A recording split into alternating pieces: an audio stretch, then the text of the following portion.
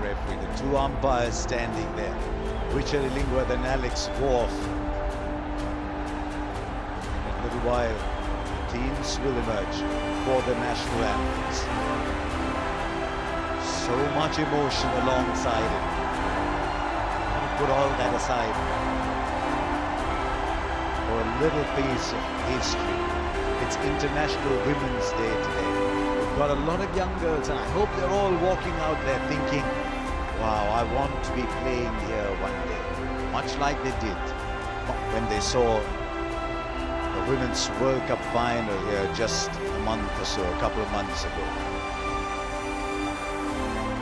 Two women also to sing the national anthems for New Zealand, Jayden Randell, and for India, for the locals, the familiar voice of Kavita Krishnamurthy. If able, please rise for the national anthems of New Zealand, performed by Jayden Randell, and India, performed by Kavita Krishnamurthy.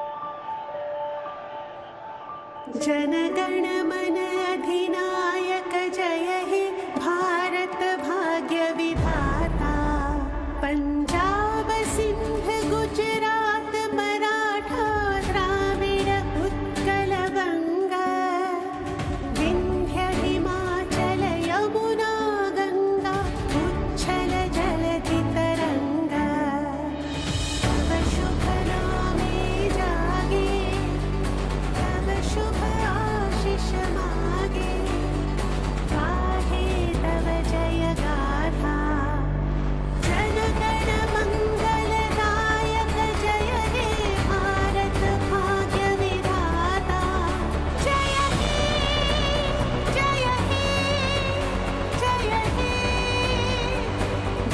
जय जय जय जय हे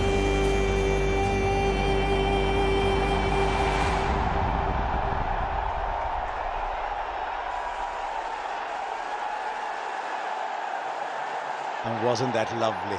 Two national anthems sung with such feeling. This is how the teams line up then. Some discussion on whether India might make a change. They've stuck with Varun Chakravarti.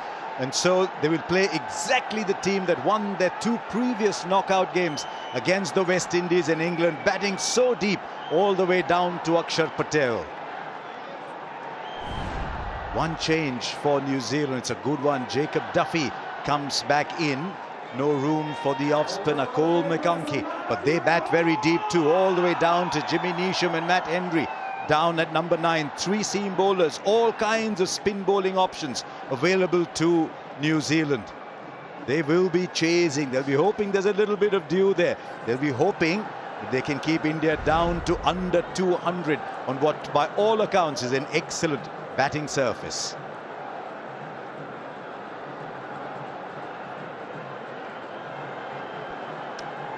And so the decks are clear. India will open once again with Abhishek Sharma and Sanju Samson. And as they walk out, I just wonder if they can stay calm. This is what you play for, don't you? It's a day like few others. You play this game every day, but you play for a day like this. 2 people alongside me who know what it is to be in situations like these. Simon Dool, Dinesh Karthik, good evening. Good evening, Harsha. Good evening to everyone watching. Good evening, Dooley. What an unreal atmosphere. It's just beautiful to be part of those national anthems. 2 lovely ladies on an International Women's Day singing it with so much passion. You had goosebumps just hearing it. Finals is a funny thing. One of those places where skill goes out of the window, courage walks in. These 2 batters, one in extraordinary form, another searching for form. Which Abhishek are we going to see? Which Sanju are we going to see? There is so much to look forward to just in this next 15-20 minutes. Dooley, New Zealand will be buoyed by the fact that Henry and Ferguson both bowled pretty well in that game against South Africa in Kolkata. Now they've got Jacob Duffy in too. I think the plaudits have given to Finn Allen post that game, but it was the bowling group that won that game, I think, from New Zealand's point of view, restricting that powerful South African batting lineup to a very chaseable score on a great surface. That's what the aim will be here this evening. I think anything under 200, as you said, it looks like a magnificent pitch. It really does. Lovely covering of grass on it. It'll be nice and even carry and pace. The inclusion of Duffy means that they've just got another seam bowling option where Jimmy Neesham was probably behind the 8 ball a touch as the 3rd seamer. They've now got 3 genuine seam bowlers and Phillips to take up that work that McConkey did if required. I did say 200, but I'll confess I overheard you saying 200, Dooley. So it's going to be Matt Henry. Abhishek Sharma, the non-strikers, and what would India give to get a start from him? But Matt Henry has a very good matchup against Sanju Samson, who himself is in unbelievable form. So much at stake here. 20, 19, Going to start with a 3rd man on the boundary, deep backward square. Everyone trying their best to appear calm. Yet, you can be certain that hearts are pounding. I think it was Surya Kumar Yadav who said during the run chase by England that he thought his heart rate was 160, 170, his blood pressure rather.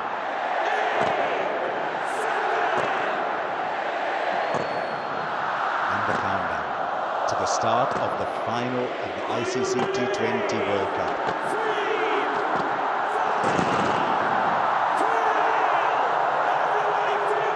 It is time. Matt Henry. Sanju Samson. A slip in place. Oh, that's a lovely start by Matt Henry there. Straight away, you see the length being slightly fuller than what Sanju's played in the last couple of games. He's really put away the short of length deliveries quite nicely. But where Matt Henry's troubled him in the recent past, which is in the bilaterals that they played, is the slightly fuller length. Got him out a couple of times. He'll have that confidence. And also, I can promise you, for all of you all watching, Sanju gets past this power play. It's a different score that we're looking at altogether. Close. Fairly beat the edge. India struggled with opening partnerships. Their longest partnership's gone 3.4 overs. Absolutely. What has changed is Sanju's batting in the last couple of games that has taken India to an above par score.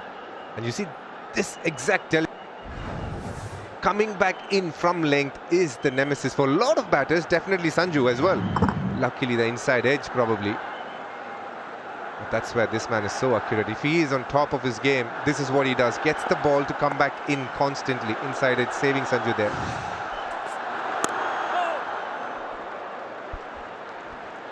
Just looks so calm and assured. Just a proper defense, which is what we've come to see in these last couple of games. There's no hurry about him. He just feels like it's okay. Even if I play a couple of balls, I know what I'm doing here and I'll get the job done. Now, we have a long way to go in this game. But so far, Matt Henry's bowled 3 good balls and Sanju has done whatever it takes to just be calm about it. Really, why do you think DK loves people who are calm? Is it because it's completely contrary to what he is? It's a very good start for New Zealand, these first 3 balls.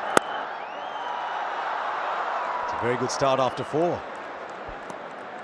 it's the nature of the situation as well, and the pressure that's added because of the situation of the game just means that you can afford to take a little bit more time. Sanju Samson, yes, the form has been great, but in this game he starts on 0. And that's what New Zealand will be looking to exploit. As soon as he went deeper in the crease there, Matt Henry went fuller.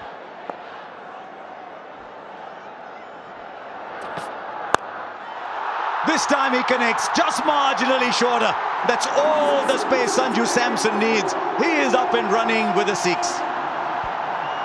What a start for Sanju Samson and Team India here. This has been the difference for this Indian team in these last couple of games. Just a few balls to see, get your eye in, and then bang he goes. We've seen some sweet shots so far in the last week. Sanju Samson brings out another one. Pumping it over mid-on here.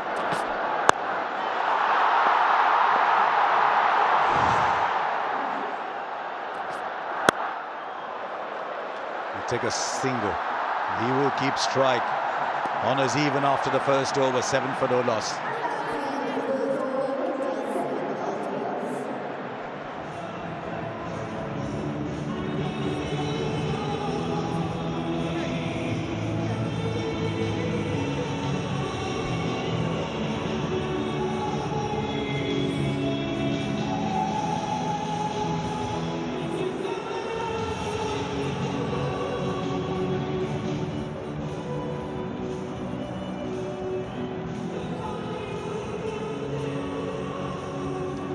Do they go with pace? Do they go with spin?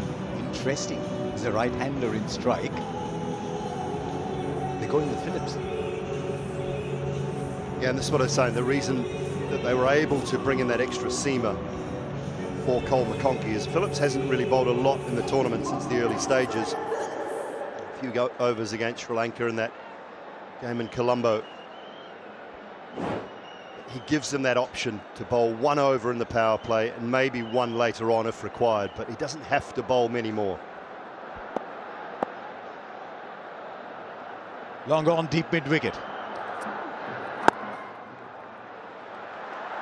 As it turns out, the single means that he can bowl to the left-hander, which is probably what the ploy is about. Oh, absolutely. I think this World Cup, Abhishek has had his issues against off-spin. Just have a look. Coming in front, Sanju to Matt Henry, just defending it. And the next ball going deeper.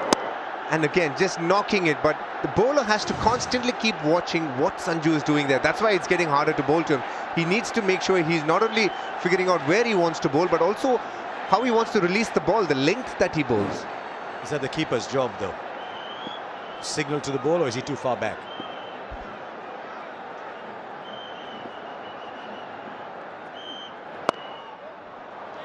That's a good question, Harsha, but the challenge is, even though the keeper would want to say it, it's almost in his run-up that Sanju decides whether it's going in front or back, so it's not that easy for a keeper. In fact, it's impossible for the keeper to tell the bowler, but Matt Henry needs to look at it.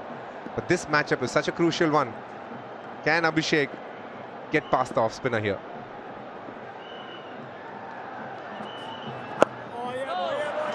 Long off is out. Also deep mid-wicket, but interesting in the nets yesterday. He was batting a lot, trying to hit through the offside. And in all fairness, generally he's very good on the offside. He's a good offside player of off-spin. Ishan Kishan, on the other hand, is a much better leg side player of off-spin. It's nice to see Abhishek take his time here.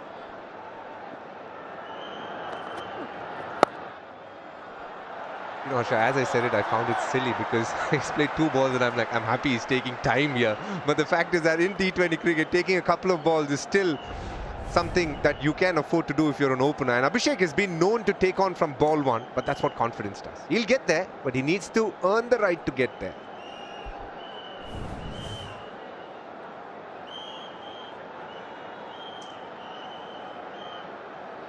It's a good player, spin bowling, Sanju Samson.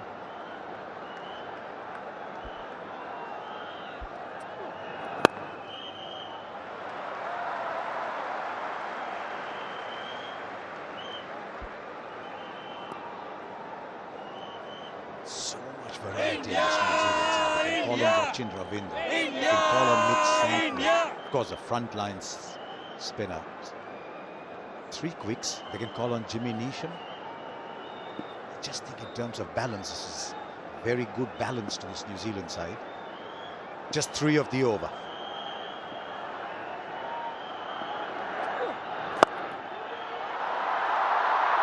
Has he put that in the gap? Brilliant. Brilliant, Daryl Mitchell. Already New Zealand are laying down the marker in the field. A couple of runs, it's 12 for no loss. So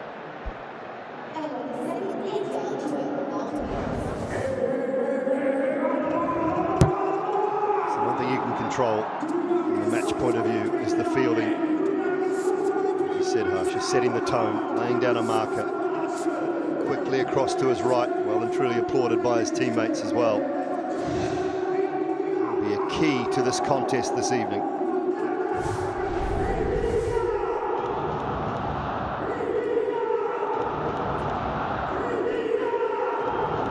Third over going to start now, but interestingly, New Zealand have gone to their 3rd bowling change already. Jacob Duffy is coming into bowl and not Matt Henry. Ooh, as I see it, Jacob Duffy taking the 3rd over. Is that a small little trick missed? We'll never know. We'll wait and see, but he's been inducted into the 11 at the place of Cole McConkey, and that's because he can do a job with the new ball. Also because they struggled with Neesham in the power play in the previous game. Good movement. Don't know how long it'll last, but it's there.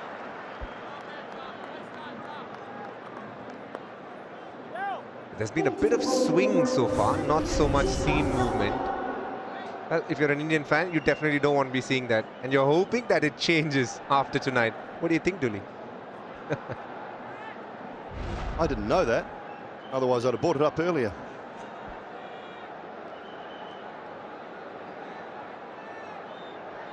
The stat that's on your screen right now is a much better stat if you're an Indian fan. India have never beaten New Zealand though in T20 World Cups.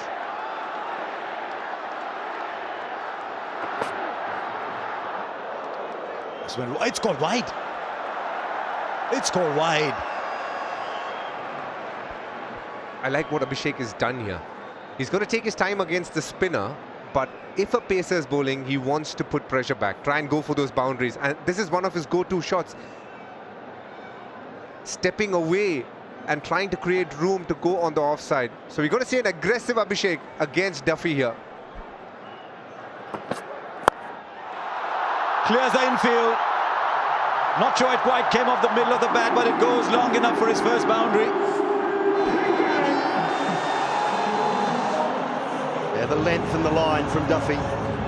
He was put off because the previous ball was called wide when it was nowhere near a wide.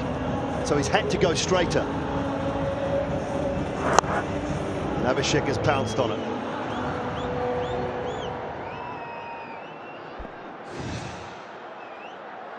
In a touch circumspect, these Indian openers. Not anymore.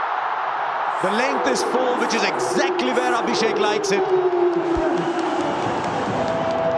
I differ with you a little bit. I don't think they're circumspect. They are just figuring out who to take on. Maybe not the spinner, but the pacer they are ready to launch. And this was timed as sweetly. Well, let me think about something. A mango in the month of May.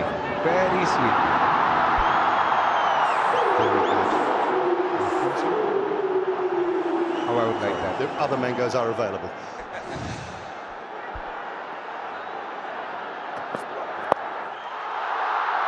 Fielder there, won't carry, will it? Almost did. No other human being playing this match would have got as close to the ball as Phillips eventually did.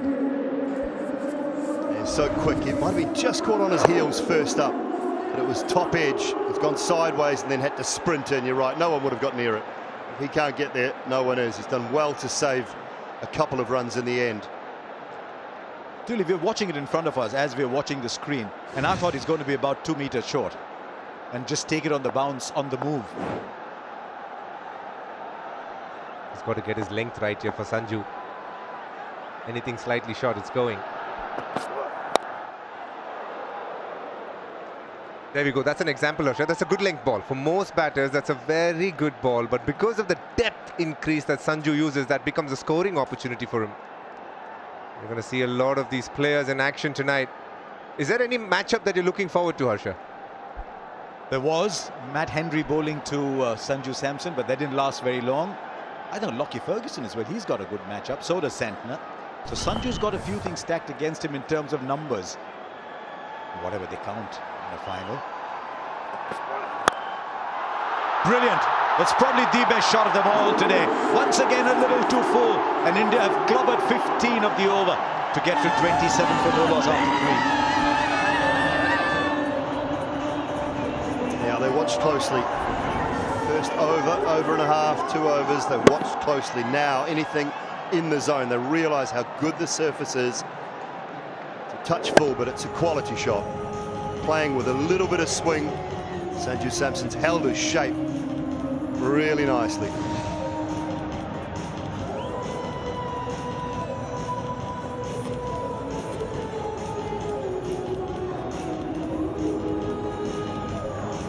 Well, for the 4th time in 4 overs, there's another bowling change, Harsha. I thought off-spinner was a great matchup. Well, I don't think like Mitchell Santner for the moment. Lockie Ferguson is going to start. Tell you what, Lockie's had his problems with injuries and therefore with rhythm. I saw Lockie bowl in Kolkata and I thought he was back to, if not back, close to being at his best. Really keen to see what Abhishek Sharma does here. The angle taking the ball away, should score runs mostly on the offside.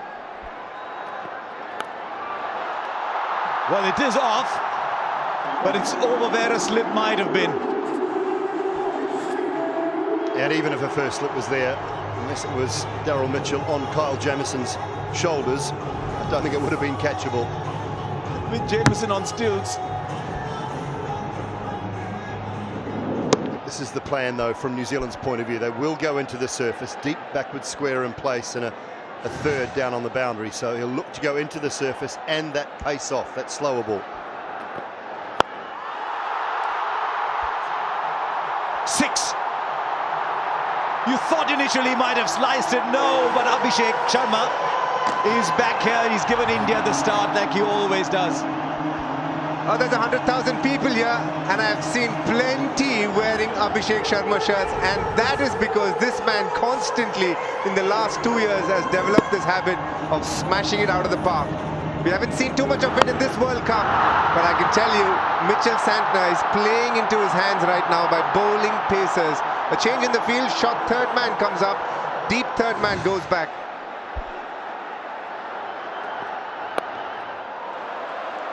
Use the word circumspect a little while ago. That's gone. Absolutely. 23 of 10, 230 strike rate. Take that, says Abhishek. He is batting nicely. I cannot understand why Mitchell Santner has gone four overs, 4 different bowlers. You almost need to plan, yes, but you need to observe what's happening on the pitch. How are the batters playing Glenn Phillips?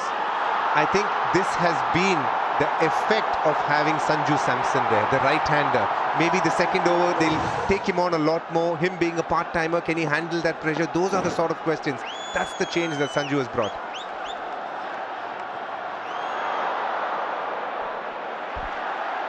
They call wide. It's an interesting stat here for two of you. 180 seems to be a sort of bogey number. 180. You score less than 180, you lose. You score more than 185, you've never lost so far. I just think this surface, so you saw it, it's better than 185, isn't it? The quality of the batting as well. I think when you look at how deep India bat, I think anything under that 190, 200, they would be disappointed. You look at the quality of the batting strength as well as the quality of the pitch. Oh, leading edge. There is a man there. He'll watch it sail over for 6. Is that just a little bit of luck India need in a big final like this? When the going is good, the cards fall your way. Sanju Samson looking to go over mid-wicket here. The top edge carrying comfortably. That tells you this pitch has got a bit of pace and nice bounce as well. We're speaking about 180, Harsha. I think 220, 230 is again on the cards here. Jeez, you make cricket sound like the price of gold, going up all the time.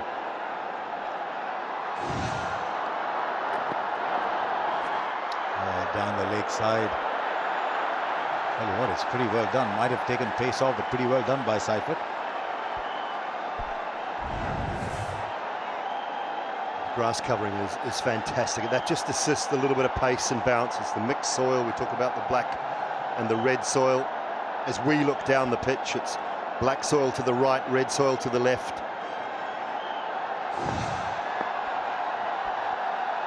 19 already from this over. 20 from it. His radar's gone. I think it's a change of pace that's worrying him.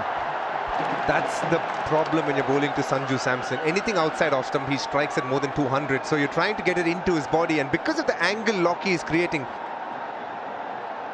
he goes so wide of the crease and trying to tuck him up, and that gets so hard. Now I think Mitchell Santner will go back to Matt Henry. He has no other option here. Look at how wide he is bowling, and he wants to get it into Sanju. It's the slower balls, Dooley, that are drifting away. Yeah, when you try and release the slower balls at the same line as you're releasing your on-pace deliveries, because of the way your fingers roll down the left-hand side of the ball from Lockie Ferguson's point, is they just go further and further leg side. He's got to release that slow ball more like the last one, the previous delivery, around about Tim Seifert's gloves.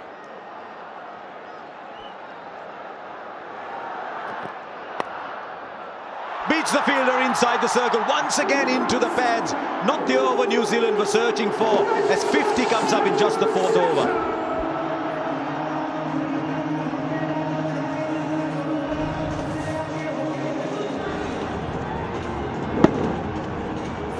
Duffy's over going for 15, 24 off that one, 39 off the last 2. So brilliant from India. Without a lot of risk. One little bit of good fortune with the leading edge going for 6, but not a lot of risk involved.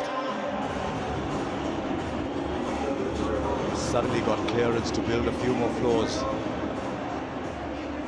24 from Lockie Ferguson. Just wonder sometimes, Dooley, whether you can end up trying too much. So it's back to Matt Henry. I think he had good rhythm going when he was bowling quick. The slower balls that were going away, sometimes maybe you try too much. Here's Matt Henry again. He bowled a good first over. Again, 2 fielders out on the offside this time. Nobody on the leg side patrolling the boundary. That's pressure, Harsha. He has to bowl to his field now. He has 2 fielders on the offside. He knows Abhishek Sharma will still target him, and he has to get his line right here. This is New Zealand under immense pressure. Have a look at that first over, how Sanju goes deep in his crease. 1 ball coming out, and then soon after figuring out that, okay, I need to go deeper, and that's what is so hard about bowling to Sanju. And that was slightly short, not too bad, and he put it away. Lots of changes in the field. This is already India's longest opening partnership. 1 more man at backward point. Now 4 inside the circle, 2 on the boundary. Just one of the fields almost dictating the line. It is, but they know that Abhishek Sharma won't shy away from it. He'll still go for it. He's a better bowler than that, Dooley. He is, and as DK has just mentioned, though, they're under pressure. They're resorting to what you might look to do at the end of a game, right at the start, because they are under enormous pressure. Pace off, wide of the stumps, 4 men inside the circle and 2 boundary riders. They know that if he gets the length right and the line right, probably a foot and a half outside off stump, Abhishek will still go for it. They've been very defensive, Harsha. They should have probably thought of another over of off spin. Henry hits the seam nicely, but he's bowling slower ones already. There was a field, it's just a single. Just wonder already if New Zealand are having to correct based on what India have done, rather than bowl to their strengths, which are fairly substantial. The first 2 overs went for 12, Harsha. And you used the word circumspect. New Zealand are circumspect, I feel, in the way they have actually come about so far. They're not bowling to their strengths. Even to Sanju now, there's going to be a lot of slow ones because there's a deep mid-wicket and a deep square leg. They don't want to give anything on the offside. And I can tell you, anything on the middle and off stump is going to go straight down the ground or over mid-on. Another strength of Sanju's. Backward point puts in a sprint to come inside the circle in time.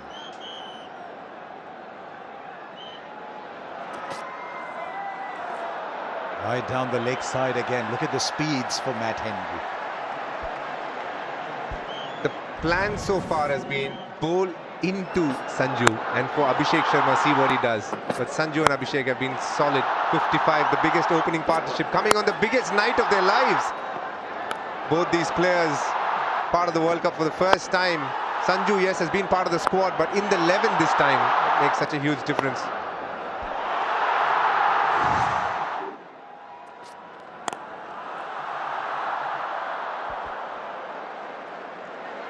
Couple of times, Julie, Sanju has gotten out a deep mid-wicket to the same field, but what he's not doing is committing to that shot fully. He's just tapping it, which is good thinking. Indians have, I think, adapted. Abhishek Sharma, I can promise you, a month ago would have stepped out and looked to go downtown. Now he's just playing it cleverly. He's like, there's time. We're still 14 runs and over right now. What's the hurry?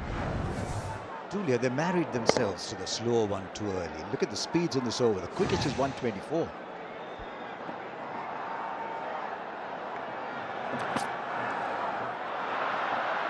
And this is where, and I know I say it often, and sometimes a bit tongue-in-cheek, but this is where the boffins on the computers are running the game. And they've never played the game. But the data tells us, oh, more wickets have been taken with slower balls on the surface. We've got to bowl slower balls. Absolute rubbish. You've just got to bowl your best deliveries. I'll tell you what, Matt Henry has done very well against India. Clears the infield. Slow ball goes for 6 again. India bossing the power play already, having gone up to 63. Now, Abhishek Sharma knew Matt Henry had to come slightly closer to off stump, walking across. Have a look at him walking across there, and then he knew he needed to target straight down the ground, which he did. In fact, didn't time it as well, but that was more than enough. New Zealand are actually wilting under pressure. Tells you the inexperience in playing finals. They have planned what they want to do much before the game has started, which is okay. 13 of the over already, 2 more to come. Such a good bowler with a new ball. I mean, I look around the world every time Matt Henry's bowling the new ball. You want to see what he's got. What he's got today is almost exclusively slow balls. That was the first ball over 130. Yeah, DK mentioned it as well. He should have bowled the 3rd over. And sometimes you can come into the game with all these plans, but you still have to read the situation of the game. And one of Matt Henry's greatest attributes, 2 overs in the power play while the ball is relatively new. Let's put that in the gap, should come back for a 2nd. I said this at the start of the game, Harsha. Finals are funny things. Form goes out of the window. Courage comes in. New Zealand haven't shown courage so far. Funny thing about 20 overs cricket, though, that sometimes people think there's no time to come back. There's always more time than you think. New Zealand will have to correct course very, very quickly, because India are going at 13.5 and over. There's an over of power play to come.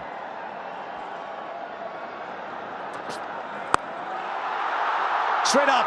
I think he might have got enough on it. Yes, he has. Much more than enough. And India go past 70, 72 for no loss after 5. A dream start here in Ahmedabad.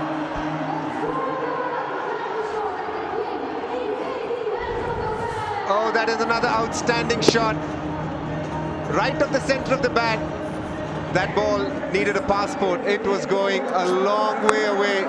Sanju Samson is putting the smile on 110,000 watching in the ground and many more watching on television here. Beautiful batting so far from the openers.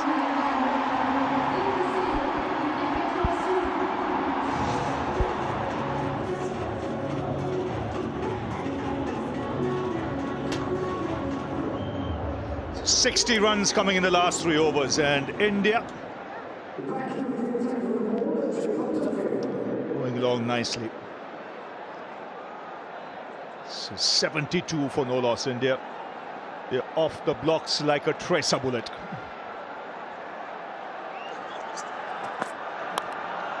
For more.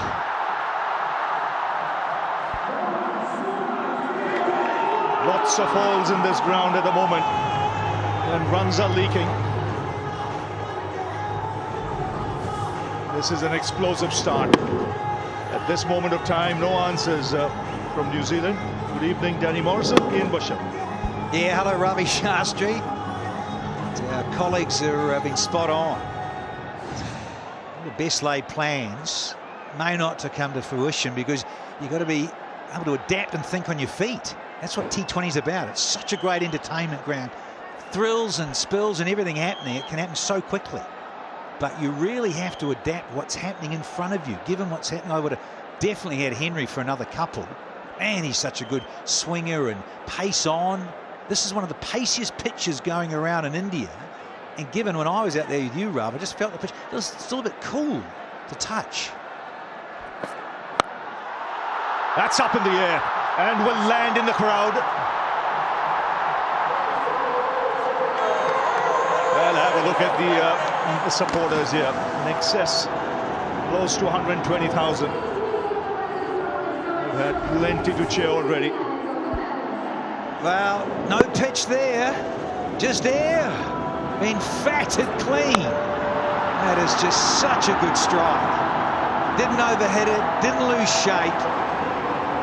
Dinesh Karthik was talking about confidence and courage. Man, there's plenty of that to the fore.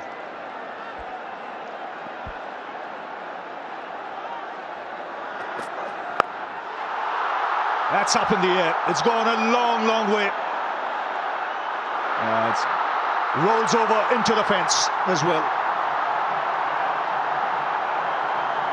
Well, he's enjoying himself. He's not had the best of World Cups, but India doing well to retain him in the side, give him the confidence.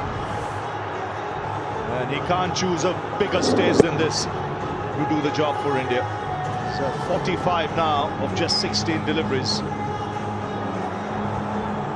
And right now he's striking Duffy against the field set. The 2 deep fielders are deep point and deep extra cover. And again, onside. Just plugs in there once pitching. Gets another couple of runs, but no answers whatsoever. This is terrific striking. 88 for no loss. Still 2 balls left in power play. Yeah, it's clever. It really is, because Duffy wants him to hit it to the 2 deep fielders on the offside. But each time Abhishek has either hit him down the ground or walked across and take the length to the leg side. Right of that graphic, deep extra cover and deep backward point. That's his protection, or it's supposed to be.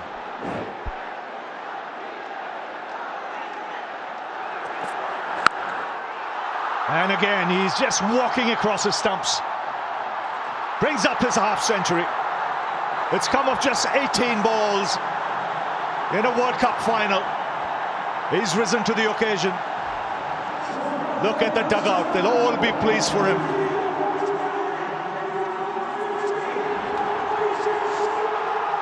Well, it's another one of those international dialing codes. Abhishek, 46424. Don't leave a message. He hasn't got time. Sharma. Oh, yes. Please. In a finale.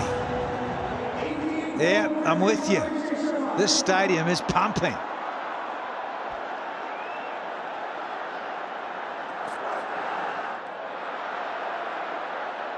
He moved across, so no wide, but 20 of the over at the end of power play. It's 92 for no loss. New Zealand need a drink.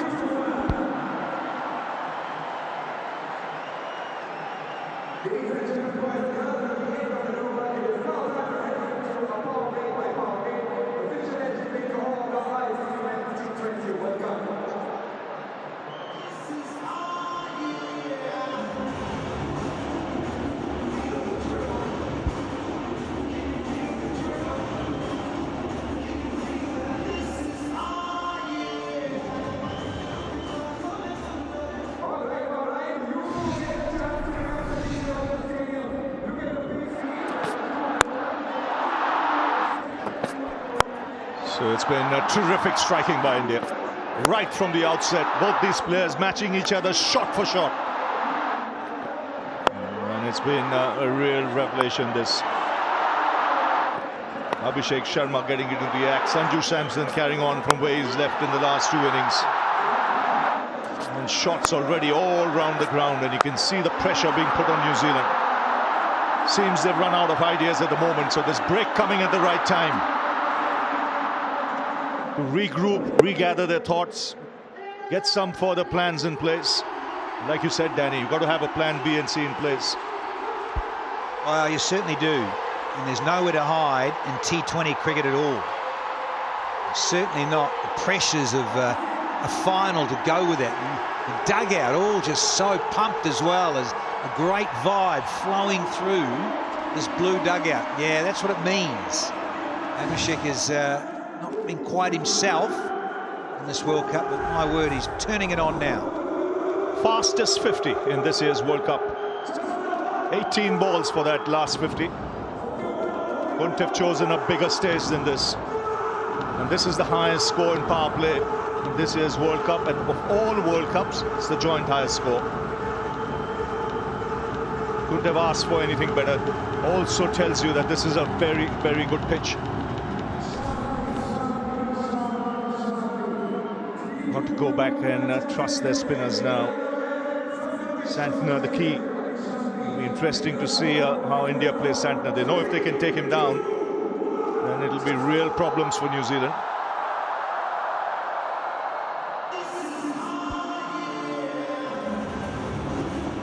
So the skipper bringing himself on.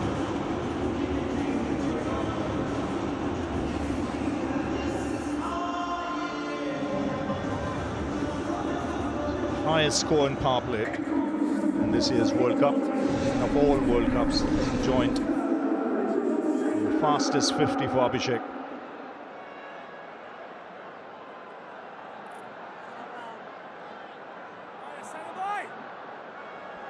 Massive moment in this finale. Can the skipper from New Zealand create something?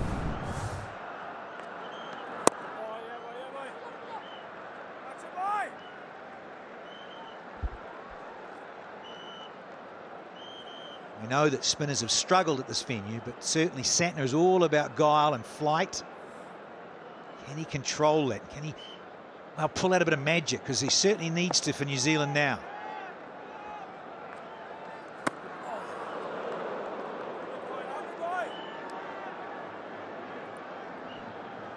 Beauty about Santner is his subtle variations in pace, and he does it so cleverly.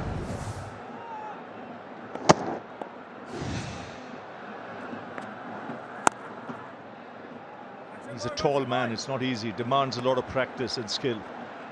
Just allows the ball to hang at times in the air. Like you in the mid-80s did, fellow.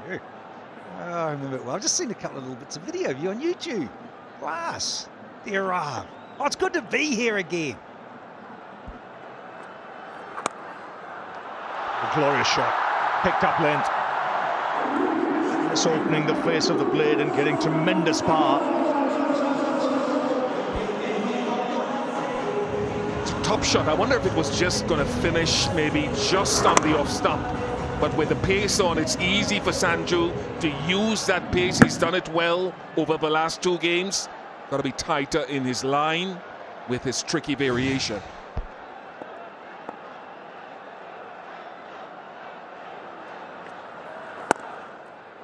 What I like about Sanju in this innings, I don't know if Danny and Bish, if you noticed, the way he's used the crease. Earlier he used to be predictable, just go leg stump to leg stump, right back. Today he's been outside the crease, he's moved across to middle stump, he's changed angles. Yeah, and having watched him a lot with Rajasthan, you think about the surfaces here in India, couldn't he try and bully his way out of situations? But here, with his mindset and his game, and of course he's in form, he's commanding so much out of his game and himself.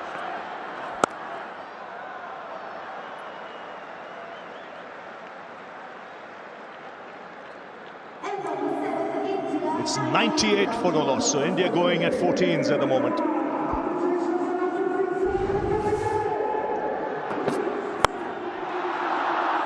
Yeah, he's a class act. Who would have thought in those first 3 games didn't get a run? Now, what a difference a week makes. And the occasion. Fastest of the World Cup. What a cup it's been.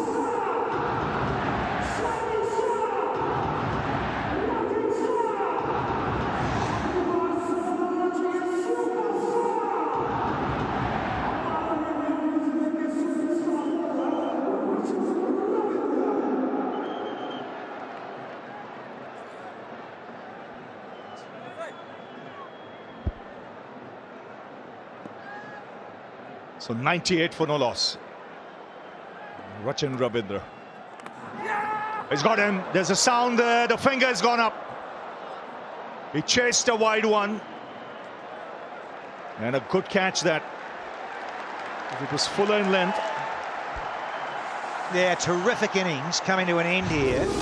Thought about Santner. Did he create something? But no, it's Rachin Ravindra. Slower, loopy, teasing. It's done the trick. Not the greatest delivery going around, but he gave it a little bit of hang time. Oh, they don't care, those in black. It's come at a time when they're desperate. Just had the drinks break. So often the case in 2020 cricket. But what an innings to set things up for India. What a platform. Abhishek Sharma gone for 52. First one down at 98 here. Excellent innings. It would have been a wide if he had stayed where he was. You know, when you're in that kind of touch, fastest 15, just 18 balls, you want to feel bat on ball. New Zealand get a break through an opportunity. They had a chance to regroup during that drinks break.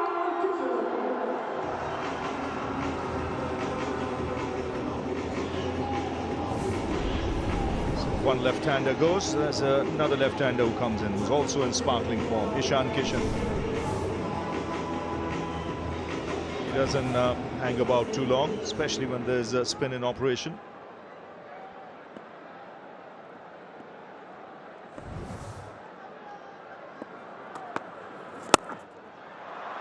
And starts off with a terrific shot, but good fielding, keeps him down to 2. This 100 comes up, and it's come up in real good time. Gee, where's a third? We calling in the highlights. It is absolutely humming here in the final. Go with these fastest ever 50s and 100s we've seen. What a great World Cup it certainly has been here in 2026. Oh, entertainment to the fore. It's driven square. And again, good fielding. He's like a honey badger in that ground. He's all over, fearless in the field. Man, there's that full floaty. Well, it's a funny old game, as it would have been a wide, as you said, Rav. Certainly part of the ploy. Make them fetch, make them reach, make them drag. The Indian, particularly 2 lefties. We've seen the end of Abhishek. Now we've got Ishan Kishan. Think about what skipper's next. Sky, and then you've got Tilak Varma, Hardik Pandya. This goes on and on. Dubé, no slouch.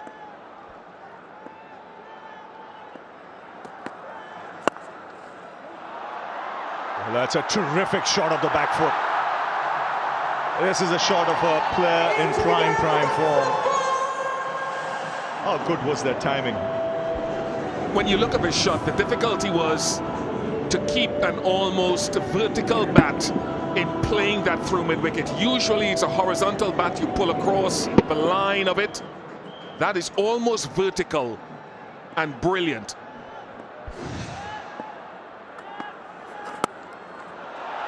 Oh, excellent.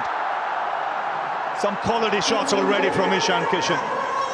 Back-to-back boundaries. The scoreboard rattling along, 110 for 1.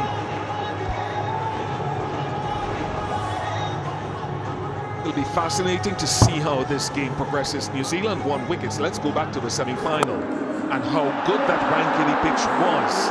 And so every delivery that you played, batting first to set a total, is like gold. It is an event in itself. You never know how much is enough.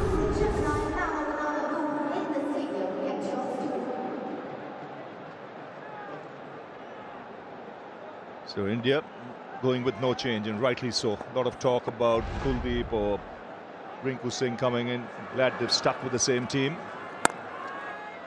And you mentioned Bish, you don't know how much is good enough. When I went there for the toss, I looked at the groundsman, he had the biggest smile on his face. So I said, why are you smiling? He said, this is a beauty. This track is a beauty. If you think Mumbai was a beauty in the semis, this might be even better. Well, so far on evidence, it's there. Just the amount of grass left on, that's the exciting thing. Think about the curators and the international guys that come around and look at surfaces. Again, smashed on the back foot. Very quickly into his stride. He's got 13 of 6. It's about that. And those that of us that have played a bit in the past, sure. Also had a good look at surfaces in recent years, and particularly in this part of the world, for a certain big tournament it's about to kick off at the end of the month. Grass left on adds pace, bounce, allows stroke makers to get full value, whether it's along the carpet going for 4 or actually just timing it exquisitely, and it just seems to sail into the crowd. Even at this venue, which is one of the biggest boundaries going around, the quality of the surfaces here have been outstanding.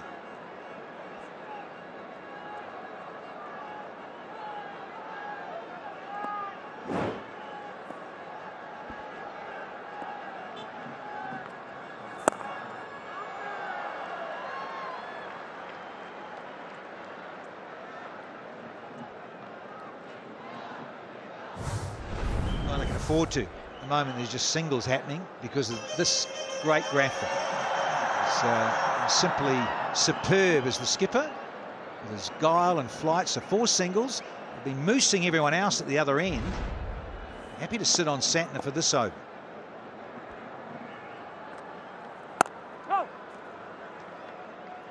I like the way Sanju Samson is applying himself. He knows the start is good. He doesn't have to do anything silly.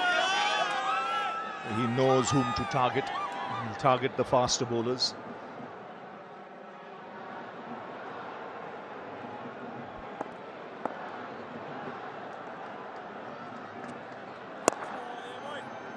It's quietly played away for a single. 6 off the over. It's 115 for 1.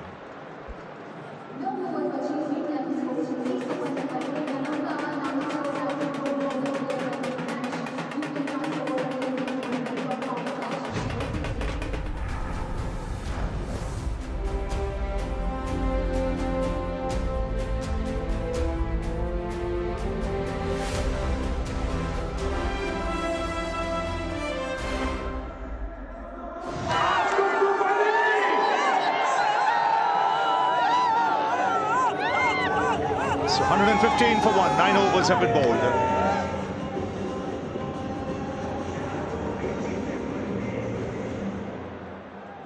Jimmy Neesham into the attack now.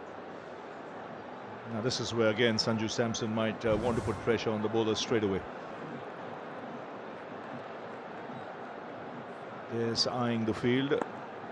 Very much on middle and off stump, seeing the field set with his guard. Clears the infield, will land safely and get a couple of runs. This is where I think he will mature as a player. Just showing in this innings the way he's using the crease. He's got all the power, all the shots. By doing this, he doesn't allow the bowlers to target him in any sort of way. Makes them adapt and adjust to what he's doing.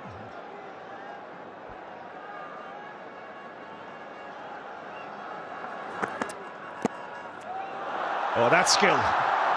That is high class for someone who can hit the ball with brute force. That's quality for you. Well, Ian Bishop and I just rock back in our chairs here and go, well, where do you bowl?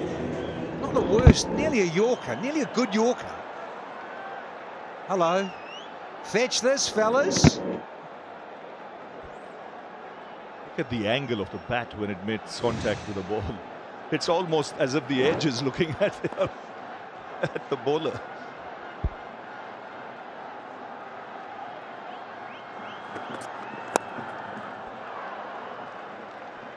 I agree with that. If we see the boundary again, it's a deliberate opening of the face, obviously.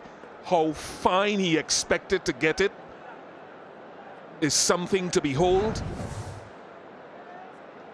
He knows there's someone at short third. Have a look. The face of the bat is actually facing point. You can see it there. Even more acute. That is great skill. That's a shot of a man in form. So one thing I would say about New Zealand's bowling, and there's still time to try to pull it back. But I go back to the early parts. Very few length balls in the early going.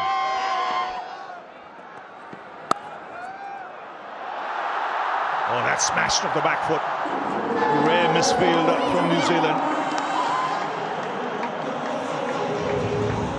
The boundaries keep coming here. Yeah, and just to further on that, Bish, you're right. I think when you saw the shape of just a little, just enough, where Henry was, and then we're all scratching our heads, perhaps why didn't he have another go? Well, the first and the third, he should have, because he does bowl that lovely test match length, that 6 metre length, and it's searching and just coming and nibbling, particularly inside those first 4 or 5 overs. Yeah, India won 2 T20 World Cups, 2007, 2024, both batting first.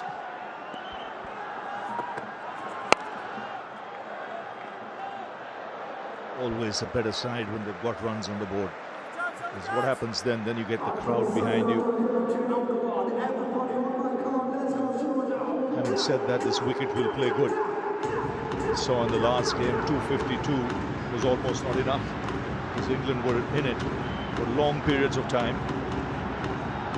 We've got the Home Minister, Amit Shah there.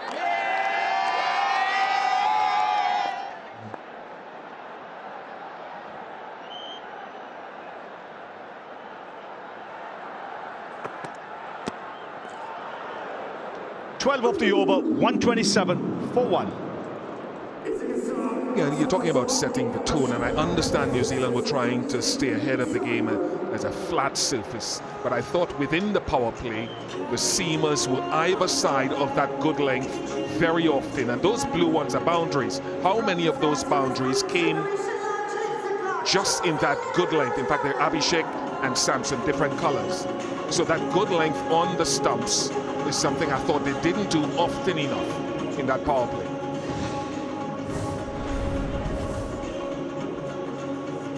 Well, India are laying down the gauntlet at the moment, and it is a challenge that New Zealand are struggling to keep up with. They've tried a few different combinations. Just 1 wicket so far.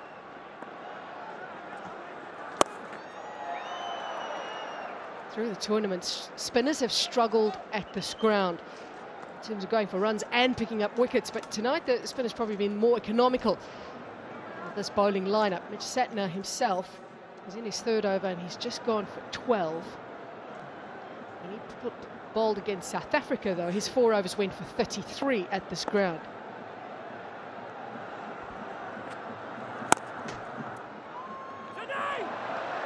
A little misfield. Ravindra again.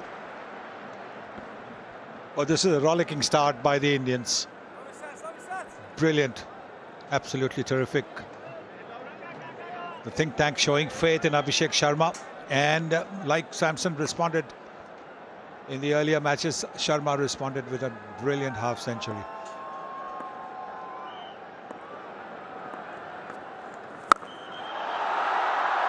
The crowd are loving the power from these Indian batters. It is pinging off their bats. He's been playing the shot throughout this tournament and hitting it deep into the crowd. He's a pocket rocket. When you look at him, you don't think he would have that much of power, but look how far the ball has gone. In the slot, gone.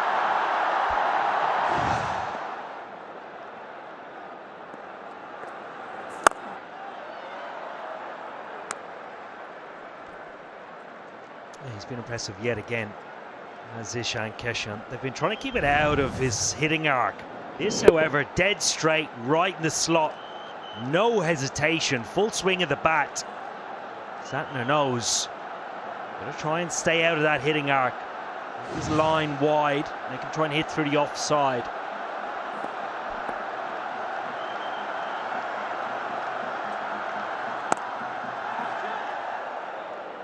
This time around, he cuts it off. The pressure that the Indian batters are creating on New Zealand are bringing those errors at times. New Zealand have got to find a way to put pressure back on India.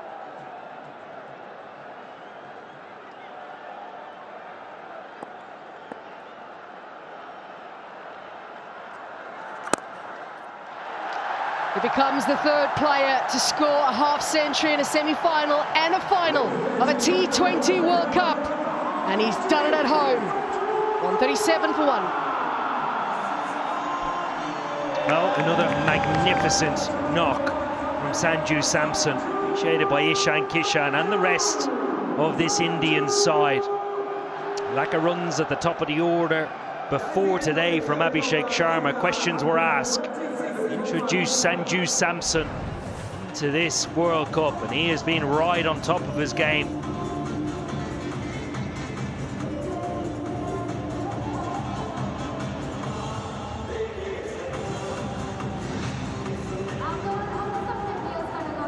In 2009, Shahid Afridi scored a half century in the semi-final and a final.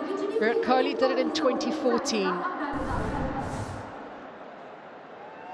Sanju Samson has now got himself 3 half centuries in a row in this T20 World Cup. And he's going to keep going. A free swing of the bat, a man in form. Yes, we've been seeing one magnificent shot after the other from the Indians. And we've seen from Sanju Samson over the past couple of games. But there is no Indian who's had enough of it. They want more. They want more. Once again, the back movement, not back and across, giving him that little extra time to be able to get to the ball and bang it away. Now he goes straight. 2 sixes. Brings up the 50 partnership between these two in 25 deliveries. This is such a calculated shot because the mid-off is in the 30-meter circle. And so he's not looked to go towards the long on side because there's a fielder at long on. He knew that he probably wouldn't be able to get too much power into it, but the timing, it's the timing that has taken it over the ropes. Back-to-back sixes, pressure now on the bowler. Little change of angle now for Ferguson as he comes around. Gets in the block hole. That's probably a good place to be at this stage. Yeah, it is, because it's accurate. It's New Zealand's Achilles heels today, and it has allowed Sanju Samson to get into his work quite nicely. Hit down the ground to starward, had a little bit of luck, but the form and the touch continues. That is meat and drink. He has fed off that a lot. Brilliance on the biggest stage of them all. Runs are flowing from both ends at the moment. New Zealand have got to find a way to create pressure. But right now, with runs flowing from both ends, it's going to be very difficult. Well, when you look at the pace at which he's bowling at just the right pace. If you keep on bowling in the slot against batters who are in good form, good touch, you're going to go for maximum. It's the third maximum out of 4 delivery that he's bowled. 19 runs already.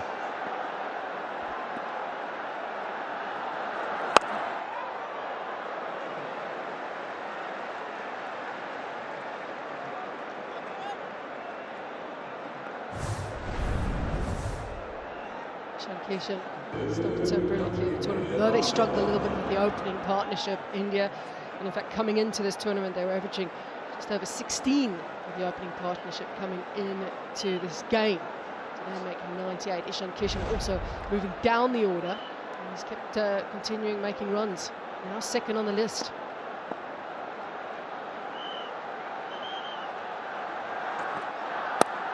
Into the surface he goes, but Satna is in the inner ring, and it easily clears his head.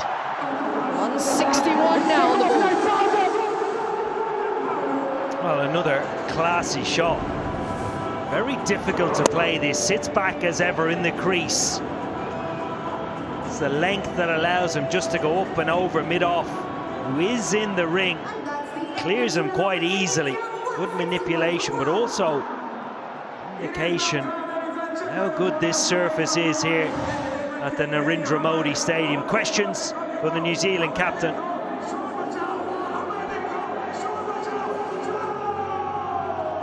Not sure which plan number they've gone to by now in New Zealand, but I reckon they've run through a few of them. Yeah, plan Q by now. 8 overs to go.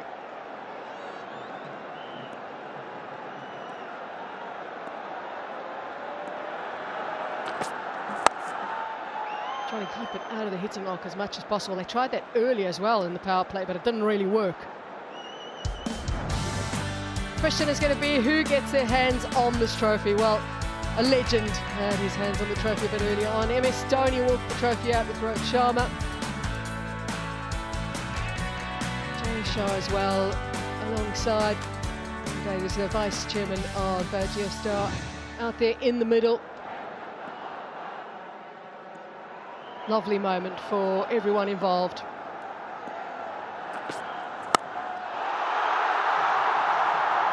That has gone a long way back.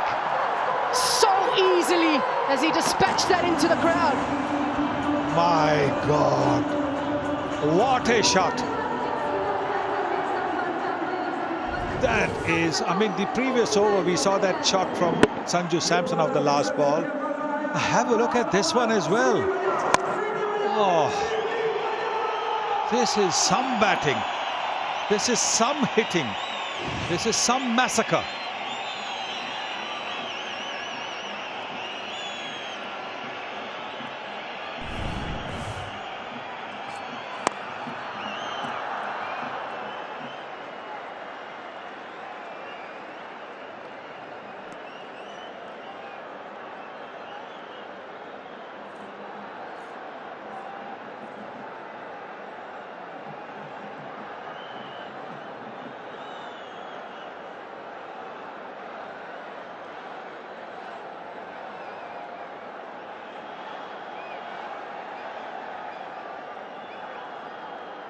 Changes now with Samson on strike. One leg is up, third is up, on long off back.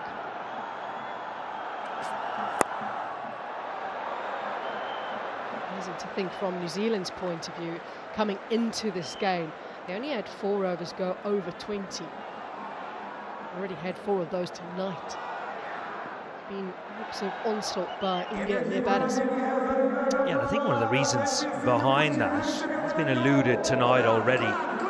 Gone to plan B, C and D before actually giving A good strong chance to work. Talked about tactically using their strengths against India's strengths. Matt Henry is one of those. Good seam and swing bowler. Only bowled 1 in those first 3 overs.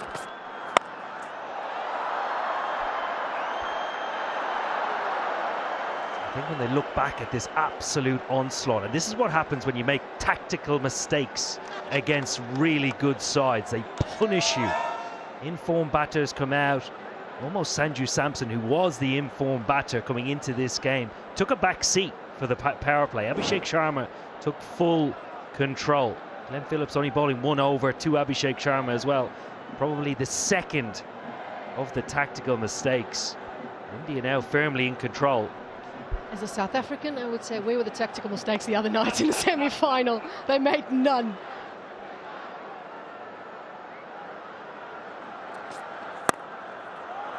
One-handed, straight it goes, doesn't really time it. We haven't said that too many times tonight. It's 171 for 1.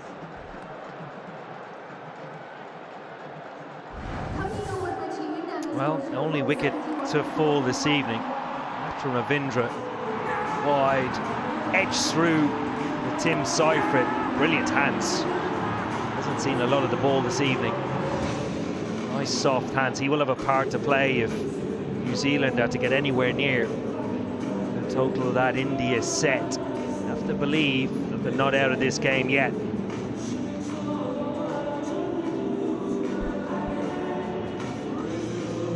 Efficiency for New Zealand has been pretty good through the tournament.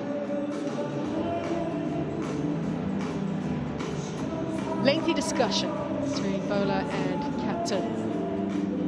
Just 1 over, went for 12, but he did pick up the solitary wicket to fall. Santner's just had a long conversation with Ravindra, who has been so good for New Zealand with the ball in the tournament. He's been influential with the ball. Now the question is, what can he do here? Just feel that from here on in, it is just about damage control. So hard for New Zealand really to pull back complete control of this game.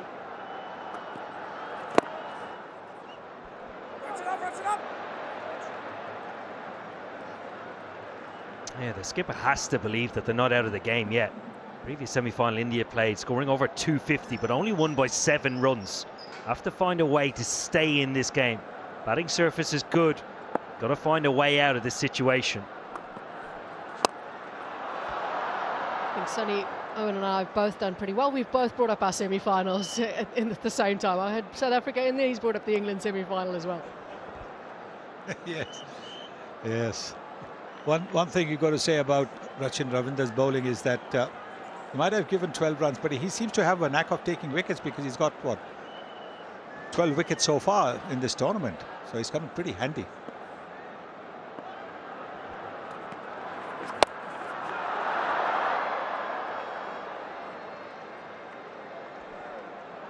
Yeah, clever bowling. That's the reason I think he is so effective, Sonny. Just reads the game nicely. You can clearly tell India, both batters, handbrake down, looking to push the pedal here for the final stages of the game. You've got to be clever. You've got to try and read what they're trying to do. Get them off strike, try and break rhythm in the over. If you can get in and out of an over for less than double figures, that is a win at this stage. Just went quiet for a little moment, just a few deliveries, but Sanju Samson makes sure that quietness doesn't last long. This is the 106 by India in this World Cup. And look at this. This is more of a bottom-hand shot, but still enough power, enough timing. He's gone miles.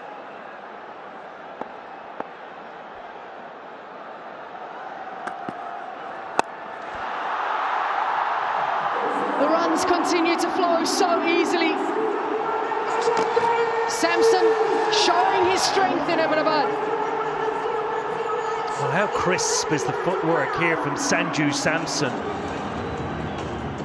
Just making batting look very easy at the moment. Picks the length, dances back onto that favoured back foot and knows immediately. Just puts a good swing on it. That is a big, big 6. Yes, twinkling footwork. The way he went onto the back foot, used the depth of the crease, opened the front foot so that he could hit it over mid-wicket. It is classy batting. Yeah, and you've got to imagine, where does Ravindra go here? Is it going to be quicker? Is it going to be slower and wider? Imagine he will try and stay wide.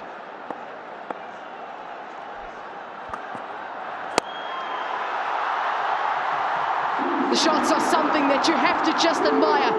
This is sensational. 191 for one it is, and New Zealand will appreciate this drinks break.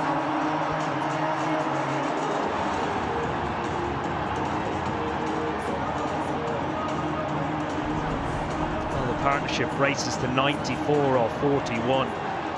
Both parties smiling. Sanju Samson of both looks as calm as ever. Absolute elation in the crowd. Packed house here this evening. Come and see their team. Not even they dreamed of the kind of start that the Indian batters have got them into this final in such a commanding position. 191 for one. Still 36 balls left in this first innings. What can they post? New Zealand will need to come up with more accurate plans.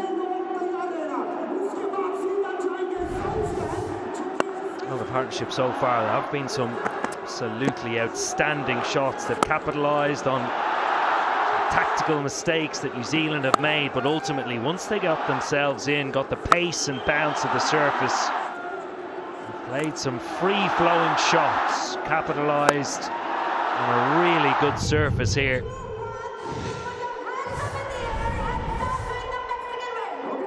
Well, plenty of spikes in the over. 20 overs conceding well above 18. 8 extras. All of those were in the power play. Yes, lots of Ravi Shastris there. Maybe the odd Sunil Gavaskar in that, and maybe the odd Owen Morgan. But look at that. Anywhere around 24, that is Ravi Shastri for you. And I think anywhere where it's just 3 runs and over, that's Sunil Gavaskar for you.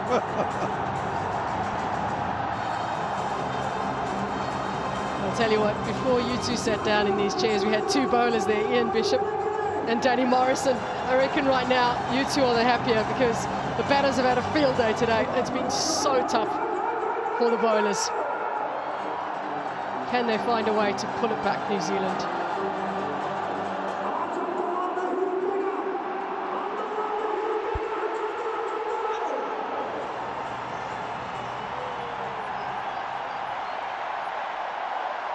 New Zealand look shell-shocked at the moment. They've got 6 overs to somehow pull this back.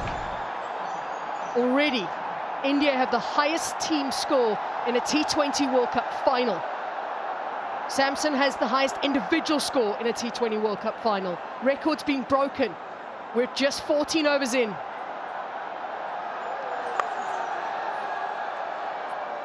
A rare dot ball. Yeah, word from Mitchell Santner as well. None for 21 in his 3.1 overs. Begs to think why he didn't continue to bowl out. New Zealand need wickets and they need wickets now. You really get the feeling as if something's going to happen in this over. Experience and accuracy of the New Zealand captain against 2 in batters. Also the drinks break, always a bit of a...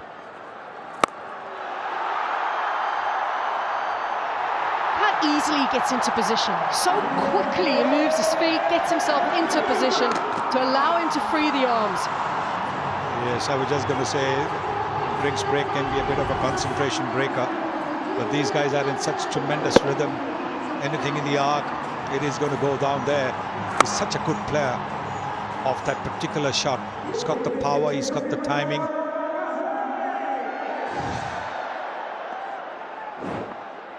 Looking to change the angle, coming over the wicket, the New Zealand skipper.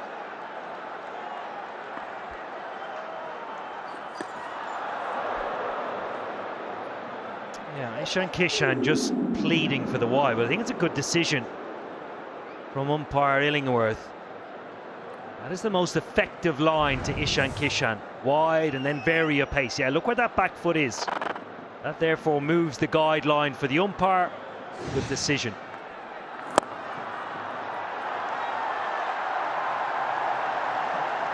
Ishan Kishan had to change roles slightly through the World Cup, but Yari is still performing in the final with a half-century and also brings up the 100 partnership of 45 deliveries. He really is a joy to watch. He's been in full flow throughout this tournament, but when it matters, has stood up. Just 23 deliveries to take him to a half century. Partnership now 100 from 45.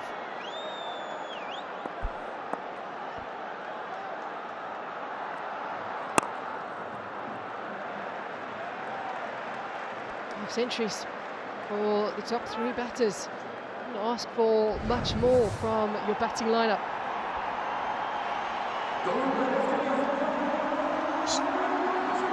Well, what a comeback to the Indian cricket team this man has made. He's had a very good season. Now he's having a very good final as well.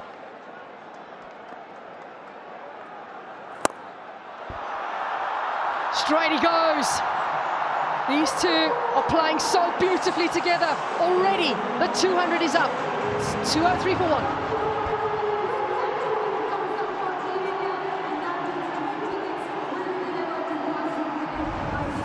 Magnificent lofted shot. Nobody could stop it. Straight over the bowler's head. Can't keep a fielder there. Ball was pitched up, so he was just a little bit cramped room to hit a six, but not enough to stop him from hitting a boundary.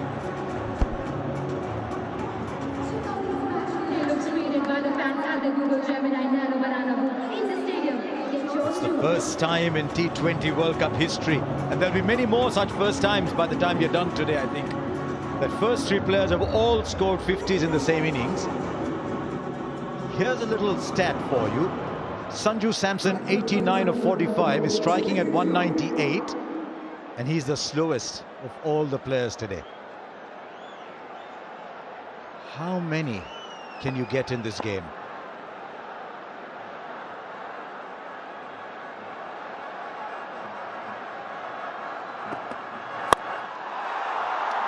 There's a fielder, the catch will be taken. Sanju Samson's excellent innings is over. But once again, he's done what the team wanted, and once again has put them in a position from where they can dream of retaining this T20 World Cup. Well played. Extremely well played, and just listening outside, I've stuck my ear outside the comm box. It's so quiet. When a wicket falls, as ever, Indian player goes, they just want to keep going. They want the entertainment to keep flowing. But Jesus, guy is in red hot form. Hard to stop. He's got 89 again. Bit of a dodgy number for Sanju Samson. Nonetheless, what an innings. What an innings in the finale. India, 203 for 2 now.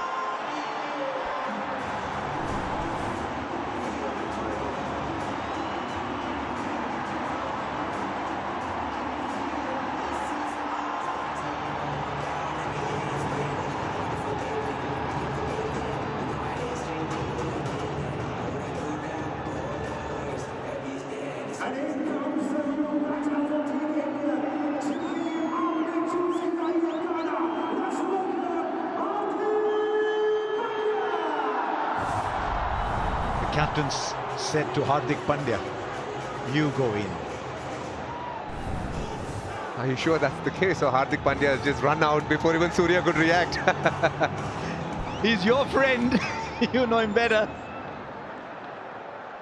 I can tell you for sure, Hardik Pandya would have been itching to bat, literally begging and pleading with Surya Kumar, saying, please, just allow me to go, I'm ready. New Zealand have used 7 bowlers. Neesham a wicket with a full toss. Now Hardik Pandya. The furthest you can go down the ground to drive and not get a run. For the third time in 3 games, Sanju Samson has done what's required for the team, and in the end missed out on another landmark. But what an innings he's played. Semi-finals, finals, and the game that it took to get into this knockout stages. Ideally, a full toss like that, you want to be pulling it over mid-wicket, but he's almost hit it with a vertical bat back past the bowler. Caught it long on. You look at that and go, my God, I just missed that.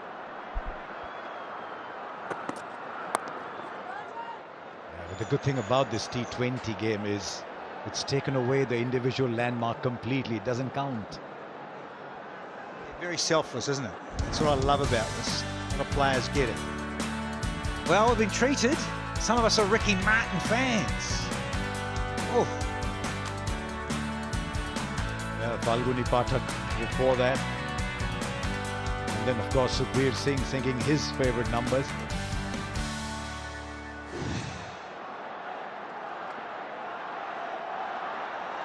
Three balls without a run.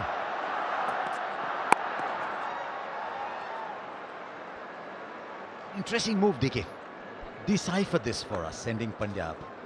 It's pretty simple. At the death, they reckon Hardik Pandya is the best hitter of the cricket ball. And if especially a right-hander falls, it was between Surya and Hardik. And who's done it a lot more? Hardik Pandya. And hence he is there at the crease.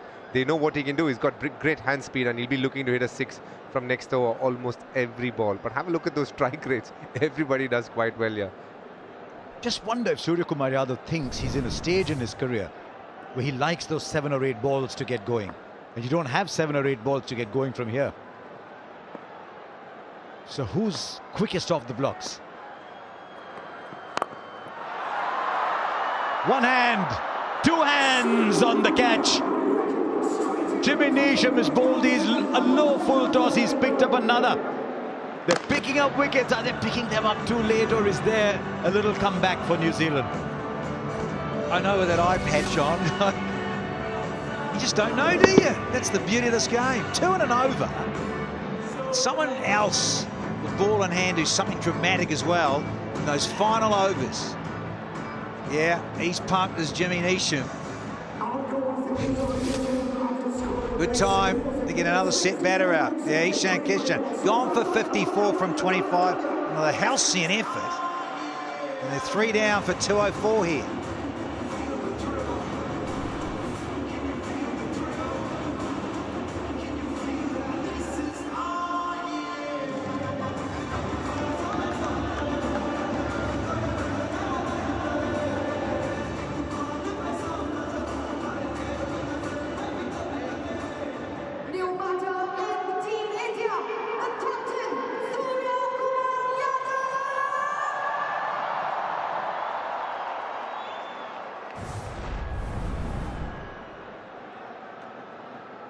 India scoring at 12.88. 1 run of this over, the 16th of the over. 1 run so far. 2 wickets. 2 new batters in as you come towards the end of the innings. Now Surya Kumar Yadav. Now has he taken it? This is an absolute stunner. Surya Kumar Yadav has played the ball in an area he loves playing. Rachin Ravindra was the one person on the ground who thought there was a wicket opportunity there. Suddenly, India have been rocked. 3 wickets in an over.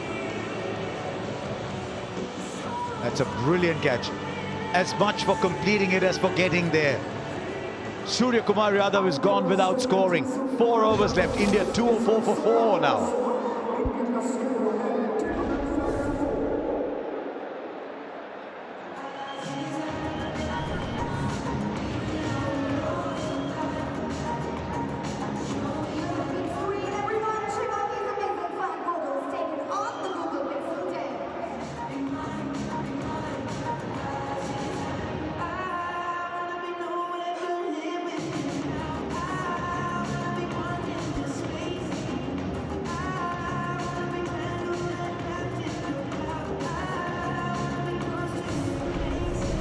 Tilak Varma comes in.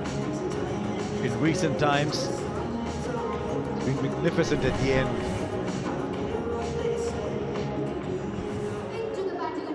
Dropped down from number 3, he's become a late overs marauder. Duffy comes back, 2 overs for 35 so far.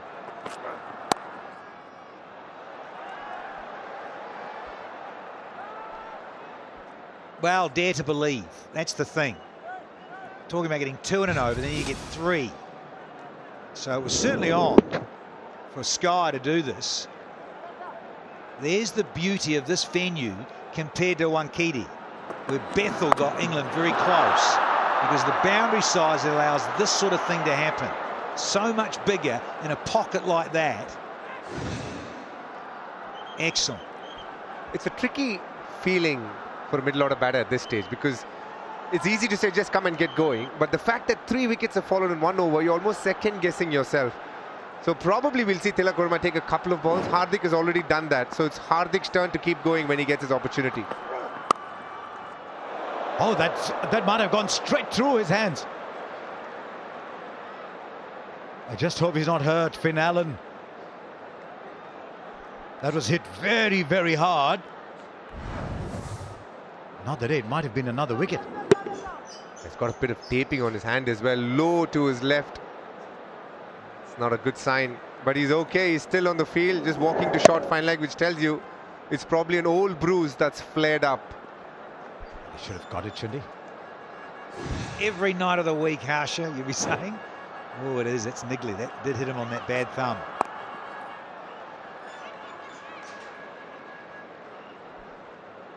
Immediately as a middle order batter, you need to think, what's a good score here? 240, 245, and then approach it with how many boundaries you need.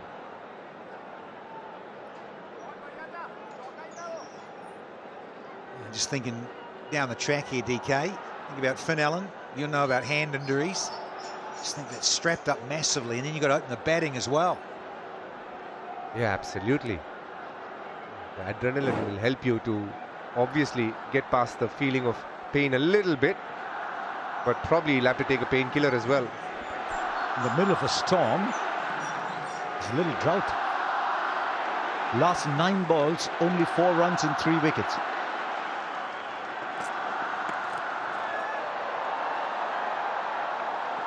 Couple more runs, might go all the way. Now it's pulled back in. They've been good on the ground. New Zealand, they keep it down to 2. It's amazing how this happens so often in 2020 cricket. All around the globe, and these guys are playing every calendar month. It is just outstanding when you guys are going hell for leather. The top 3 got runs. All of a sudden, you lose 2 or 3 in an over, and the momentum shift happens. Doesn't mean you don't win the game or whatever, but it's just fascinating how often this happens, often with the drink spray thrown in there.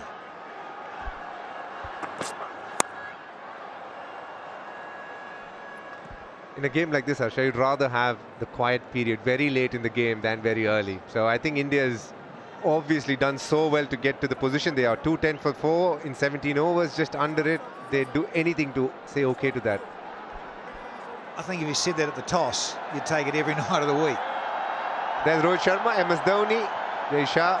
Rohit Sharma not having happy memories, I'm sure, of the same ground a couple of years ago, but he'd be so happy looking at this Indian team do this tonight. India need a finishing kick, though. They like the distance runner who runs out of steam. 2-1-1 for 4.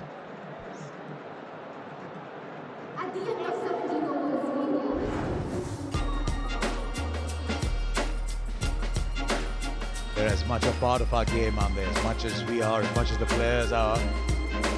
Bring colour, noise, the excitement. Spectators make our game. This is a packed house.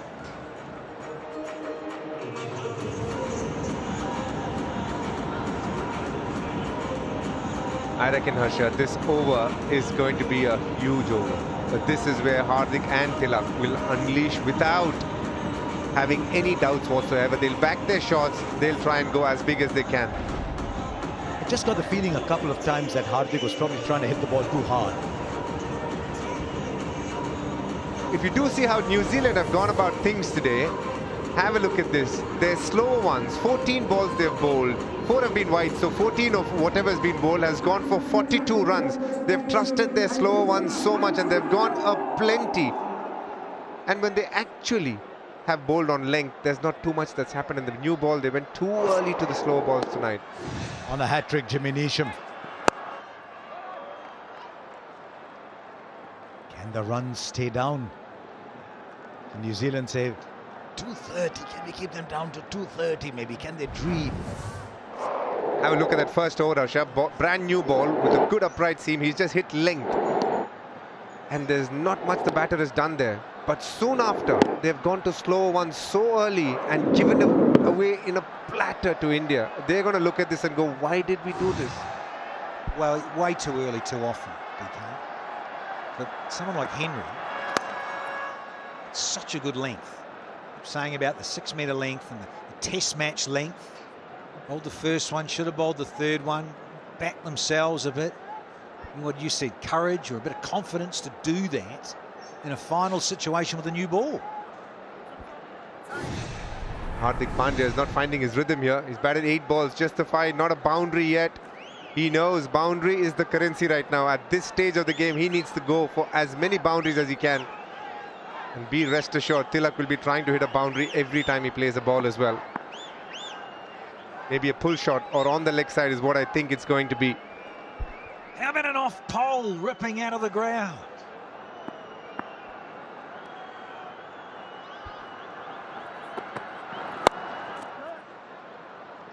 Tell you what, we've got 2 batters in there, both of whom the bat speed is there, but the timing isn't. I just wonder, they're trying to hit too hard, and India have got 213. It is in spite of some excellent ground fielding by New Zealand.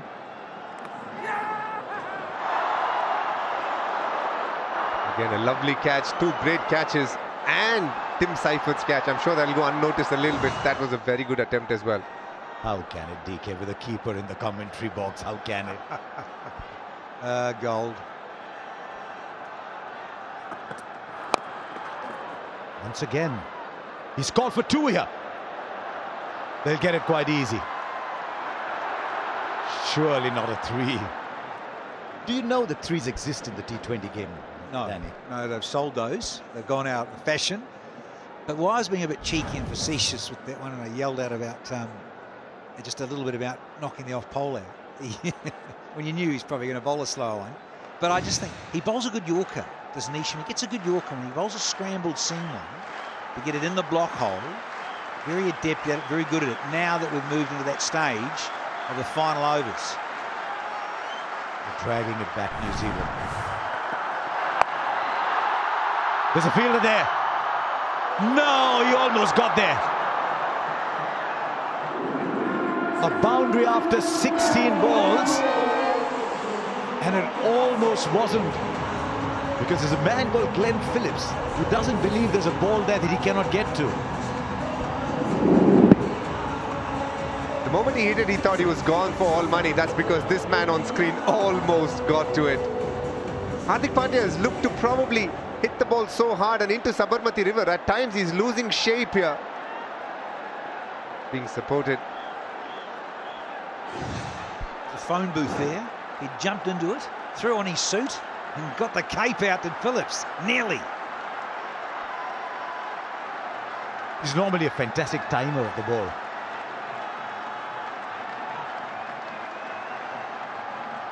Eight of this Neesham over.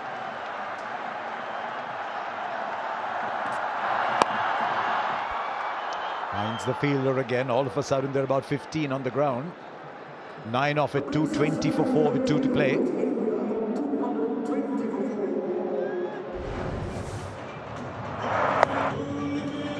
Last 3 overs, 17. Brilliant. With most people, that was a safe boundary. Most of us just would have waved that goodbye.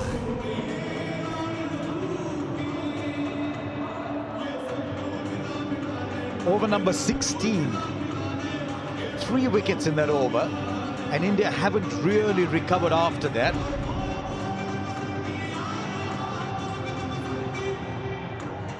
Hardik Pandya, that's the spray to make sure that the glove sticks onto the bat quite nicely and doesn't lose grip. So far, Hardik has had no grip with his batting whatsoever. He's not timed many a ball. He needs a slightly heavier bat. That's what he's gone to. The previous one wasn't working well for him. No, I'm not being cheeky here, but because you played in this modern era, did you ever do this? Spraying on the gripper?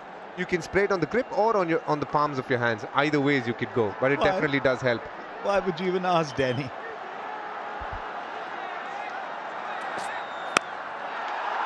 Now, has it worked? It has.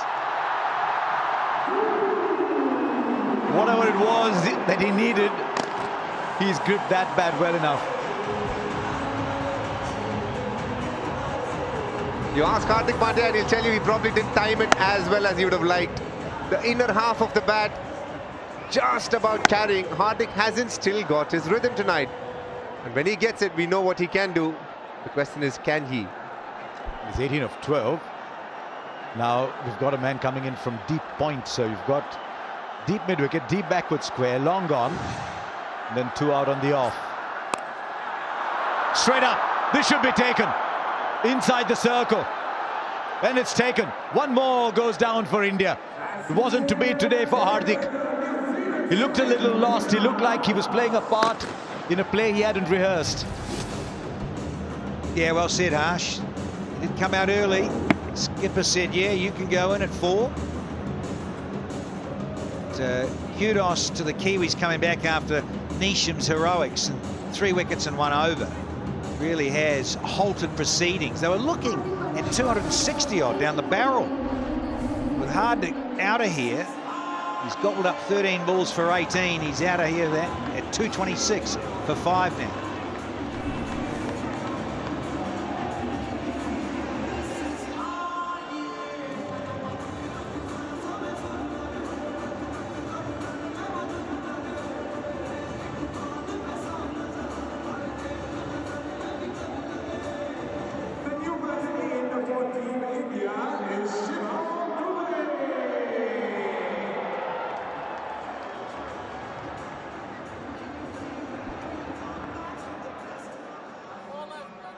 Shivam Dube comes in. It's interesting, every time you see a scorecard in a big game, you see there's a contribution from Shivam Dube. I think he might be needed with the ball as well, but at the moment, he's got bat in hand with 10 balls. Can India get 20 of these 10? Can New Zealand keep them down to even 235? Henry's got a wicket now. 1 for 44. Shivam Dube in strike.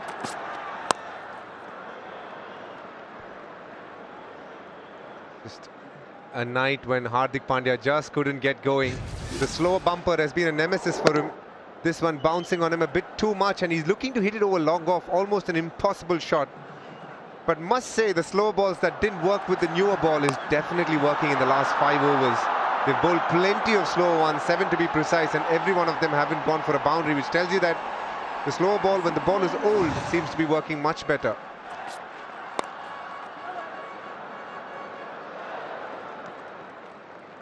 And another. 8 of this over.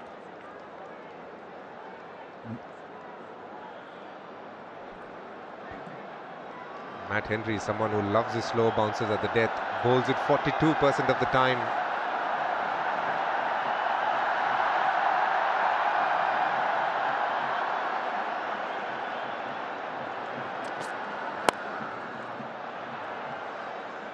Still just a single. New Zealand are knocking on the door, but has the horse bolted? You never know, Harsha. India got 256 or 254, if I'm right, last game. Now, how many of these languages does DK speak? All the languages that this World Cup is being beamed out into.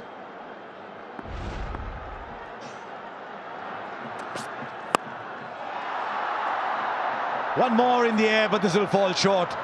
And they'll come back for 2. Stroke play not easy now. 11 of the over though, with 1 left. India 231 for 5.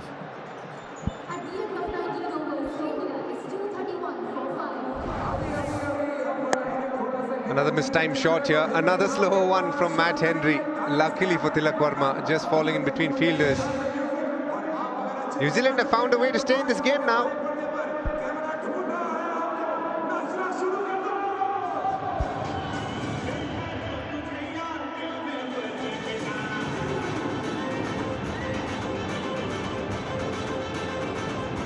Last 24 balls, 28 for 4. It tells us where our game has gone.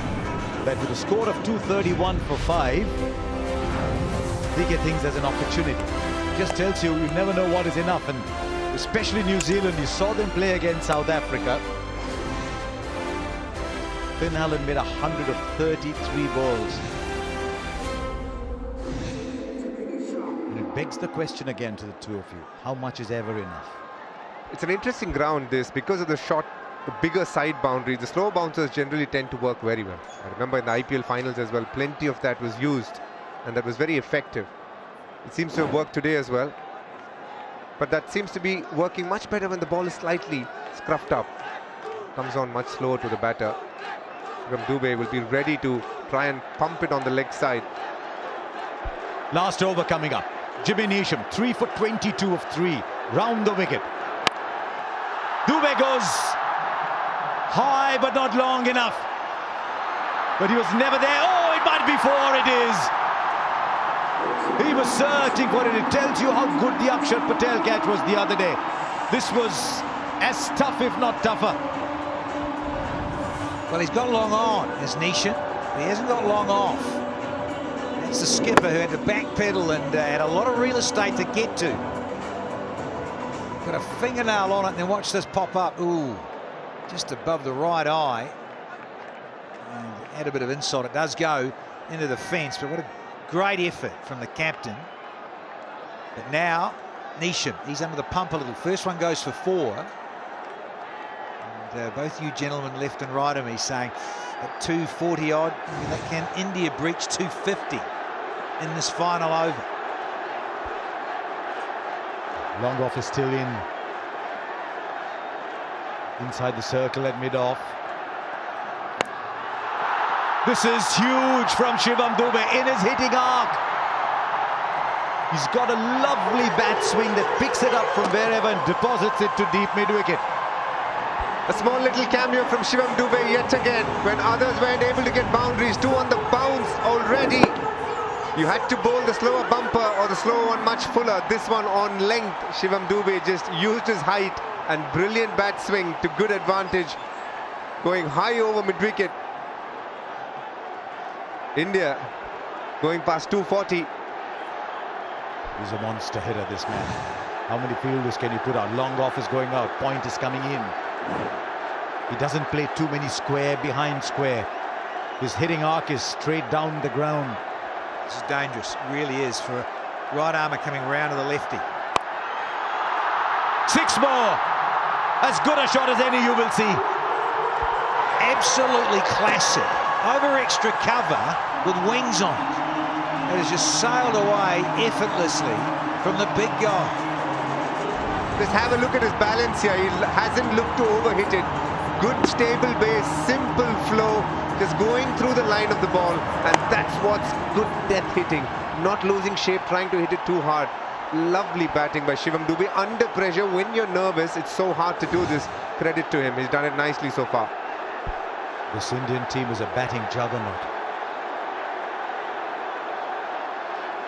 That backdrop, look at it. It's a sea of blue with a speckle of white. Daryl Mitchell and Jimmy Neesham having a chat, mainly to break the pattern, not giving it away in a jiffy, just taking time in between deliveries.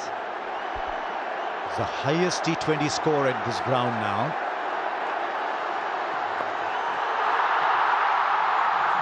One bounce, 4 more. It's just a question at the moment of Shivam Dube saying, what part of the ground do I fancy? And 250 comes up. Once again for the 3rd time by India in this tournament. There are good-looking players and then there are effective players. Shivam Dube definitely the latter. And how effective has he been for Team India in this World Cup? Every time he's walked out to bat, no matter what the situation, he's adapted and got the job done. Yet again, on a big night in the finals, he's taking India past 250. 22 of just the 6 so far, and a bit to come, I would think. Well, they're just making it look so easy. Still 2 deliveries to go. 20 off, folks. Neesham, a little rattled to say the least. Yeah, they slowed the game down, had a discussion. But now he's going to go back over. Just shows you the tension. 2 balls left. He's 22 of 6. Tilak Varma wanted the single. He's a mean hitter himself, Tilak Varma. Dube says, it's mine. I'll take the last ball. Oh, what's the replay there? 4-6-6-4. This is the first one. Santner missing that. Next two beautiful shots. One that was bludgeoned, and the next one an artistic shot over covers. And this probably the easiest of the lot. The last ball was probably in his blind spot, Harsha. He didn't see that much, and that's such a tough area for a left-hander to hit. Fine legs inside the circle, but the man out on the boundary, that square leg. Last ball of the innings. India got a gigantic total on the board. It might be more, it'll be 4 more, and India finished 255. When you are put into bat, you think, how many can I get? And you dream and you think 250 maybe, and India have gone and touched that. Yeah, big applause for the blue juggernaut. It is simply outstanding batting. Slow ball, hits it over the top, can do no wrong. Look at that. 4-6-6-4 dot and a 4 to finish. 24 off the last one. Take a bow, Team India. It's the kind of score that, if it is chased down, you've got the best final in the history of T20 cricket. Third highest total in a T20 World Cup now. It's a staggering performance. Just wonder what he's thinking about going in there. He won the toss, he put the opposition in.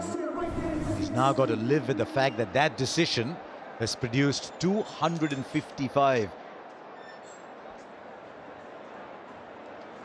India just seemed to be struggling a little bit early on, making those 170s, 180s.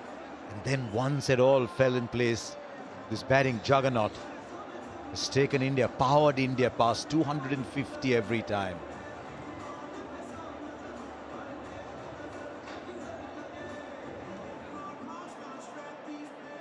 You look at the bowling figures, some very good bowlers in that New Zealand side, and they've all travelled.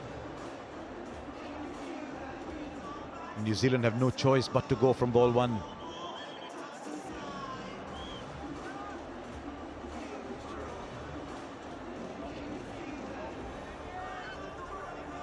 Set to continue the grand final of this ICC Men's T20 Cricket World Cup 2026, the final here in Ahmedabad, the largest cricket stadium in the world, and it's a full house for India versus New Zealand.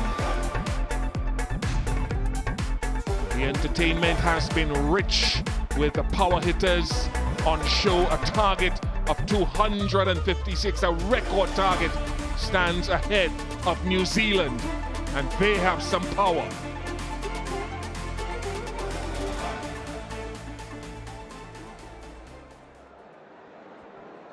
India was superb. There was a little period between overs 15 to 18, I think, when New Zealand looked to pull things back, courtesy Jimmy Neesham and 3 wickets in the over. But Sanju Samson, Ishan Kishan, Shivam Dube with the finishing touches, Abhishek Sharma with his first real tempoed score, high tempo score of the tournament, 52 in 21. India compiled a magnificent 255 for 5.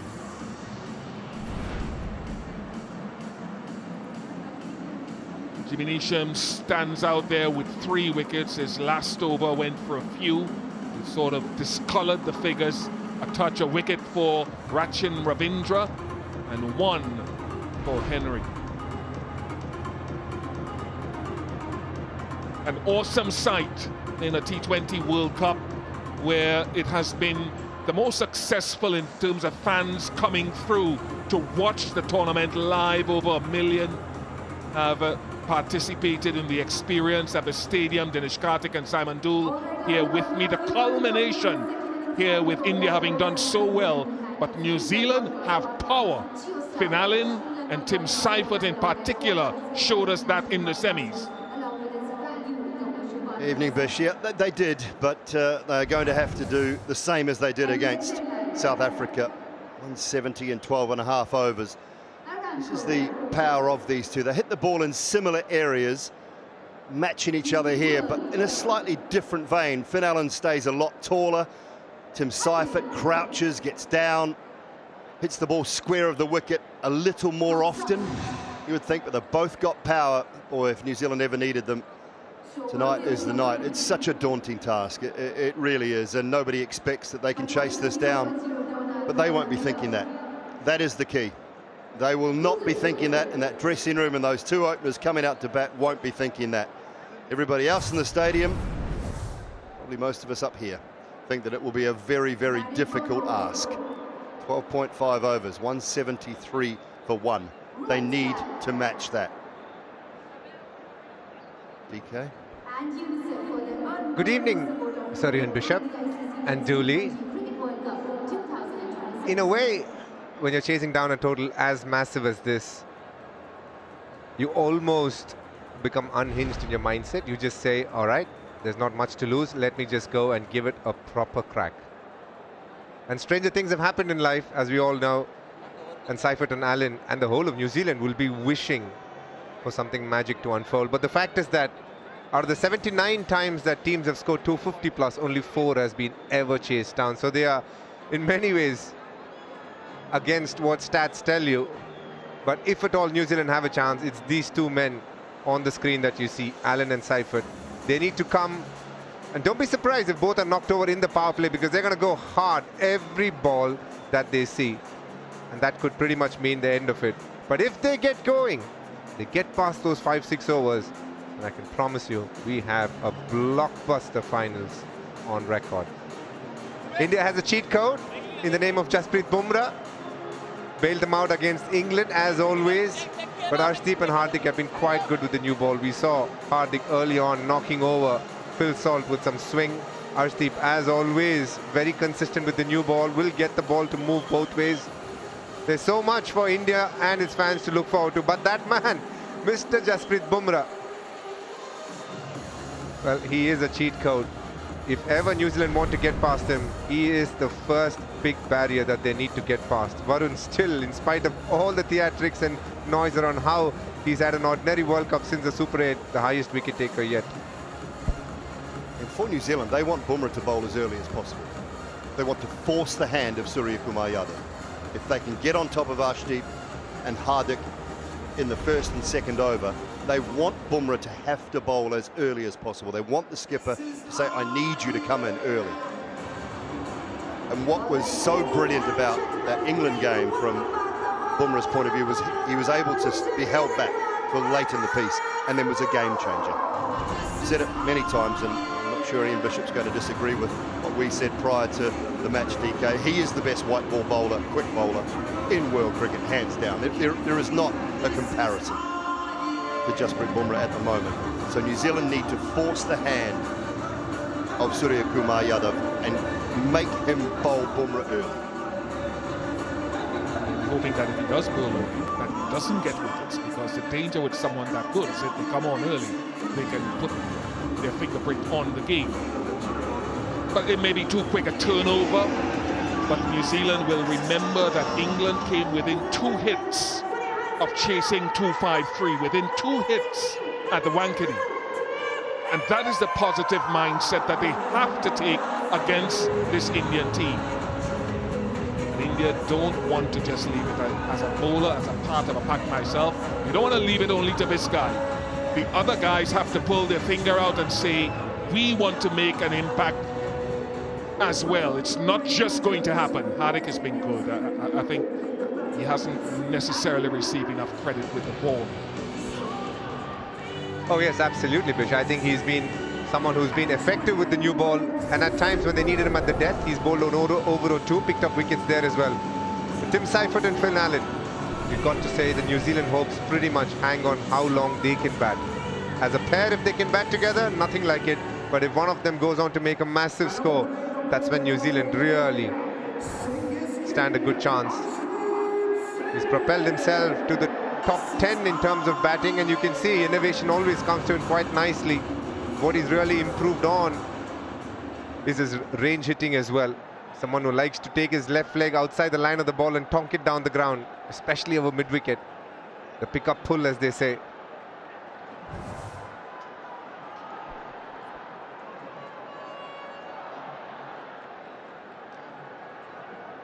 Very important to be on your toes as a fielding unit. Jasprit Bumrah is at that short third position. There is a slip, rightly so. But even in that last game, Finn Allen and Tim Seifert ran the ball or nicked the ball to and away from that short third area. You want a really good fielder there in case it happens again.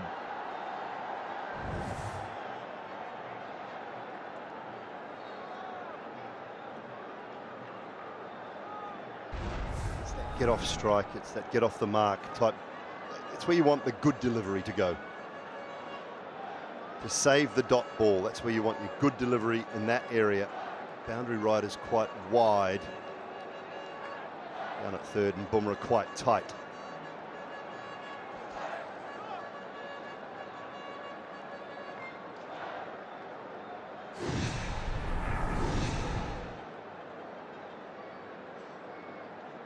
New Zealand supporters will be hoping that was the calm before the storm of Seifert and Finn Allen.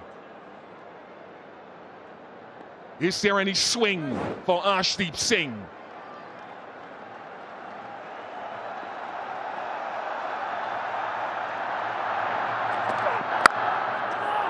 Little bit of curve in the air, little bit. It's interesting when you bowl to someone like Tim Seifert, because almost always the LBW is out of the picture. He always keeps his left leg just around leg stump, if not outside of it. So you still need to keep the stumps in play, because if you try and go outside off stump, that's where he's good. He can swing his arms. You have one mode of dismissal, which is the bowl or probably a nick. But you need to encourage yourself to bowl slightly fuller and keep it on the stumps to him.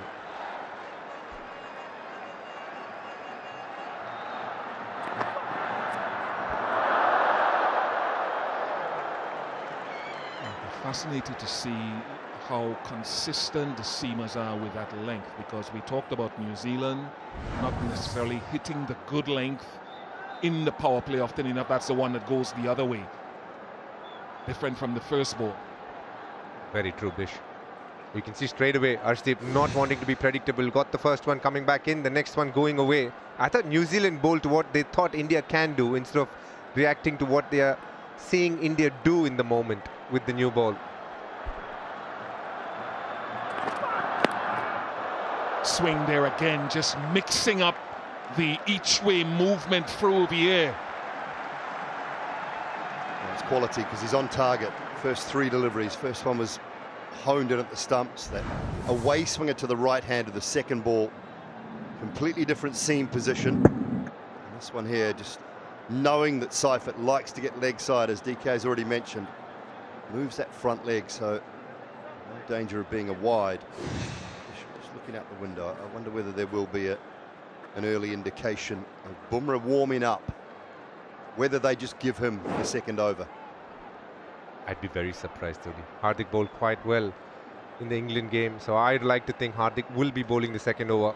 Hardik at mid-on needs to be ready now because Finn Allen is good there.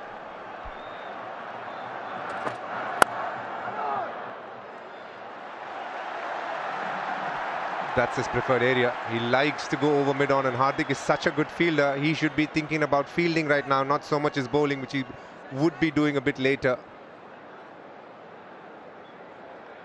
Arshdeep definitely started to bowl. Varun and Bumrah will be bowling later on. It's an important role for Varun Chakravarti to bowl through the middle as well.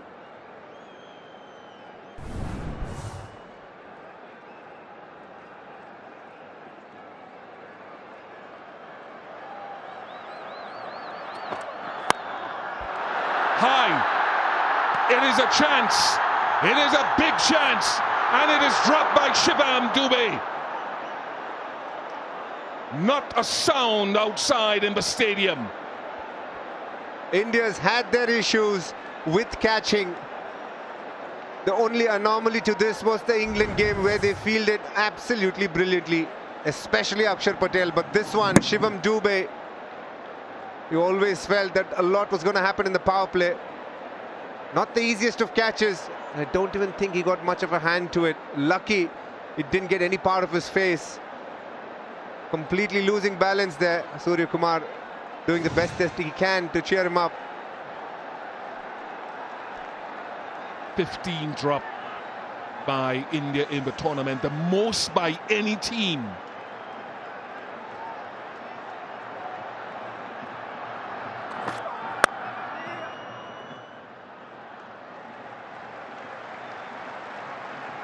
Four without loss.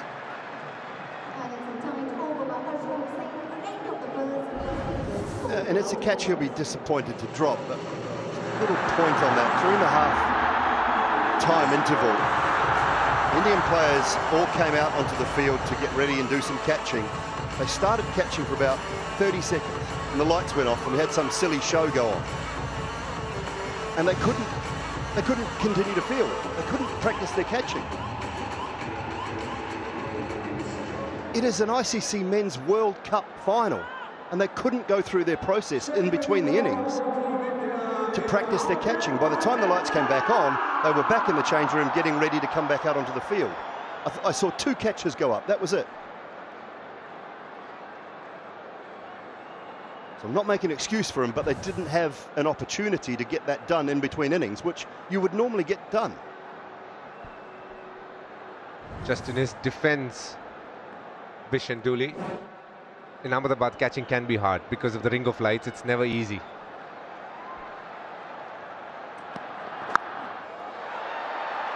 In the air and just short. I was about to say there's a deep backward square and a long on for Finn Allen.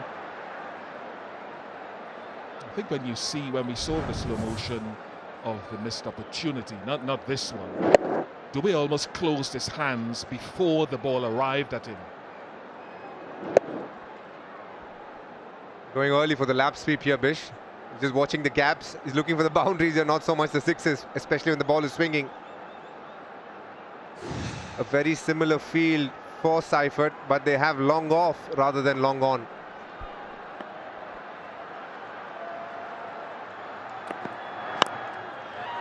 That should travel all the way and drop beyond the boundary. Won't be the last opportunity beyond the boundary tonight, I don't think.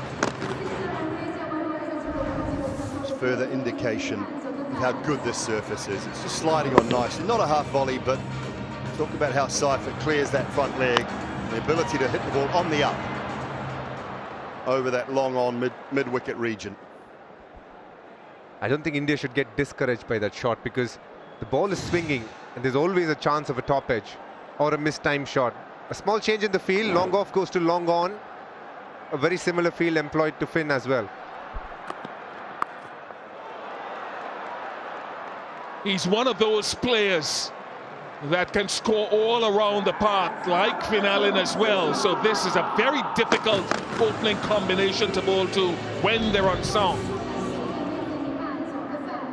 Swung again. He's had to get a long way outside the line of off stump, hence falling over afterwards. It's a shot he played well, both Finn Allen and Seifert, against South Africa in that semi-final.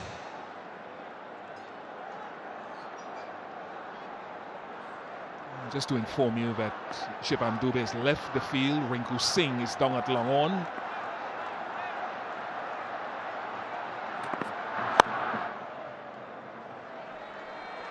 Good thinking from Hardik Pandya. The last couple of outswingers, they had a pretty strong response to it. So he's gone for the in-swing here. And in the channel, Tim Seifert strikes at 214. Tells you pretty much why he's one of the highest run getters in this tournament. Where most batters go quiet, he seems to find a way to attack that. The lap scoop coming in this one. A lot of young boys and girls watching. That's a tough shot. Be careful when you practice it. That's 4. And so the range hitting, it seems, a shot a ball. And you have to when you're chasing over 250. Hardik Pandya needs to rethink his plan. The in-swing is working quite well. Yet again going to the outswinger and just hit on the up. The flat bat swing coming through quite nicely here. The backward square's gone fine. After that little scoop shot earlier in the over, he's going even finer now. That was the in-swinger. And it has gone to the boundary again. Expensive over, 21 off it.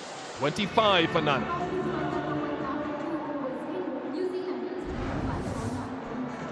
Superb shot from Tim Seifert. Spotted the swing, went through Hardik Pandya, had no chance. Lucky for him, it wasn't straight onto him. That went at the rate of knots.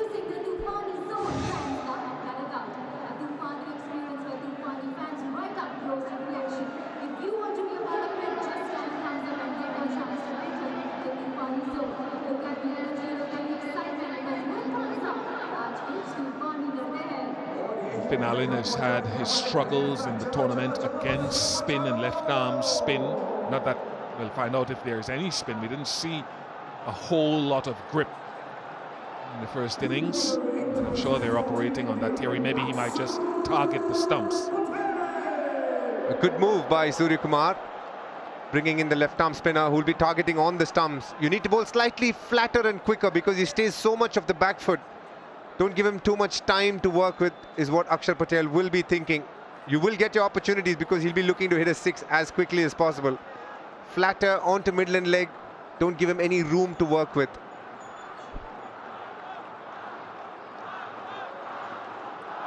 Long off and deep mid-wicket.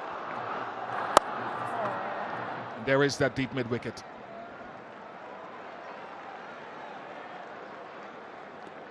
Seifert will... couple of options for him. He can sit back and play in a similar area or over the head of mid-on up in the circle, or he get across to the offside and look to go squarer with a sweep or a slog sweep.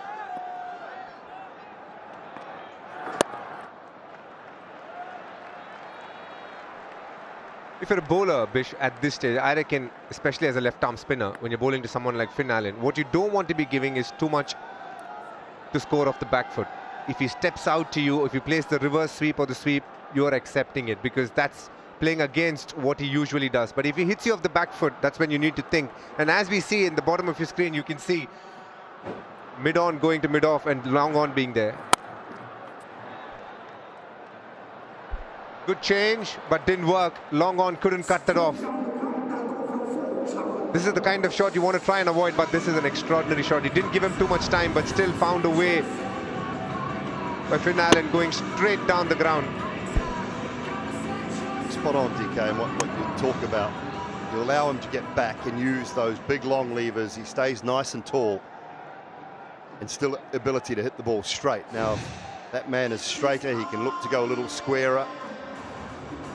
Change of bat. I think that one got right on the toe end. Might have cracked it a little. So Hardik Pandya changed the bat as well. He got a 6 but didn't get much more after that.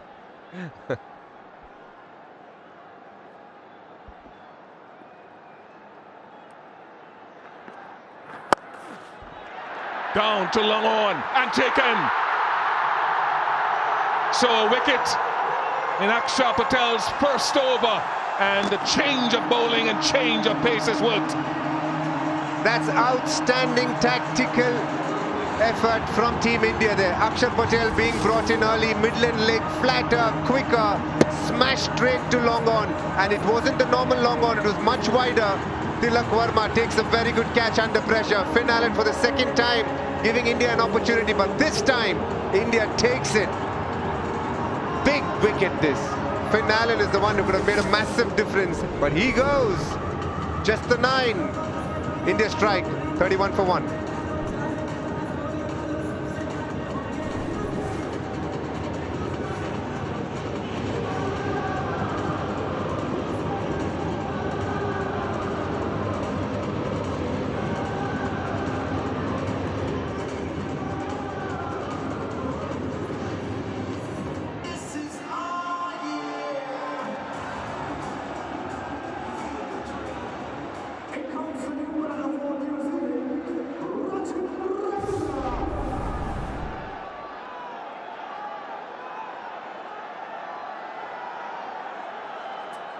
Rachin Ravindra has fired more with the ball than with the bat so far in the tournament. He's made little contributions, but it's a chance here with him needing to carry on a tempo.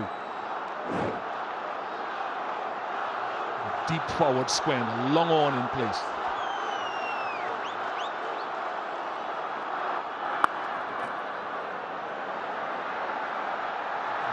Singh does well, just one.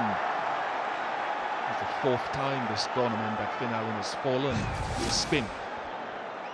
And he only played one of the T20 games against India, the last one at Trivandrum in the bilateral series leading up to the T20 World Cup. He was dismissed in exactly that fashion.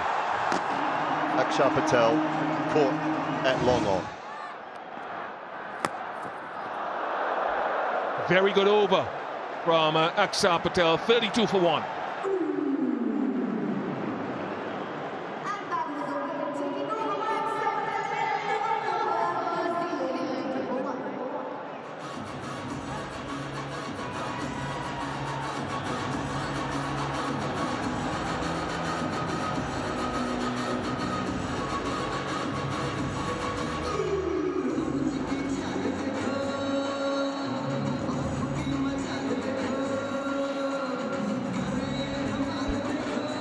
Glorious sight, this stadium. And for Indian fans, that's a glorious sight. Well, they're hoping it is. Jasprit Bumrah into the attack earlier than he has been in the previous 3 games, where he came on around the 5th over previously.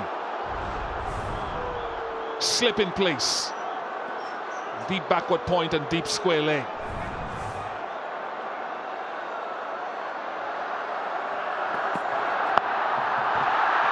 In the air, it's a chance here as well. It is a chance, and it is taken. Jasprit Bumrah gets a wicket first ball again, as he did in the semi-final. The magician does it. Well, he's gone to slower ball again, the same as he did in that semi-final. First up, deception. You're sitting there, you're waiting for pace. You're waiting for 140 plus. And that's why he is a genius. So good.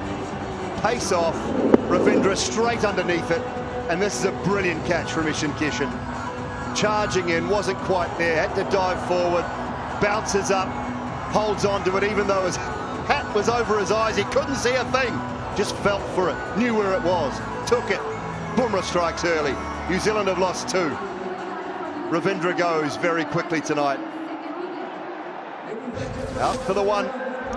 New Zealand 32 for 2.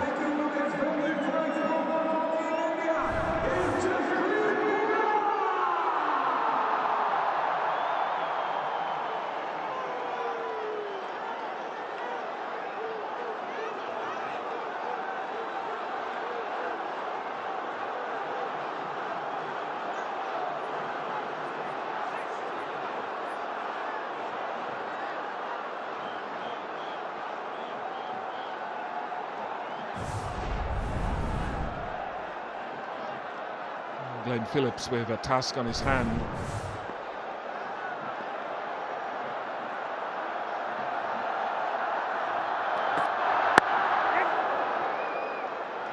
Jasprit Bumrah is now India's highest wicket taker in T20 World Cups, goes past Arshdeep Singh. Have a look at this catch. Mind you, please remember, he is a wicket keeper who's not wearing the gloves. That makes it that much more special. Didn't take you long, DK. My goodness, that's a good catch.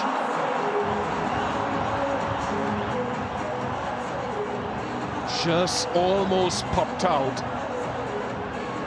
What is your problem with wicket keepers, Mr. Bishop? Tell me. How tough is that catch? He's a keeper. The way he's coming, running in. My gosh, it's a good catch. Off air, you said something very differently. Goes on in the combox, stays in the combox, DK. No praise is high enough for Jasprit Bumrah.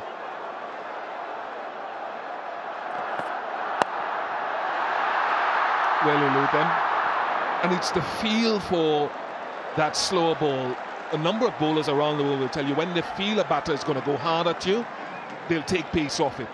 Harry Brook was one such that you know that first ball he's going to tail out, go hard at you in a run chase like that. At after having played him quite a bit, Pish, I just feel it's one thing to know that he can bowl a slow one, another one when you can expect it, and then still play an attacking shot to it. That's what makes it so special. In Harry Brooks and Rachin's case, probably they didn't know it was coming. But even if you know, it's so hard to get under.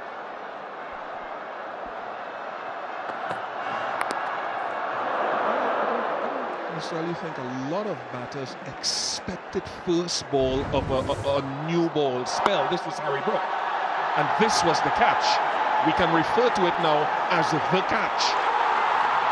He's got hands like a barrel, Akshar Patel.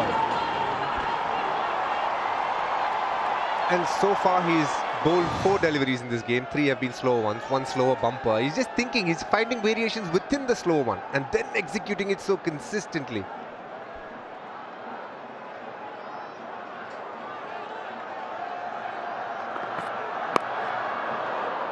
Just gonna say it could be a Yorker. Here is a man who we are watching, and I think we are privileged to watch, who's at the peak of his powers. It's literally someone who's thinking what he wants to be doing, executing it on point, and in the biggest stage in the world, the World Cup, in a semi-final, when the game is on the line, 16th over, 18th over, going immensely under what is required.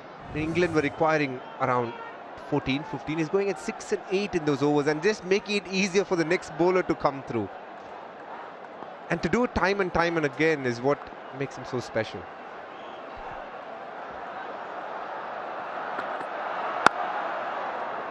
There will come a time when Father Time catches up, so I hope you appreciate him. 36 for 2.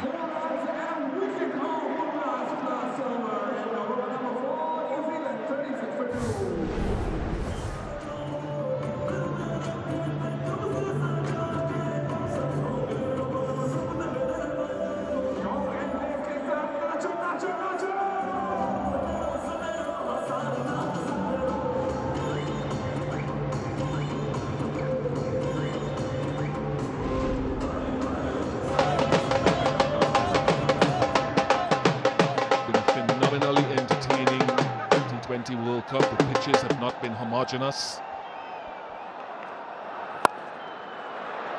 That's easy for Tim Seifert, and that goes a long way back, a long way back.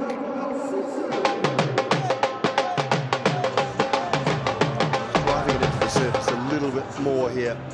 Patel sets up nicely. He knows it straight away. It's just a touch too short. Player the quality of Seifert. The thing we remember about England is they'll have to keep coming, and they bat deep. England kept coming. They don't have a choice. This is the final. And also this pitch is not as good as that Mumbai pitch, and the size is slightly bigger on the sides as well. Because as the ball gets older, we saw the slower ones really sticking in, and it's not that easy. So there are going to be challenges for New Zealand, and you don't expect a World Cup to come easy to you. So we should expect New Zealand to fight, but it's definitely an uphill task. Smart. Very smart. The long on had been moved to long off, and so easy to pick up that length again. Phillips would like that boundary pretty early in his innings, going back. What we have seen consistently with the New Zealand batters so far is they're far more comfortable hitting it off the back foot. Shift in field, long on his position again. This is a much better field for Akshar Patel. For a man who doesn't turn the ball much and just keeps getting in on the angle, long on, deep mid wicket is a much safer and a stronger option. He's got his man Fuller and straighter. Akshar Patel is the impact man. It's his home ground. There's not always that we speak a lot about this man, but he's one of the most underrated performers that India have had in a long, long time. In the previous World Cup, he played such a key role in the final. Yet again, he's showing his class with the ball. We saw what he did on the field last game. This time it's with the ball. He's making it count in front of everyone that he knows on the biggest play field. Akshar Patel, you are a superstar.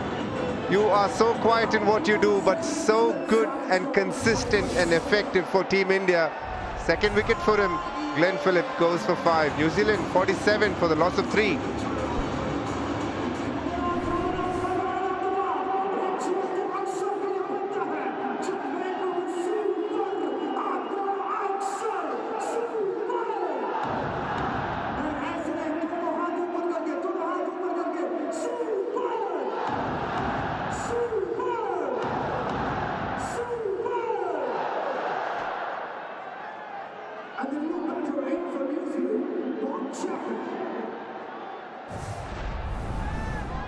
Mark Chapman replaces Glenn Phillips. Glenn Phillips has been bowled 4 times by spin and 1 by pace this tournament.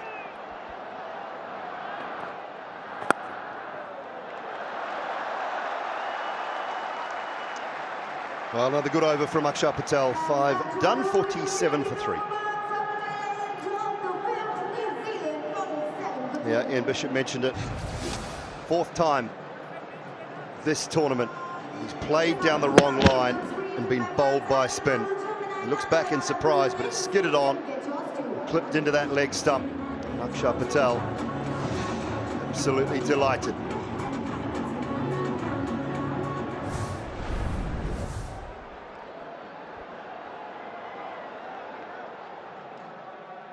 India well on their way to making history here in Ahmedabad. More of the genius. Absolute magician he is. Very few people have had an answer to his skills, which are the highest quality. Akshar Patel himself getting Phillips bowled again. Has been his mode of dismissal through the tournament. India on their way to making history and being the first team to win back-to-back tournaments and win at home as hosts. New Zealand have got a mountain to climb. Wide run rate's already up to 14 and they're 3 down.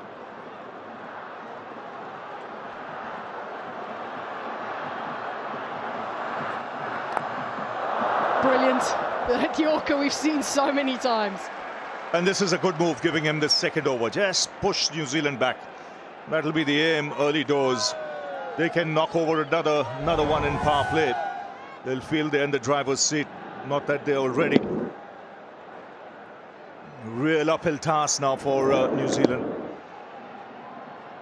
The slower ones will come into play. The Varun Chakravarti spin will be crucial.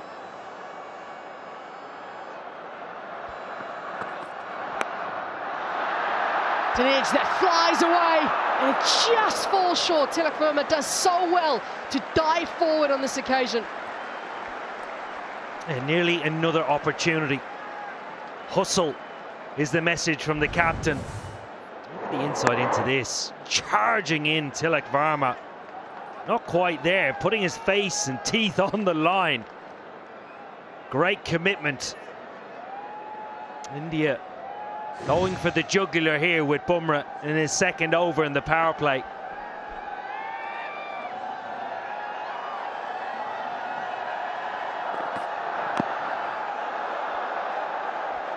at the screen of umpire with the duck to think below waist height. They're again looking to take pace off. I think he'll keep doing that with Surferton strike.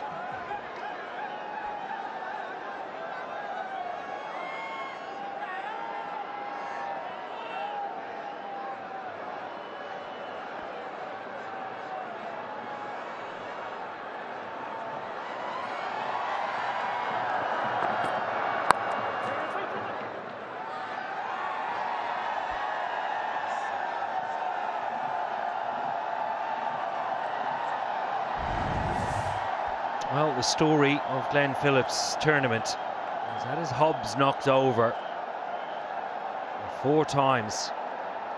Just looking to access both sides. Look at the stance. This in Colombo against England, and that today. Just running on for the 5th time in this tournament, beaten on the inside edge. Brilliant bowling, clever stuff from Akshar.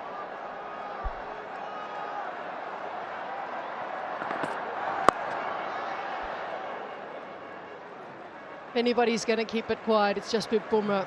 5 runs from that over. It's 52 for 3 and time for a drinks break.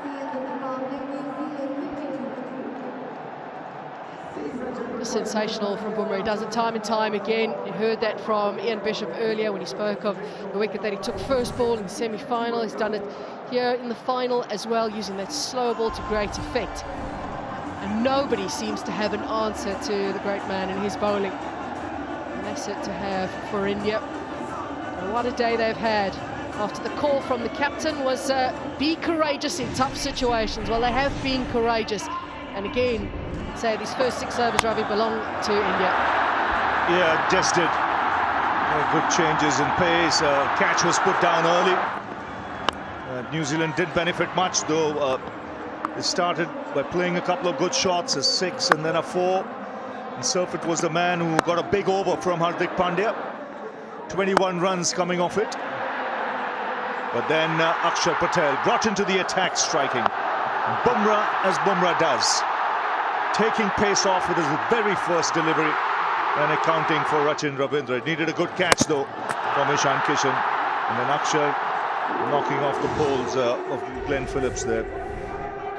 So New Zealand in more than just a spot of bother when you see what they're chasing. 52 for 3 at this stage at the end of power play. There'll be plenty more spin they'll have to encounter as this innings progresses. Yeah, in pursuit of 256, have a long way to go and need a partnership. They bat deep. Mitchell, Santner and Neesham still to come, but they need more bigger contributions from Tim Seifert, who has got off to a good start. He's laid a good foundation. Been in outstanding form throughout this tournament. Mark Chapman does need to come to the party. Jasper Bumrah has already bowled 2 overs, which in this tournament is unlike a decision to be made of that nature. Therefore, a different role for Varun Chakravarti. Bowling to a new batter, and Chapman hasn't quite found the length that he would like to bowl. I think Akshar Patel has displayed the length that you need to bowl on this wicket.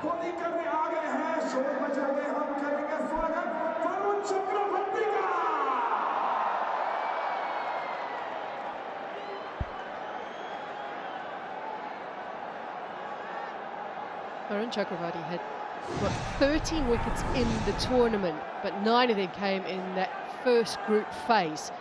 The Super 8 and semi-final, it's been a lot leaner for him. As a ground he's had some success at. In the bilateral series against South Africa, he was brilliant here against the South Africans a few months ago. But it is a ground generally that's been tough for spinners.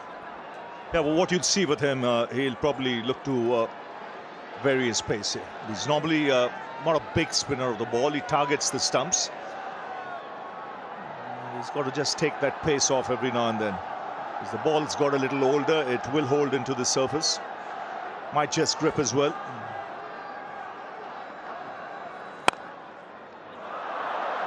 It's interesting because, as you say, he targets the stumps, and there's just another example of it, and that's sort of what he's been known for. And he generally can bowl at pace as well, very quick, and he's quick onto you. But through the tournament, and certainly through the Super 8 and semi-finals, he's looked to bowl a little bit wider. And I wonder how much of that is a reaction to how South Africa played him. They were happy to expose their stumps against him and play him through the offside, and he seemed to have to change. Well, they've had a great time.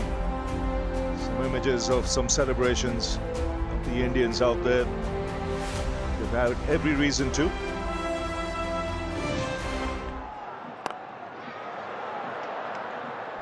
They need a big innings here from Seifert. There is so much responsibility on his shoulders. That is a wonderful strike. Yeah, he has no choice, Owen, but to keep going. Absolutely. It's a lovely strike of a cricket ball, lovely swing of a cricket bat. He's trying to get Varun Chakravarti off that fuller length. Chakravarti needs to stick with it. If he can continue to bowl that length and not back of a length, I think it'll be more effective. Sometimes you get bowlers to push hard and will come back. Chance, no. Varun Chakravarti spills the ball. I suspect Chapman would have been short or close. Ishan Kishan scrambled to save the 2. I think an accurate throw and a gather from Chakravarti. Good bounce. Might have been tight. It just bounces out of his hands.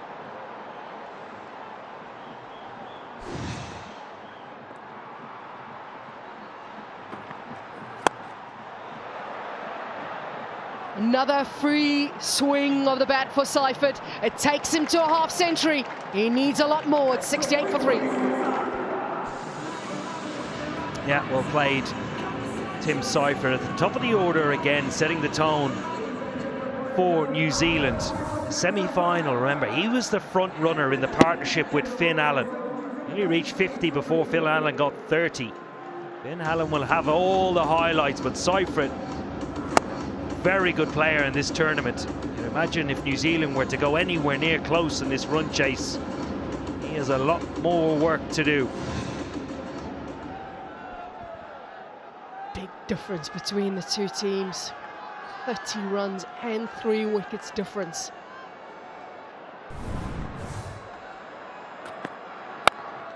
Yeah, go back to Hardik Pandya, and he's into the surface straight away.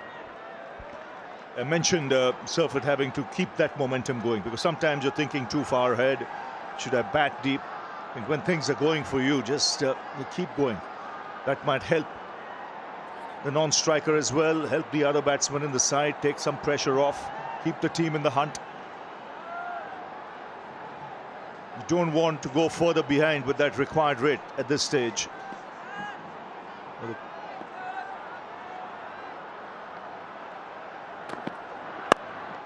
That's what England did well in that chase in Mumbai. In spite of losing wickets, they ensured that required run rate, which was over 12s, and never really shot up.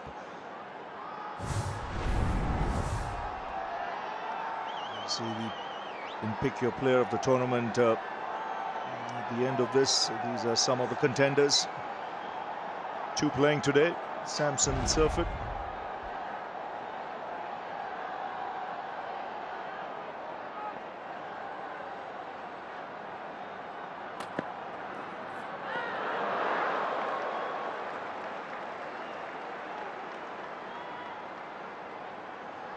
Very interesting piece of trivia you told me, Nat, off air.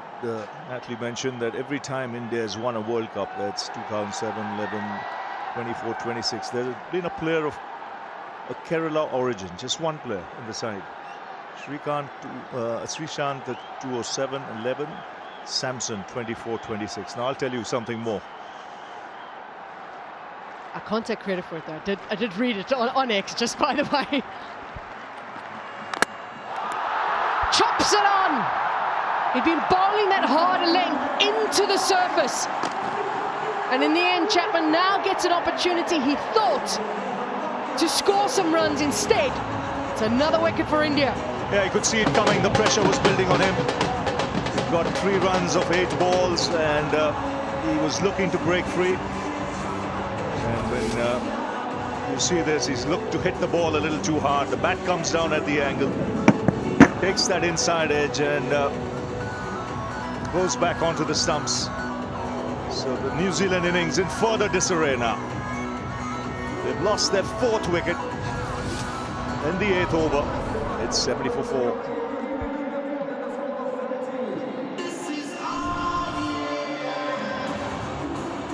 Last 30 balls, 39 for 3. As much as there seem to be bright moments, Seifert's going at 212. Looked like maybe Finn Allen might get going. The last 30 balls have belonged to India.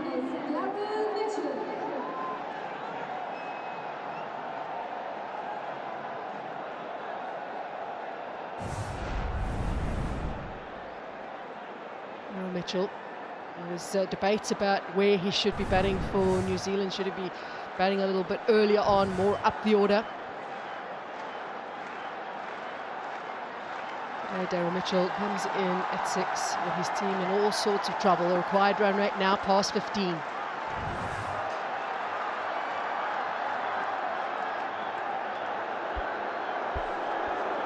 Well, it's a clever piece of bowling from Hardik Pandya.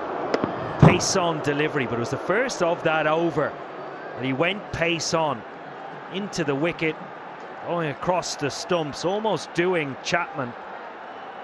Just in between, whether it was pace on or pace off. Clever stuff on a good surface to bat on.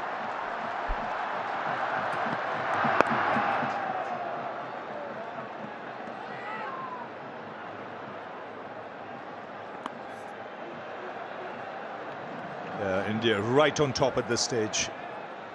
I mentioned, let me finish it off, and then I just cast my mind back to 1983. Was there a player when India won its first World Cup? Yes, there was. One from Kerala origin. Sunil Watson. So there you go.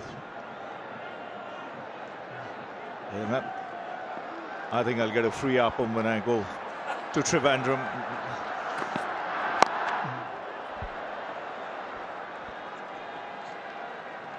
Eight overs gone at 72 for 4. Well, I can't take credit for it because I did see it on X, so it's definitely not my stat. But Ravi, you've just added to it, so could very well see it happening again. And what a tournament he has had! Just sensational. 3 half-centuries in a row, a half-century, a semi-final, and a final. He's pretty special and an incredible rates. And he's on that list of front runners for the player of the series.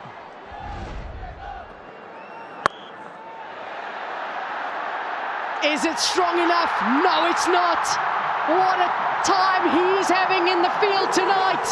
Kishan moves so quickly around and great awareness of the boundary. Yes, he's on fire, Ishan Kishan. And it's the big wicket, that of Stafford. It's 52 from just 26. He couldn't believe it. He thought he'd placed it right. But Ishan Kishan, he was sprinting like a hare on the boundary. Covered very good ground.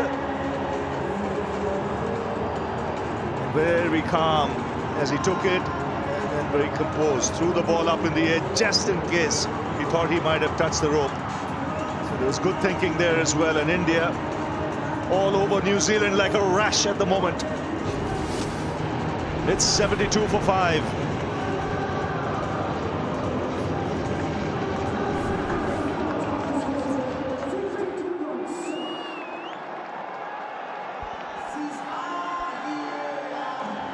Tough task. It's now becoming a lot closer to impossible for New Zealand, having lost half the side. Complete difference to the semi-final we saw in Calcutta.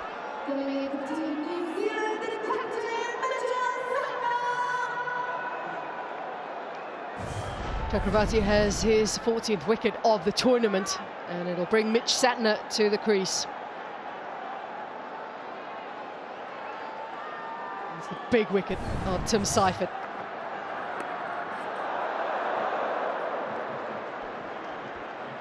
Well, one-way traffic in Ahmedabad all day today. It's a drag down for Chakravarti. Seifert tries to place it.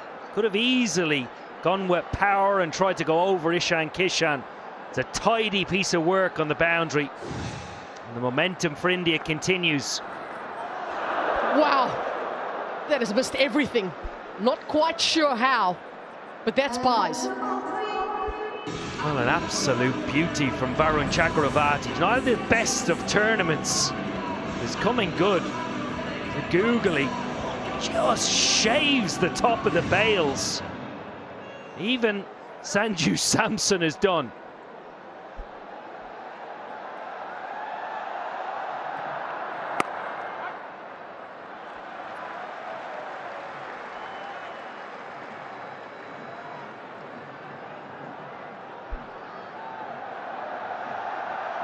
Tim Seifert, by the way, also scoring a half-century in a semi-final and a final, 4th player to do it in the T20 World Cup. Just after Sanju Samson did that earlier. Well, they've managed to pick up a boundary here. Even though with the silence, you know they're well on top. Yeah, quite an attacking field as well. Point went to slip for the first couple of Santner's ball, and that area completely vacant.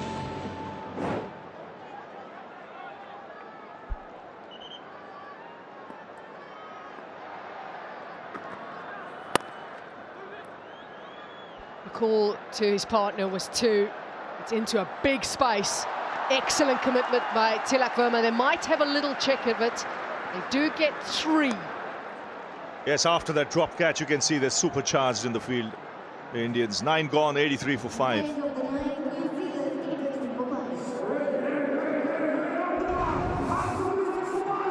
Yeah, good piece of work. It's often when a drop catch goes down, it can affect others within the field and confidence can drop. Quite the opposite for India today. Showing great adaptability. Throughout the course of the day, it was Shivam Dubey that did put it down.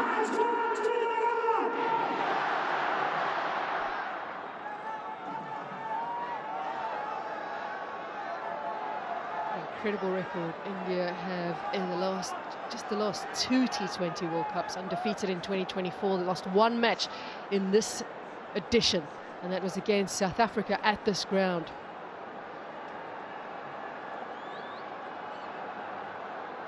$83 for 5 it is. India were 115 for 1. Not too surprising that he's gone with that length. He did that in the previous over as well. Yeah, and just his ability to mix it up. Tactically and in theory, it's a good idea, but accuracy needs to be on point. When you go with a short ball, it has to be accurate. And a good batting surface, you get your line wrong with the short delivery, particularly with the field he has set. Fine leg third, point in the ring. That field suggests that he's not going to bowl a short ball, so it needs to be accurate. One thing with Hardik Pandya, he's constantly thinking of how he can get wickets. So he might go for a few runs at times, but he's in the quest of wickets, and sometimes it's not such a bad thing when you have that kind of mindset. He has the experience to know when to pull back. Now this is Ishan Kishan, very good catch.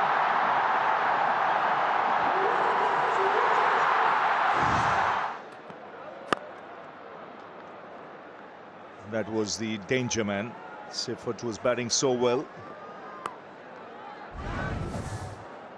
You just talk about how well he mixes it up and clearly has a plan. The execution of the plan is right on point. Pace off deliveries in blue, and then orange is pace on. Just batters not getting to line him up, not settling at the crease, can't get rhythm.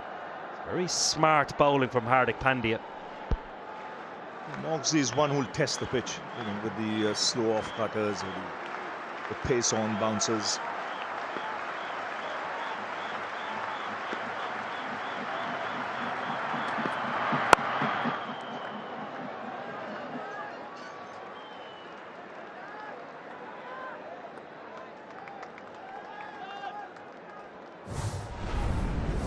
No, they would have needed massive partnerships to get themselves into contention.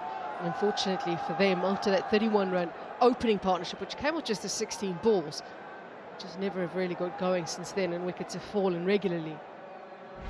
What that means is, even though it's been only 5 balls since the last boundary, it makes a field even longer, because they're in so much trouble and that required run rate is so high. And the frustration then just continues to grow, and that pressure will keep growing as well. So much about history has been spoken. It would be the first time that India were to beat New Zealand in a T20 World Cup match. First team to win as hosts. First team to go back-to-back in the Men's T20 World Cup as well.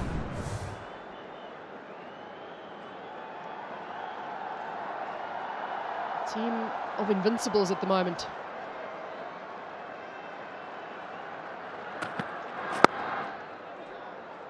Brilliant bowling from Hardik Pandya and India as well. It's 88 for 5.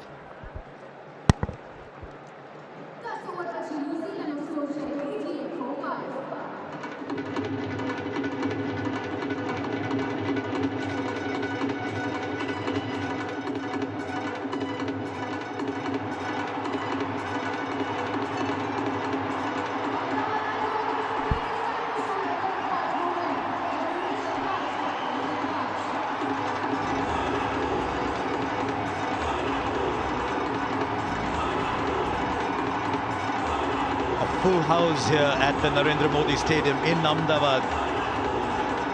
And they realize that the World Cup is coming back home. No team has ever won it at home. There was the lingering aroma of the 19th of November. No team has ever won it twice. In India are knocking on the door of a repeat performance. Here's Arshdeep. Required run rate starting to nudge 17 now.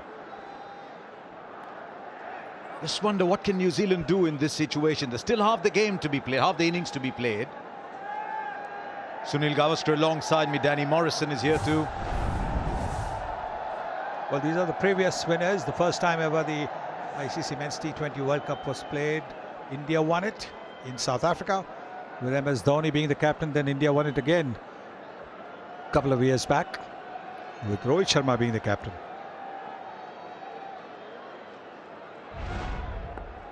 West Indies won it twice, but 2012 and 2016. There's a fielder there. It just goes over, just goes over. It was an inch here or there.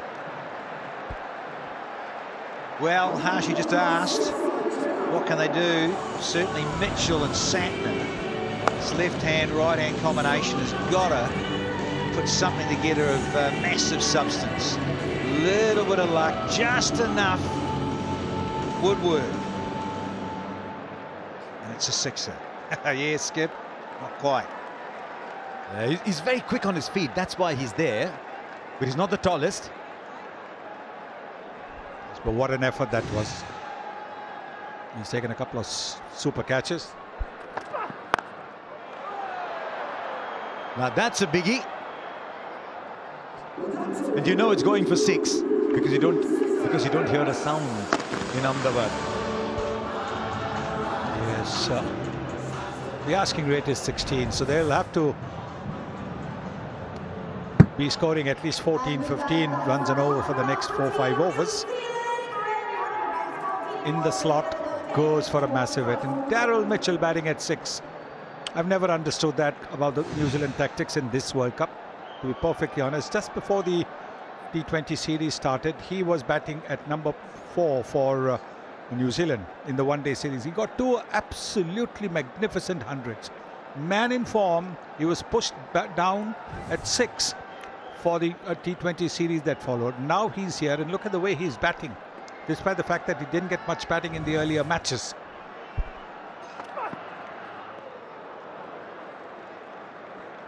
Hearing you, Sonny, I just think more than anything, I think it was maybe a bit of a safety valve, that if the top order did crumble a little bit, that was part of that scenario. But I do hear you often say your best players need to face the most balls. Right. Well, if the top order crumbles, but if he's in the top order, it won't crumble, or shouldn't crumble. I mean, I've never understood those tactics, but there you are. I think this is what he bowls wide of the batter and can bowl wide deliveries because of that angle that he creates, Arshdeep. In the modern game, and India are in many ways redefining how where batting is going. I don't think they have a safety valve anymore. They just keep going. I think I just read something Tabrez Shamsi has said, a spinner himself. He says India playing on PlayStation. Well, you shouldn't. You can't in the modern era now. It's moved on so much, even in the last 3 or 4 years. We're going about the power play, the first 6 overs, and that's what you do. You go for it. You make the most of those 2 men outside the circle. There's a bit of a movement from him. No, Arshdeep. He's not happy at all. Arshdeep thought he's probably going to hit the stumps. Think a little apology is in order from Arshdeep. Turn around, young man, it's all right. You thought you're going to hit the stumps, you hit the batter instead. Little pat on the back. Sorry, I didn't mean to do that.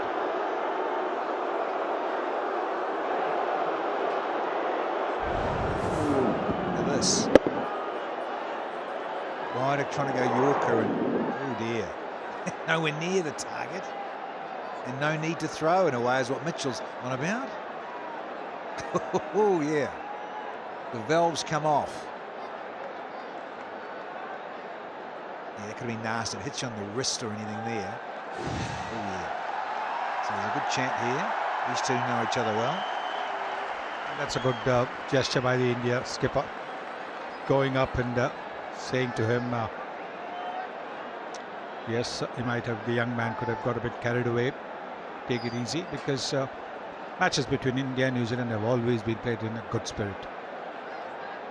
Even the commentary, even if there's a New Zealander sitting between two Indians, it's always in good spirit. Sandwiched nicely. Little masala dosa, the two.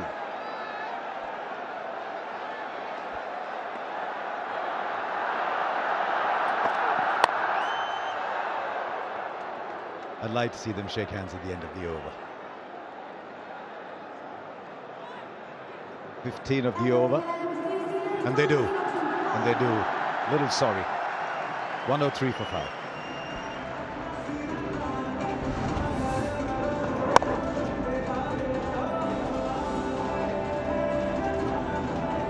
I think he's realized there that he's made a mistake. He should have realized, because the bat had not left the crease. Captain's up straight away, that's well done. Umpire's in straight away, that's well done.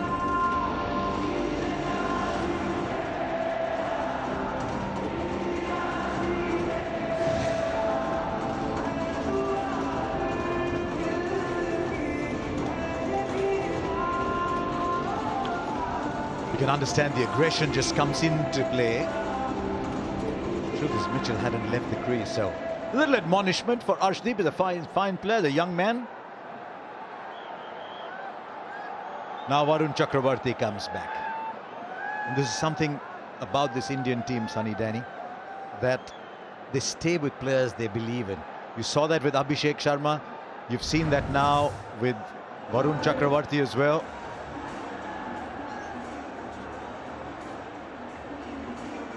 This is what happened as soon as Arshdeep threw that ball at Daryl Mitchell. The captain was in straight away.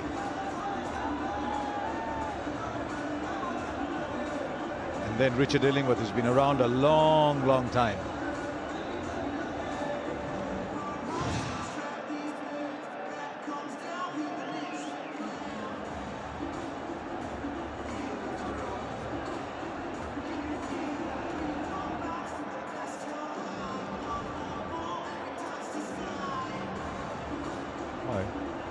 I wonder why they're playing. Oh, it's a bat. It's a bat. That solves it. It's a bat. Fair old run up to the stairs if you've got to go back to the dressing room. It is huge length to get to. You mentioned Varun Chakravarti and how outstanding he's been. A little off the ball. I mentioned those wickets earlier on in the tournament. Just a little bit off, I think, just with his length, isn't he? A lot of decent batters have been playing him off the back foot. And a little bit more time to play him. But he's certainly a magician, this fella. And he gets it right, most definitely. There were two names in that list that fill my heart with joy in that list. Just dragged away. Van Schalkwyk just played the 4 games. Until a little while ago, he was on top of the leaderboard. South Africa now playing for the United States. And how good on this tournament is Blessing Muzarabani. So just so good to see those two players in that list. They're short. Van Schalkwyk, I've seen a bit of him in the MLC there in the United States, and those guys taking those opportunities to move and grow with the game. More of the franchise circuit. Yeah, he's been around a while, and smarts and that guile. Love those changes of pace, very handy. 20 teams in this T20 World Cup. And some of the, for want of a better word, smaller nations, they didn't diminish it at all. In fact, they strengthened it. One of the best matches, I didn't do a lot of matches, but one of the best matches I saw was Nepal versus England. Just to see the spirit and what it meant to Nepal to be where they were, and to their fans. Big hit straight down the ground and will clear it with ease. He is excellent down the ground, is Mitch Santner. A major piece of this Oh, please. Santner. Well, they ask him. I say, look, it's just over 17s. We need a lot more of this answer from the captain. Oh, delightful strike.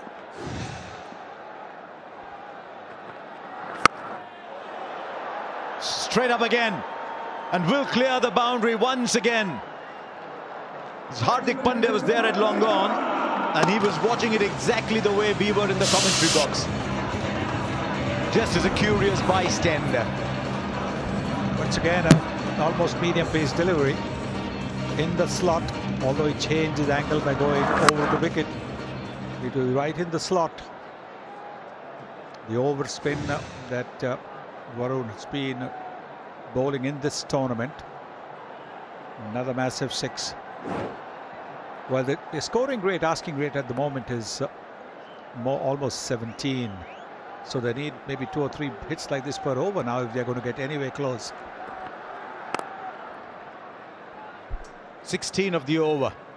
Chakravarti now has 1 for 39 from 3. New Zealand 119 for 5.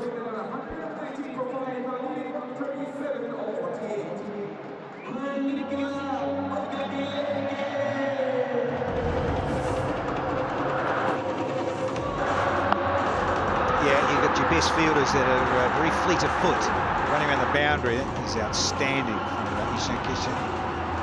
Good catch, covered a lot of ground. And this one of Seifert too. They made that look easy. It's anything but. Brilliant. Frequently amazed by those catches on the boundary, how the momentum is taking them one direction and they're still able to lob it up gently. That was wonderfully done by Ishan Kishan. Oh, dropped! He does not drop catches Hardik Pandya's very, very safe pair of hands.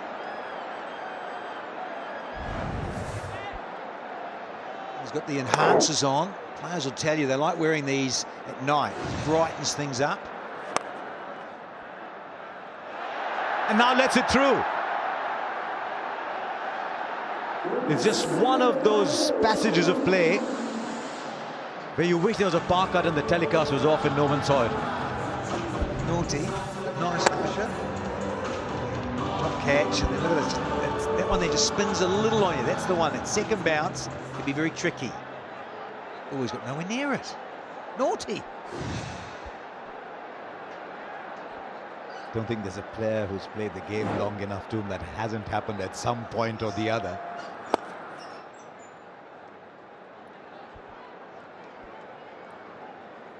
Such a cruel game. We chuckle about it.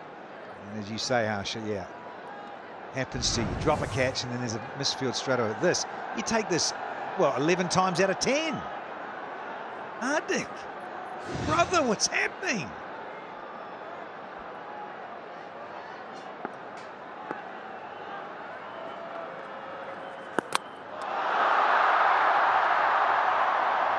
It's been one of the features of his cricket, Akshar Patel, the change of pace. We talk about Santner, and he does it magnificently. Today, Akshar Patel, the previous ball 102, this one 89.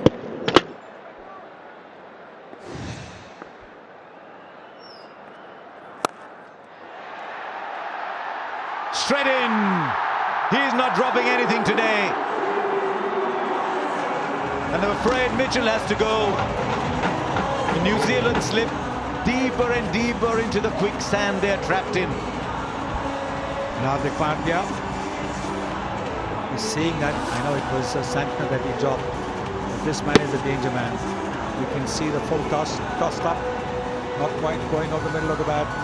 Ishan Kishan, third catch of this innings so far. Out of the 6 wickets he's helped contribute to 3 wickets. 124 for 6. Daryl Mitchell, possibly the last hope for New Zealand, gone for 17.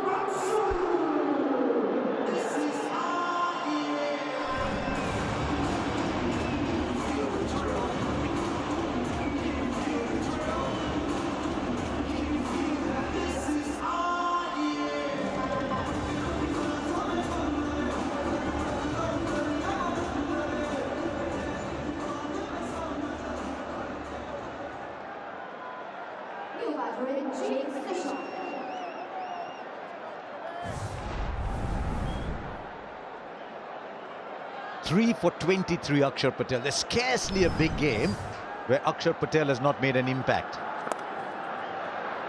They'll run away for 4. It's a good shot actually from Neesham. Came inside the line. 9 off it, 1-8 for 6.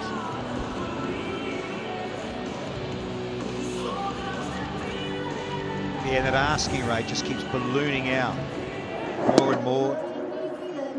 Wicket means a dot ball as well. And 3 of those and the wicket in this over just gone. Yeah, it's up to 18.3s now. They made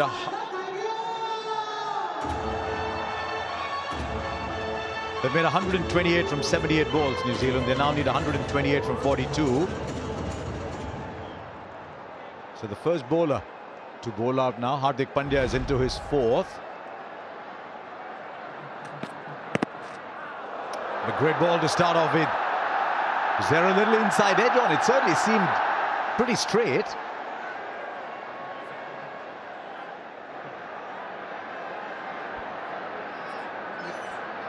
Reviews, yeah, I think so. Busy. As well.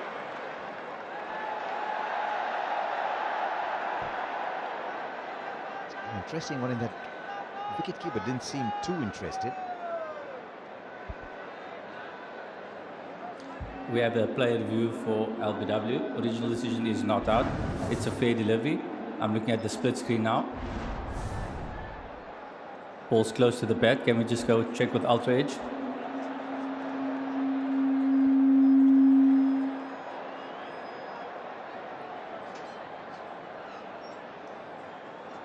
Yeah, keep rolling that through.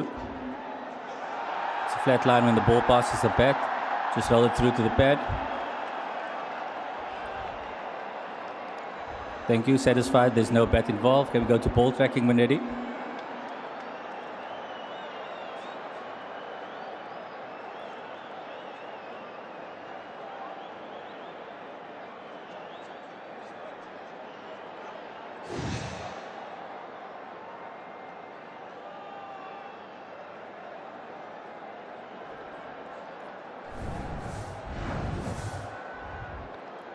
Original decision is not out.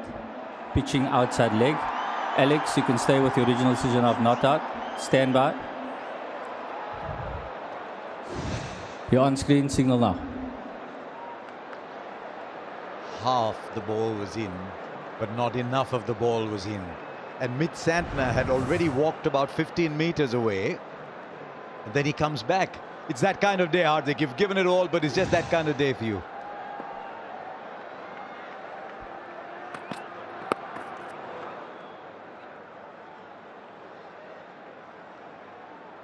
Also made very interesting numbers about what Hardik Pandya does at the end of a game, whether with ball or bat. When he bowls at the death, he's got a great economy rate. When he bats at the death, he's got a great strike rate. This just didn't get the timing, did he? Yeah, it's in a couple of those tonight in this final. And if you're slightly off with a decent boundary, a fair boundary, don't quite get it. That's the result.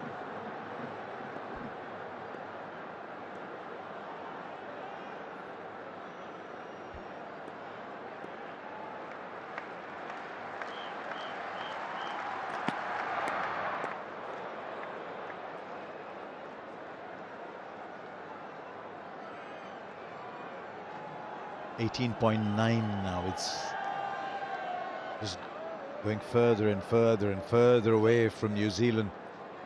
Once again, there's something about New Zealand cricket. They're there almost all the time. Just at this stage, the last step a little too far.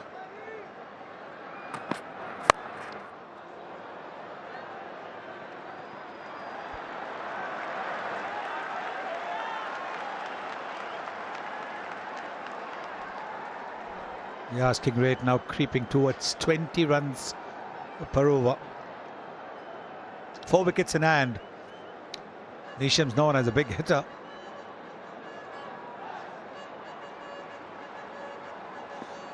And Santner is a smart batter.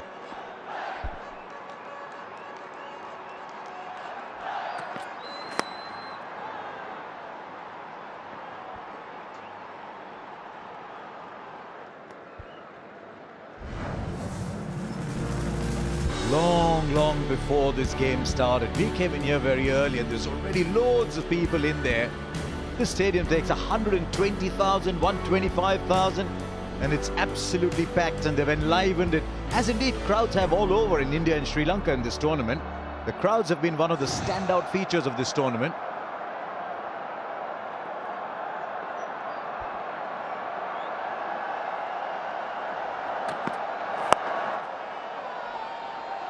There is a fielder there. At the moment, there's fielders everywhere for New Zealand. Feels like that, doesn't it, when you're up against a massive total. I keep saying this, in finals, runs on the board and the pressure that creates. And when you see a sea of blue in a stadium of this magnitude, and it's just huge. Big cauldron of home fans, absolutely excited and willing on this big blue army.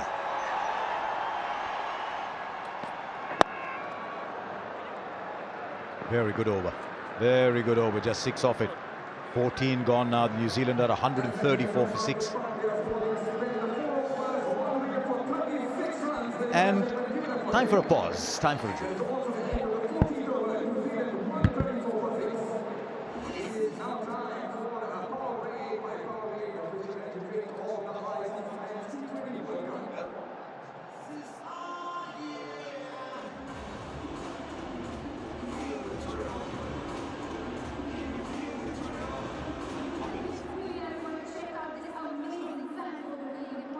So 134 for 6, India knocking on the door of a repeat performance.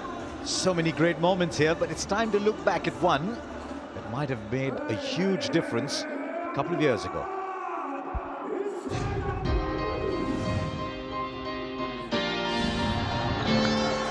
Wide, Muller gets it, and he gets plenty of it, does he? No! What a catch! Oh my God!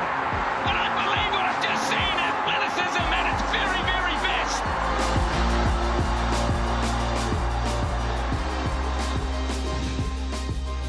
Back in Barbados, that catch is now part of Indian cricket folklore as much as Kapil Dev's catch in 1983 or Viv Richards' 176 that day. And it was enough, 169 for 8. South Africa rather were that close. And then Klaasen and Stubbs going early. Miller to that catch from Surya Kumar Yadav. India won it for a second time, hadn't won an ICC title from 2011. Had come close.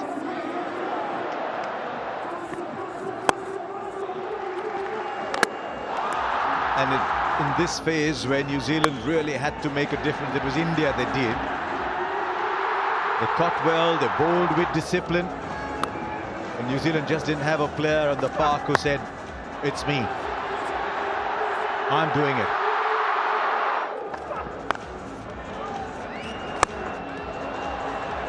There's some big hits from Mitchell, from Santner in that phase. And then that moment for Hardik Pandya. Before Daryl Mitchell found another fielder.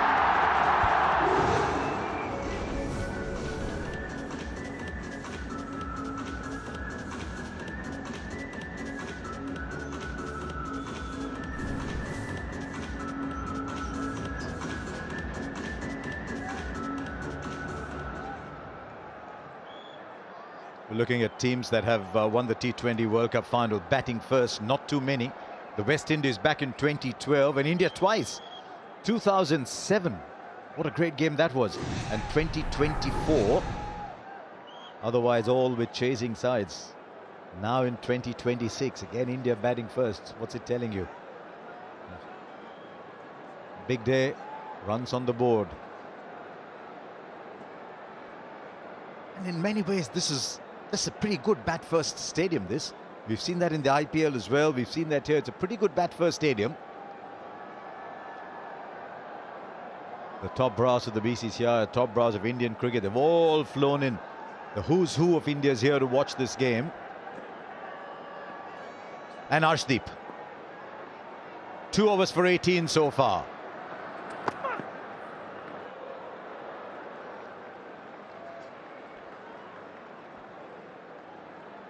Yeah, just gave himself a little too much room, and well bowled in the end, into the surface, and change of pace here from Arshdeep Singh.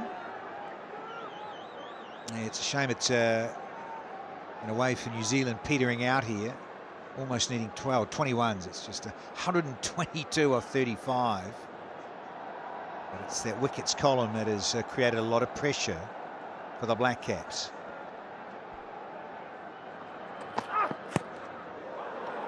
The good thing about this tournament, oops, he's taking a single, is the only one who thinks there is one. A couple of things to enjoy about this T20 World Cup as it draws to a close. The number of teams that played in there, that made a little contribution to it, but also all of the languages that was sent out in. In Mandarin, but cricket in Mandarin. We got cricket in Brazilian Portuguese. We got cricket in Morrisonese. It's Kiwi to you.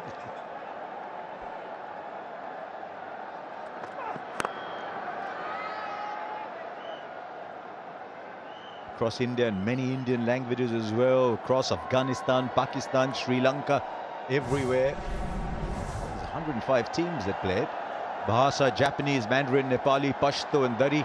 Portuguese, Sinhala back in Sri Lanka, Urdu, Bengali, Bhojpuri, Haryanvi, Kannada, Marathi, Tamil, Telugu, and also, and I'm delighted to see that, in sign language. This game belongs to everybody.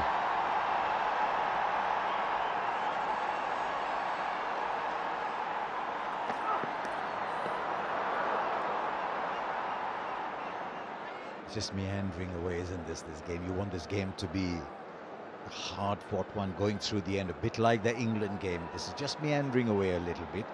Required run rate up to 22 now. And in India just having a little too much firepower. Abhishek Sharma is in now. India found a way to keep this man on the field all the time.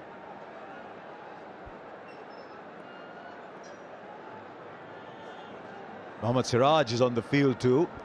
That was a very nice story at the start of the tournament. Jasprit Bumrah was unwell. I think Arshdeep wasn't well either, and then suddenly Siraj flies in. Is told at night that he needs to be brought in to bolster the side after Rana is injured. Flies in through the night, plays and takes 3 wickets.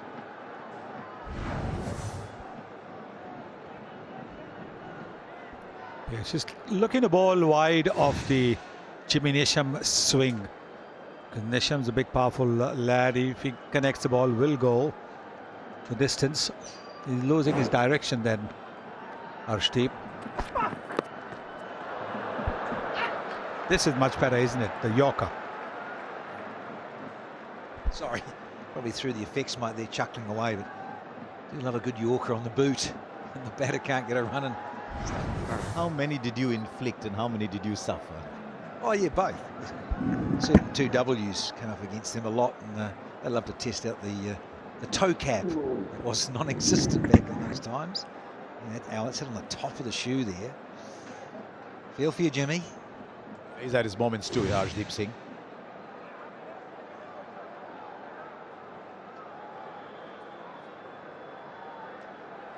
Just think all the talk before this match was how much did New Zealand rely on Tim Seifert and Finn Allen. They made 48% of the runs.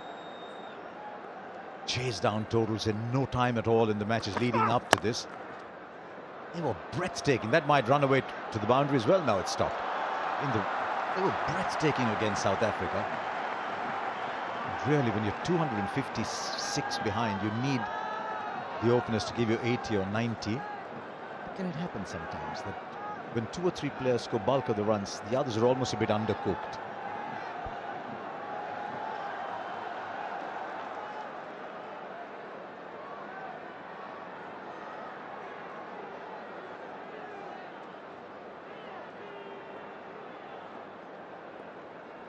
5 overs after this. New Zealand 139 for 6.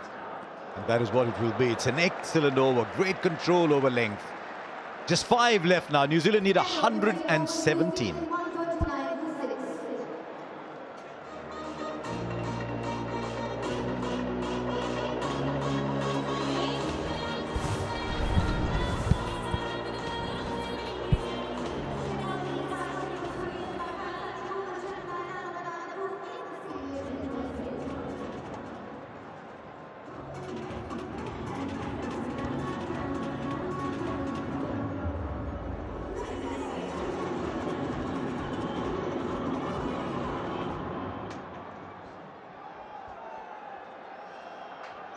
So way behind New Zealand at this stage, as that graphic suggests.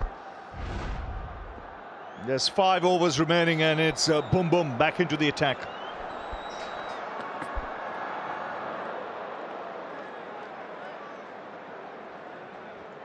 Well, just one-way traffic now. India just looking to finish these 5 overs quickly. And the absolute driver's seat to retain the World Cup.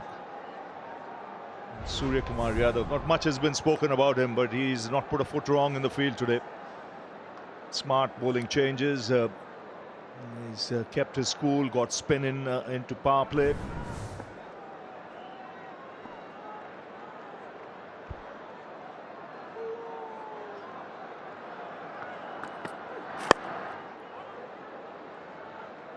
He's had a magnificent day, Ravi.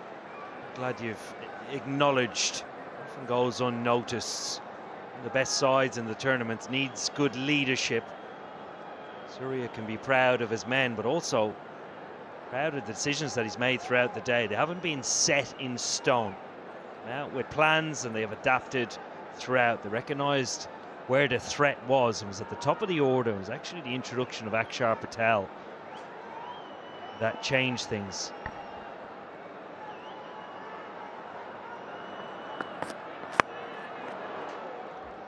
Simon Dool, New Zealand that far behind, they need a boundary from here every ball to get there.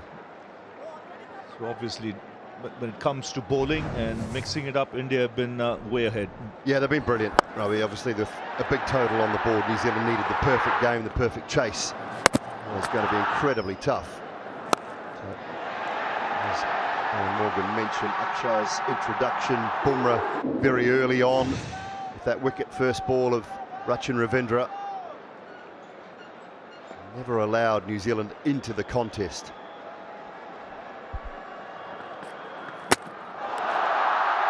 What a clean-up job. Once again, the slower delivery, pace taken off. And Neesham having no answer whatsoever, way too early into his shot. Yet another case of you bring him back and he strikes. Just watching a master at work here. Jasprit Bumrah throughout this tournament, economy rate just a tick over 6. Told now 12 deliveries today have been slower balls. Out of the 15 he's bowled, he's picked up 2 wickets with them as well. Neesham this one, gone for 8. New Zealand further trouble, sinking 141 for 7.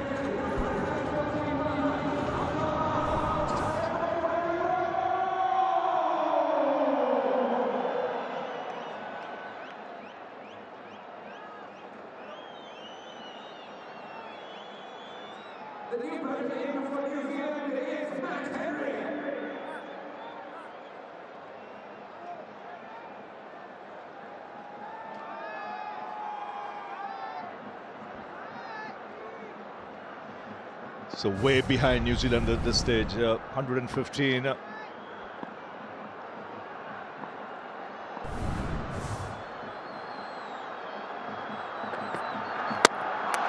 another one where he's hit the stumps.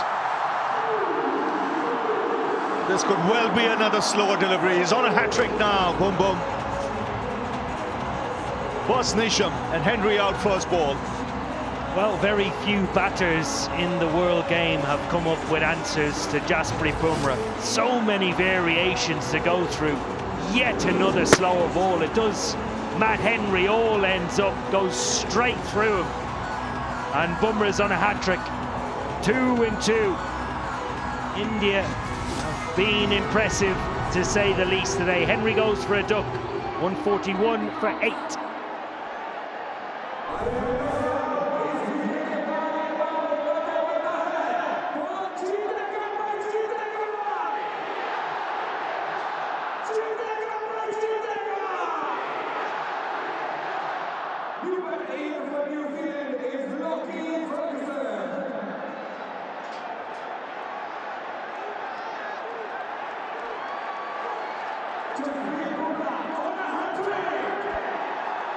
So on a hat-trick, no Indian bowler has taken a hat-trick in T20 World Cup. 2 slower deliveries hitting the stumps. Now on a hat-trick, Bumrah, and could this be another slow Yorker? Here he goes. Ferguson on strike. Oh, he keeps it out. Again, the loopy full-length delivery. Well, Neesham was the first to go. Then Henry, even when you know it's coming, the deception is in the action. It's great action on the ball, with dip. Brilliant. Brilliant to see the passion and support. There's such a special bowler.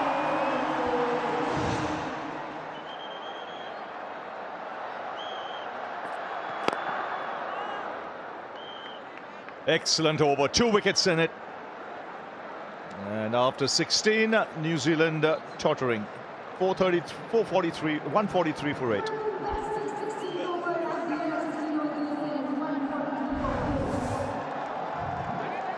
Well, the slow ball is working brilliantly. It has done throughout his career. It's the deception that Owen Morgan was just talking about. That wrist position, you think about opening a door handle.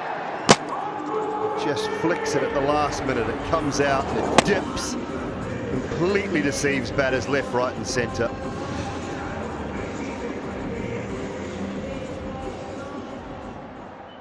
And if it doesn't pick up a wicket, it's very difficult to score from.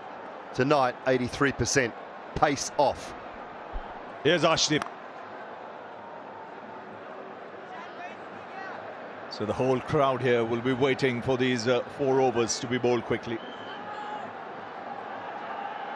And they've been simply dominating in this final. To win a final by this big a margin is a huge effort.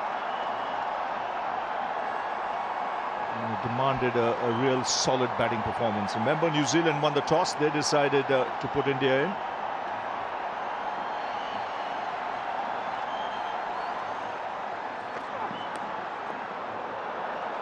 I think also that the ability to go back-to-back 250-plus scores batting first, that is seriously good from this Indian side. Yes, they bat deep, but I think what Rohit Sharma started and Surya's carried on, the presence of mind just to go, just to be aggressive and to stay within the game that you've been picked to play.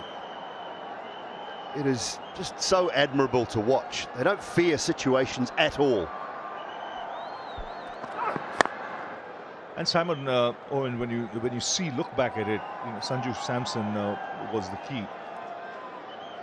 Without taking too many risks, just pure cricketing shots, he was blazing away. Certainly was. It's just such an intimidating side to play against. When you bat so deep, when you have somebody that embodies all the messaging that the captain and coach want everybody to play with, completely selfless in his nature, really does maximise the talent of the batting lineup without compromising the common goal.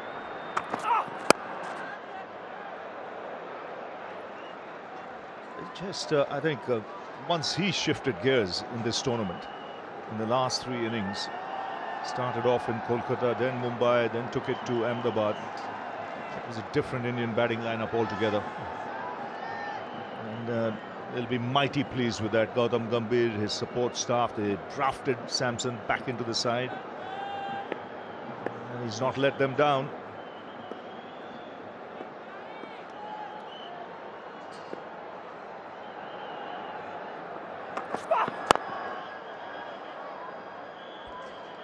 suppose the other thing we haven't spoken about, which we should acknowledge as well, the semi-final that both sides played in were very contrasting stories. New Zealand would have had a brilliant couple of days of rest. India, however, the mental drain of playing in such a tight, high-intensity game for long periods of time would have taken a lot out of them.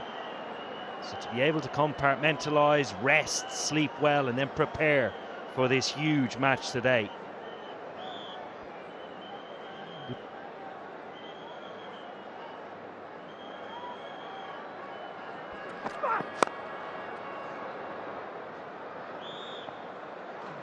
So he gets 4 for that. Toss. Game being watched by a capacity crowd.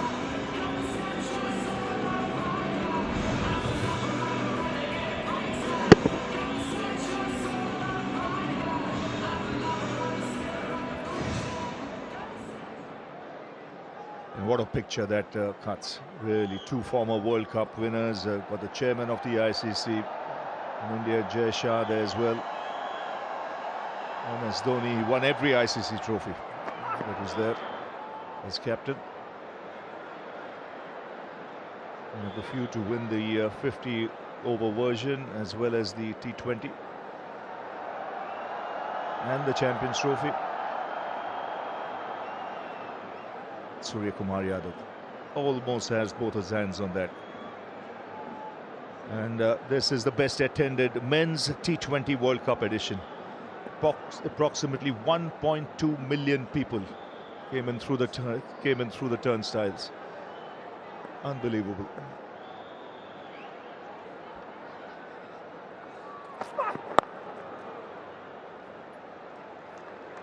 After 17, it's 152 for 8. And of the 17, New Zealand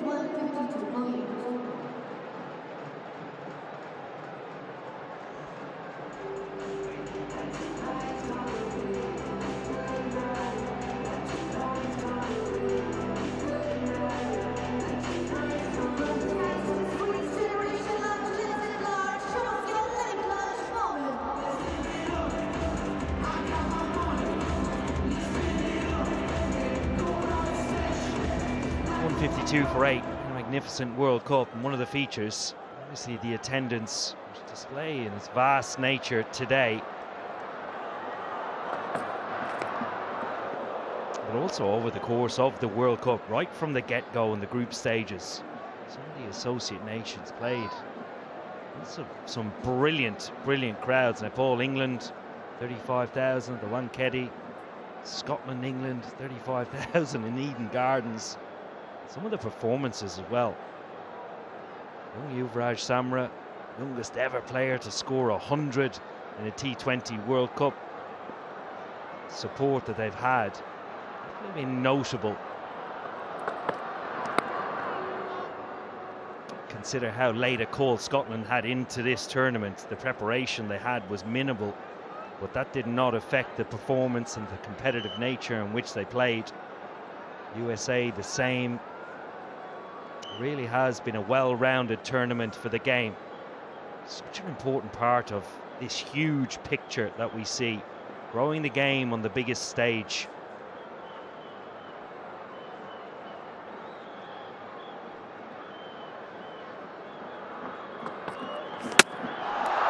That's it. He just makes a habit of it. Third time he's done it in the last 9 deliveries. Another one hitting the base of the middle and off stump. It's the captain this time, Santner, who has to depart. And this is the best figures by a pacer in a T20 World Cup final. His figures are 4 for 13 at the moment. You run out of superlatives to describe the genius that is Jasprit Bumrah. Time and time again he delivers. This time it's Santner. 152 for 9 as he goes for 43.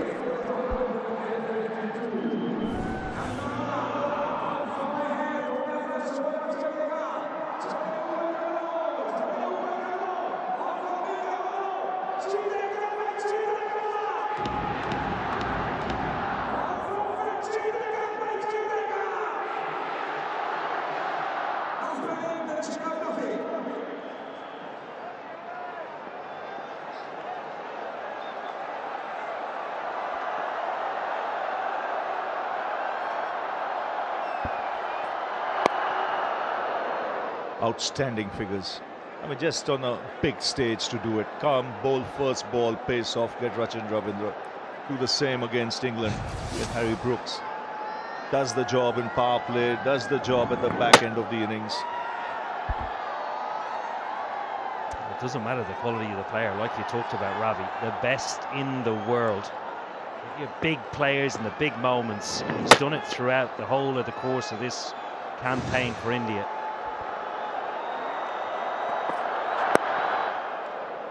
And what a night this has been for the hometown boys. Akshar Patel, local man, 3 wickets for him. He fielded brilliantly in the game against England in Mumbai, and now Jasprit Bumrah. He's had a fabulous tournament right through.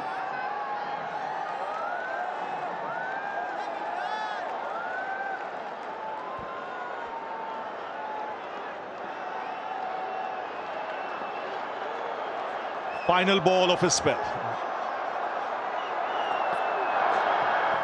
Oh, he misses the target this time.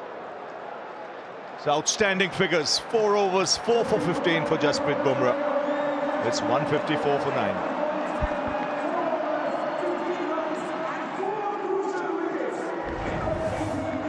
Well, it all started with Rachin Ravindra. Pace off, first ball, skied it. Really good catch from Ishan Kishan.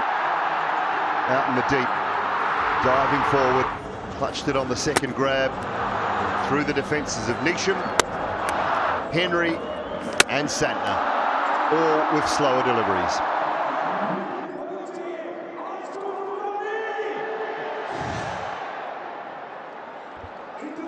So just 2 overs to go before India get their hands on the World Cup. New Zealand still 102 runs behind, so totally out of it. Abhishek Sharma gets an opportunity to roll his arm over. He came alive today with a half century. A fine innings at that. And Gautam Gambhir, he can now afford to smile. Come on, Gigi. He's trying. That was a smirk. Wasn't quite the full smile yet.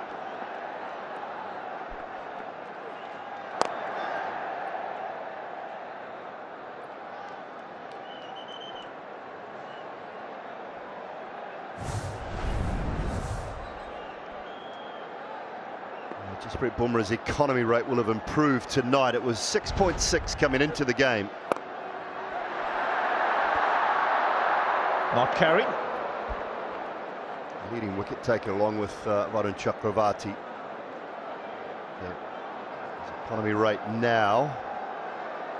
See Rajneesh just got his computer out. He's got his calculator out. He's trying to work it out.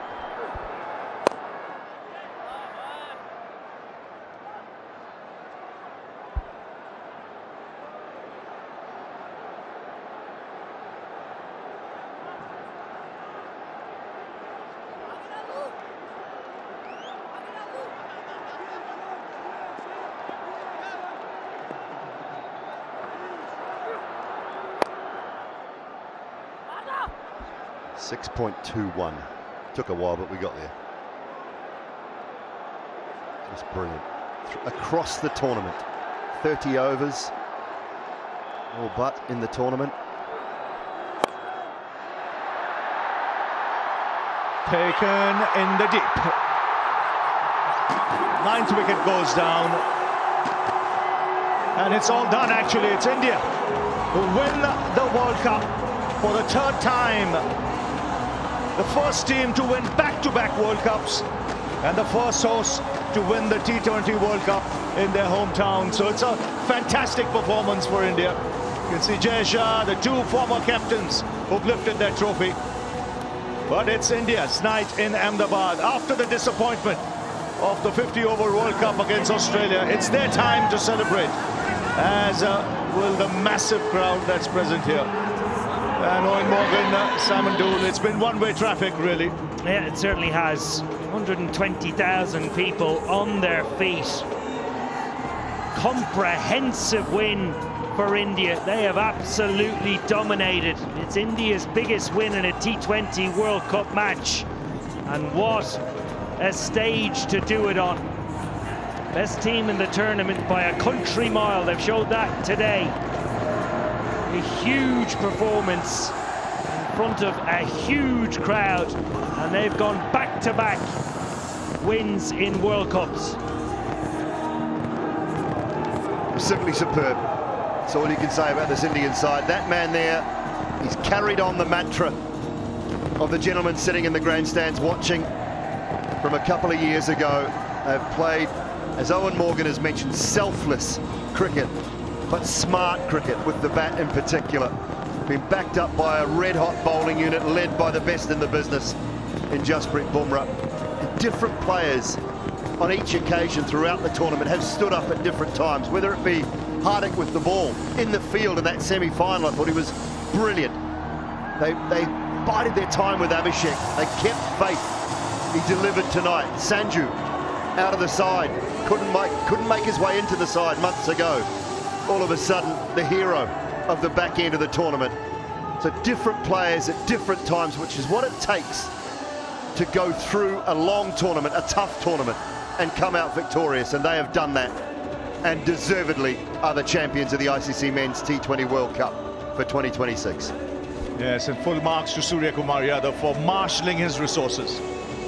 Really didn't put a foot wrong in the field today. He was bang on with his bowling changes, his field placements. He was proactive right through, and it's been a stunning performance, really. It's one of the biggest wins in a T20 final to lift the World Cup. Like I mentioned, the first team to win it at home and the first team to win it back-to-back. And since the turn of the century, it's 3 World Cups for India in this format of the game, more than any other team. And a full tribute to the players. They played as a unit. They were never dismissed in this T20 World Cup. This goes to show how well their batting did. And of course, Jasprit Bumrah was Jasprit Bumrah. He's the best bowler, fast bowler in the world across all formats. Here's another format to which he's dominated.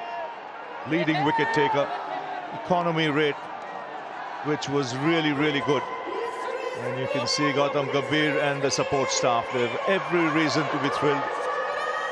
And it's been dominating and a very consistent Indian cricket team in this year's T20 World Cup. Just the one loss against South Africa, but that was enough to shake them. And they came out, especially today, all guns blazing right from the outset.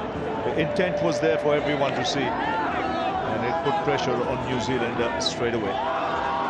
So the support staff delighted. Ishan Kishan there fielded extremely well, but man to man, they deserve to be champions of the world.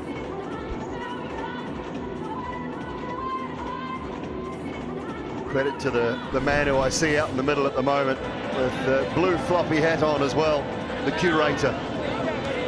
What a superb surface, befitting of a grand final of a tournament. Absolutely brilliant. Combination of the red and black soil. He left the right covering of grass on it, and it's played brilliantly. Winning moment for India. Just a little check, make sure it's okay, make sure I was inside the boundary. And they can celebrate, and celebrate they will, and rightly so. As you said, Ravi, just that one loss, which was enough to shake them up. And they've been superb since that moment. Man there, Sanju Samson, said throughout the back end of the tournament, he shone. There was many others that got them to this point along the way. So many have been brilliant throughout the tournament for Team India.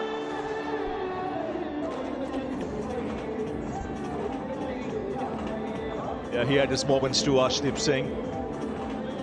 But it means a lot to the fans that have turned out here today. The sport is like religion in India, and when you keep winning in this fashion, it just increases the popularity of the sport. One mentioned when they won that World Cup in Barbados, you know, the monkey was off the back. You know, the pressure of not winning an ICC tournament for a long time, and you could just see it was a matter of time before they started winning World Cups on a pretty regular basis. Yep, such a proud cricketing nation. Not just men's game. On the 19s, the women's, complete dominance. Making the most of the proud cricketing nation that they are.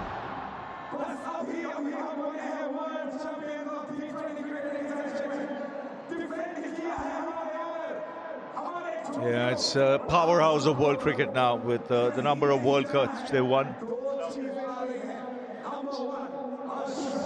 Time to go down, and you got Harsha and Danny down there. And I've got two extraordinary players with me, both of whom, when the moment came, were there for India. I'll start with you, Abhishek. Was there ever at any stage of feeling, why is this happening to me? Can I be there on the big day? I mean, of course, but the one thing was very clear. I wanted to share before as well, but today was the best day to, tell about this thing that the coach and the captain, they had the faith in me. And, even I was doubting myself because it wasn't easy tournament for me. I've never experienced this before, but still playing the first World Cup, everyone was so much into me that you're gonna win one game, one big game. So I was just, doing my process, but it wasn't that easy as a young player, or probably you just been 1 or 2 years in the Indian team and then, going through this phase. But I think I just love this team. The way they treated me in those days, I've never felt it before. And the two of you have such beautiful stories. Varun, you're a World Cup winner. Tell me about the feeling. Feels amazing. 2 back-to-back ICC trophies, and it feels very surreal. I'm very happy for Abhishek. He was able to score today, and he used to sit next to me, and we used to have good time. Yeah. Tell us about the conversations you used to have. We used to keep changing sets. We are like, what's happening? Nothing is working out for us, and finally we have won the cup. So everything is zeroed out. Yeah. You've had quite a journey yourself. How does it feel now to be standing up on something that must have been a dream for you? I mean, I've told you before as well, it wasn't that easy for me because going through the whole year, you've been doing well for the team, and especially on the big occasion, I wasn't able to do well. But the faith and the confidence, I think players and support staff and coaches showed on me. I think I got emotional in between the tournament as well, because if you see that I wanted to do really well in all the games probably, but I couldn't. But then I was like, I wanted to talk to coach or captain. They always wanted to come to me and just say one thing: you're gonna win us the big games. And I just wanted to wait for that day, and you can't ask for the better day for this. Well done, overjoyed for the two of you. Lucas, come here. No English, sir. Only Hindi coming. English finished. मैं आपके पास अभी 2 minute में आऊँगा. Let's go to Danny. He's got someone waiting. Yeah, World Cup winners, you're in this part of the world. You'll have to hop back, the rest of you. Get back. I want to talk to Shivam Dube. Now, Dubes, tell me about your role in the side, because normally you'd bat a bit higher, wouldn't you? So how was your mindset in thinking about how you're going to approach this new position in this Indian team? It was always there to hit some big sixes. That was my role since first day of this tournament. And yeah, sometime it happens. Some other batsmen are there when they go up. But yes, I always back myself and think that whenever I get opportunity, I will hit some sixes. What about this bowling? You're going to be developing more of your bowling? I have developed a lot, but yeah, I have not bowled this tournament. But yes, I'm going to come better next time. And what about tonight? I mean, a sea of people here. It's a great stage. Tonight, celebrating long on into the week. Definitely, it's one of the biggest stages today, and the crowd was amazing. This tournament belongs to the supporters of Indian cricket team. The pray, and I think we have got that love which supported us a lot in the bad situations. I think all credit goes to all the Indian cricket team supporters. Yeah, wonderful, well done. Washington, just wanted to ask you, I mean, didn't play as much you would have wanted, but have you been ever in a happier team environment? I mean, credit to all the support staff. I mean, they've been amazing throughout the tournament, and even before the tournament, the amount of work they've put in, every individual in the team has been amazing. I mean, it genuinely goes to everyone in the team, and it's an amazing feeling. I think it's an amazing feeling for everyone to be a part of these experiences. I'm sure there's more to come. We get so excited here. We've got to go back to Harsha Bhogle. मैं आपसे बात करने ही वाला था, आप दौड़े चले गए कहीं? कुछ नहीं, बस मिचेल को सॉरी बोलने गया था. थ्रो ज़्यादा रिवर्स स्विंग हो गया मेरा और उसके बॉडी पे लग गया, तो उसके लिए उसे बोला कि इंटेंशनली नहीं मारा मैंने. 2 वर्ल्ड कप हासिल कर लिया आपने, उसमें इसमें कुछ वैसा ही इमोशन है? इमोशन I'd say पता नहीं कैसा है सर, अभी जीत रहे हैं तो बढ़िया लग रहा है, लेकिन 2-4 दिन में पता लगेगा जब इमोशन सिंक इन करेंगे कैसा फील हो रहा है। एंड बहुत ही बेहतरीन टीम है, सब मैच विनर्स है टीम में, तो बिलीव था शुरू से कि अच्छा परफॉर्म करेंगे एंड रिजल्ट इज क्या होता है वो टॉपिंग ऑन द केक। 250 की बात होती है हर वक्त, लेकिन बॉलरों के बगैर तो होता नहीं है मैच। बॉलरों की क्या भूमिका होती है ऐसे टीम में? बॉलरों की यही भूमिका है कि अगर 250 बैट्समैन बना रहे हैं तो आपको 250 से कम में रोकना है उनको, बस ये भूमिका रखी है हमने। एंड अगर बॉलिंग फर्स्ट करे तो जितने कम पे रोक सके एंड बैटर्स को मौका दे खुल के खेलने का। आज रील कौन सा बन रहा है? अभी फ़ोन लेके आऊँगा, ऊपर से 10-15 सोची हुई हैं, देखते हैं कितनी बनती हैं। लेकिन बहुत खूब बेटे, बहुत मज़ा आया and congratulations. Thank you so much. Let's go back to Danny. Yeah, it's as you can imagine, it's very full on down here. Tilak, again, tell us the vibe within this plan of yours, playing for India.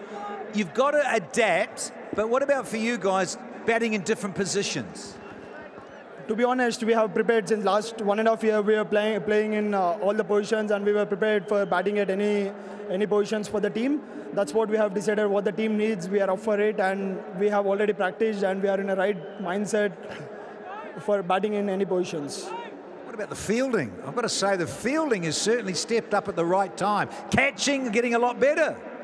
You know, actually, I would not say whenever the team needed, the boys always stand up for in the fielding, especially when you see in the semi-final game against England, the way Akshar took the catches and the way we have fielded. And today also, I would not say the best fielding, but still we have took some good catches in the end. Me and Ishan have got good fielding today. So yeah, end of the day, we are happy that we won the final. Only March the 8th. A certain franchise T20 tournament is at the end of the month. We're partying. What's going to happen in Bollywood for the next couple of weeks? Absolutely. Next couple of days will be a big party with the boys. We have decided after the final we're going to do a big party, and we'll take a couple of rest and we'll be back again in the IPL. I'll see you there. Well done.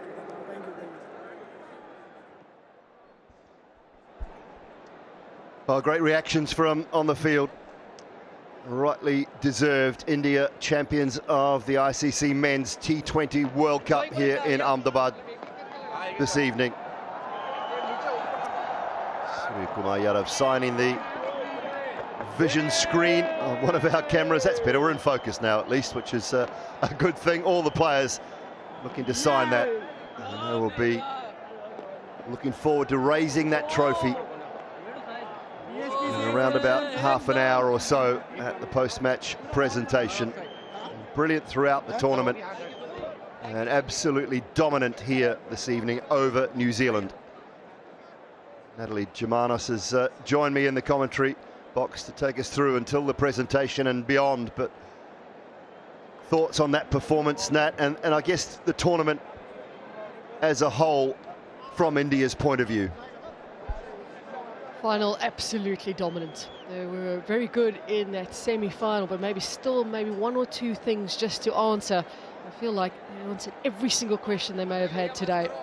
They were absolutely brilliant today, 100% dominant. From a batting perspective, it was a little up and down for India at the beginning of the tournament. Struggled with the opening partnership in particular. There was one or two players that got them through. Bowling never really was much of a question, especially when you've got the likes of Bumrah, of course. Arshdeep Singh's been good. Hardik Pandya has been very good with the ball. Thought he's read the conditions well. Lengths have been good as well. So for me, I think they answered every single question they would have had in this final. Confirmation then of what happened in the chase for New Zealand. They had an opening partnership that may have given them a little bit of hope, but unfortunately for them, when Allen was dismissed, it just was a bit of a procession of wickets from then on. 52 from Seifert, that makes him the fourth player to have a half century in a semi-final and a final of a T20 World Cup, but nowhere near enough. Santner, well, it was more about survival towards the end. Unfortunately, nowhere near the title.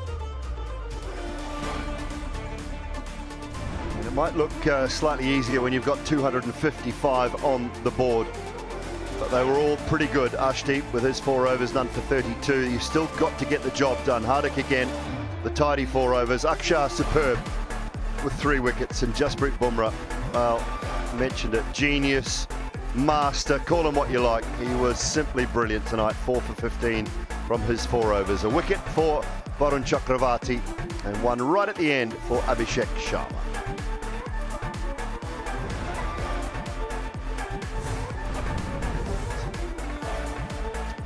Two for 3 in the power play. New Zealand lost 3 wickets again, 7 to 14, and then another couple, 15 to 17. Wickets just kept tumbling, and they could not get anywhere near the run rate required that India had set, which was a mammoth task.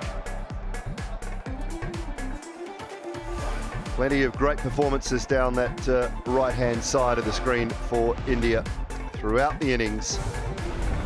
It was all on the back of that 255 for 5. Sanju Samson with 89, Ishan Kishan, Abhishek Sharma both half centuries, and then Shivam Dube 26 not out of 8 deliveries.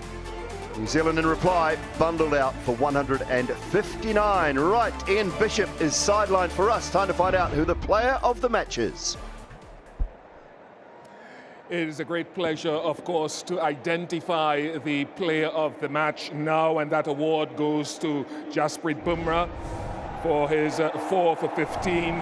And to present Jasprit with his award, Mr. Abdul Rahman Al Takur, Managing Director, Aramco Asia, India, will present Jasprit with his medal.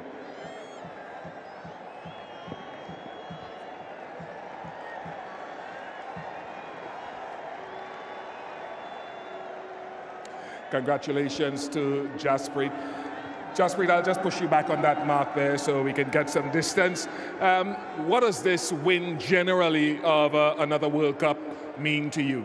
Feels extremely special because I've played one final at my home venue and couldn't win that one, but this one feels really special. I was really motivated. I was really clear. I knew what I wanted to do. The wicket was a flat one, so I've played all my cricket here, so I used all my experience. Today was a wonderful day where all the execution went as per plan. So yeah, really happy, really grateful. God is really kind. From a tournament perspective, you bowl some of the toughest overs to start, occasionally in the middle and at the back end. Give us an insight into your mindset and your character and your planning in approaching this. So before this tournament, I was in that zone where I felt I was trying too hard because I was bowling really well, but some way or the other, I was feeling that maybe I'm trying too hard. But in this format, I let the game come to me. I was clear. I used to prepare and then read the situation and believe in myself. That is what I tried to do in this tournament, and it worked really well for me. So yeah, my individual assessment of my game has always been my strength. So yeah, couldn't be really happy. I couldn't be special than this to win man of the match here, World Cup final, started my cricket here. Doesn't get better than this. And to top that off with your best figures in T20Is, that must be the icing. That I was not aware of, but really happy to close off on the win. Yeah, with regards to your slower ball and when you bowl it, you got Harry Brook with the first ball of your spell. You got another wicket today with the first ball, Rachin Ravindra. What is it that I suppose dictates when you use that? Because of the experience, because I've played on belters over here. I have also seen the other team, how they were bowling. I have learned over here when you are trying to bowl too fast, it gets easier, shot making gets easier, sometimes the ball gets on. So keep being smart, keep changing your pace, and expecting what the batsman is trying to do. So all of these things really help you, and clarity while execution also helps. Just a final word on the rest of the bowling group that operated around you and you leading them. Oh, it was really wonderful. Everybody is very clear. Whenever we've discussed, they always come up with their options. And whenever there's some communication that is to be needed, we always did that. We kept calm. We were never panicking. Even if sometimes in the tournament, the games got close, like the last one, we never panicked. We always felt that we'll keep our head above the water and try to hold our nerve. Teams that do that win the tournament, and we're very happy that we did it. And good grief, you say you know this ground well, but this crowd here must be special. It's really, really special. The crowd was really brilliant. They were behind us. They supported us throughout, and yeah, really, really happy and really thankful for all the support. Thank you very much for your time and congratulations. Cheers. Thank you. Jasprit Bumrah there, so very exciting as a prospect, and I suppose we've got much more coming to you now because we've got the player of the tournament, and that award goes to Sanju Samson who scored 3 consecutive half-centuries. And Sanju will collect his awards again from Mr. Abdul Rahman Al Tukir, Managing Director, Aramco Asia, India. Over 320 runs at an average of 80, a strike rate of nearly 200 for Sanju Samson. Sanju, what does this moment feel like for you? It feels like a dream. Actually, very, very happy, very grateful. Out of words, out of emotions. I'm just going through it, so feels a bit surreal. And to come up with these performances in what was a virtual quarter-final against the West Indies, then a semi-final half-century, and the final here today, the biggest stage of them all. Thought process? To be very honest, I think, sir, this started 1 to 2 years before. When I was with the 2024 World Cup winning team in West Indies, I couldn't play a game. I kept on visualizing, I kept on dreaming, I kept on working. This is exactly what I wanted to do then. I thought I need to put in so much of work that this is exactly what I wanted to achieve. And by God's grace, I think today things have turned around. I think right after the New Zealand series, I was broke. I was completely out of my mind. I was like, okay, my dreams have shattered. Okay, what else can I do? But God had different plans. I think I suddenly came back into the crucial games and I did what I could for my country. So I think I'm very proud and very happy that I was courageous enough to dream about it. And actually, things have turned up so nicely for me. So very grateful. And the conditions out there and your stroke play, what pleased you on reflection now about the way that you batted out there today? Yes, sir. I think to be very honest, a lot of guidance and suggestions from our senior players in the former Indian team have really reached out to me and they tried to help me out. But I think from last couple of months, I think I hope I can share it here. I think I have been in constant touch with Sachin sir. I think Sachin Tendulkar sir, I think when I was sitting outside in Australia, I was not playing a game. So I thought about, okay, what is the mindset required of now? So I reached out to sir and I had huge, big conversations with him. And right yesterday also, he called me up to check how am I feeling. So I think getting a guidance from someone like him, what more can I ask for? I think that clarity, that game preparation, that game awareness, that game sense, I think I'm very grateful for everyone who supported me. And this takes you forward now. Are there more things that Sanju Samson wants to achieve finally? Yeah, sir, I think, but this itself is very big for me. Right. I need to enjoy it right now, and then I think after a few days, we'll figure out what next to do. Thank you very much for your time, Sanju. Thank you Congratulations so much, on your excellence. Thank you. Brilliant from Jasprit Bumrah in tonight's match and from Sanju Samson throughout the back end of the tournament as well. Your player of the tournament and your player of the match for tonight in Sanju Samson and Jasprit Bumrah. India have been successful in defending their ICC Men's T20 World Cup. They've gone back-to-back in the Caribbean and here at home in India.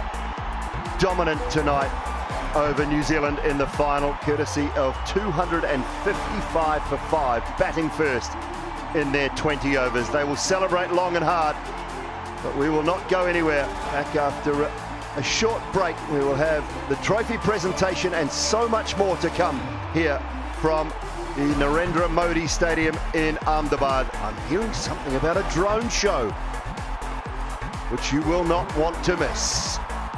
And as Surya Kumar Yadav lifts the trophy, there will be celebrations across this magnificent country.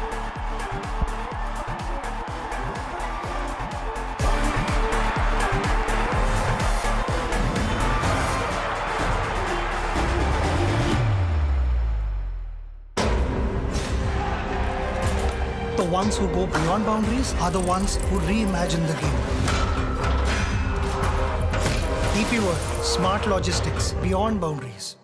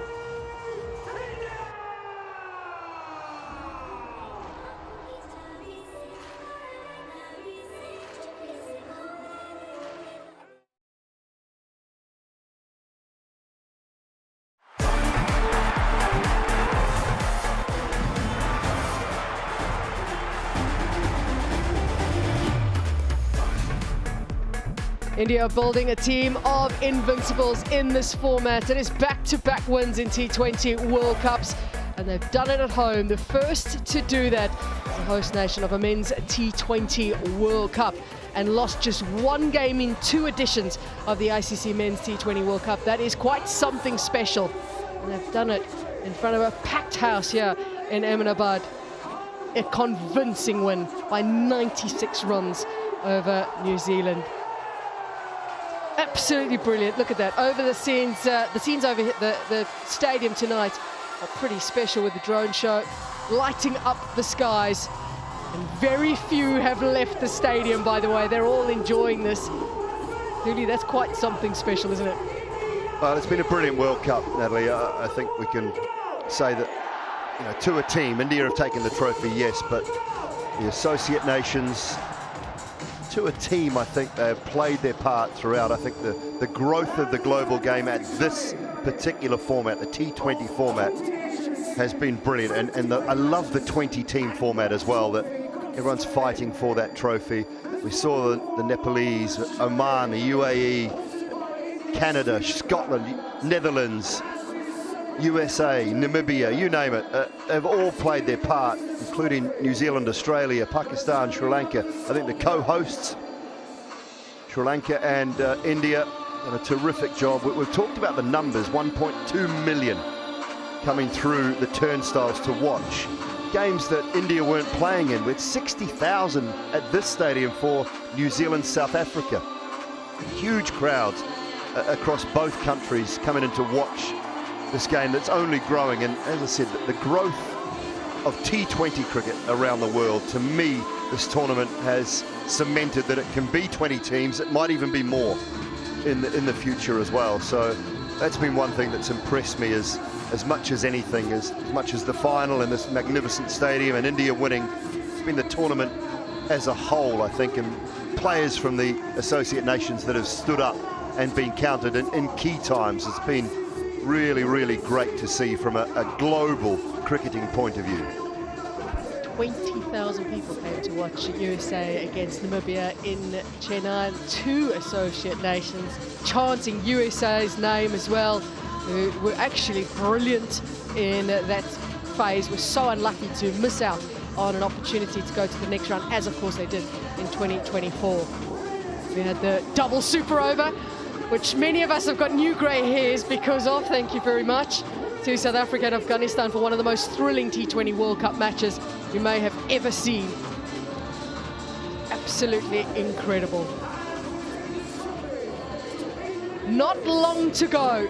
We celebrated 100 days to go to the ICC Women's T20 World Cup, which will be hosted in England later on this year, starting on the 12th of June, all the way through to the 5th of July. Also a new format, welcoming 12 teams this time around, and first-timers, the Netherlands, have qualified as well. It'll be 2 groups of 6, and then the top 2 from each group go through to the semi-finals and the final. So 12 teams this time around, definitely something to look forward to in England for the ICC Women's T20 World Cup. And it starts with England taking on Sri Lanka in Edgbaston. What a wonderful ground that is as well to welcome the Women's ICC T20 World Cup 2026. India have never won it. The closest they've come is 2020 when they made the finals, but they have just won the ICC Women's Cricket World Cup, the 50-over format. New Zealand are the current champions, and they are first-time winners as well in the ICC Women's T20 World Cup. Australia have dominated the tournament, along with England having won a few editions as well, and West Indies the one in 2016.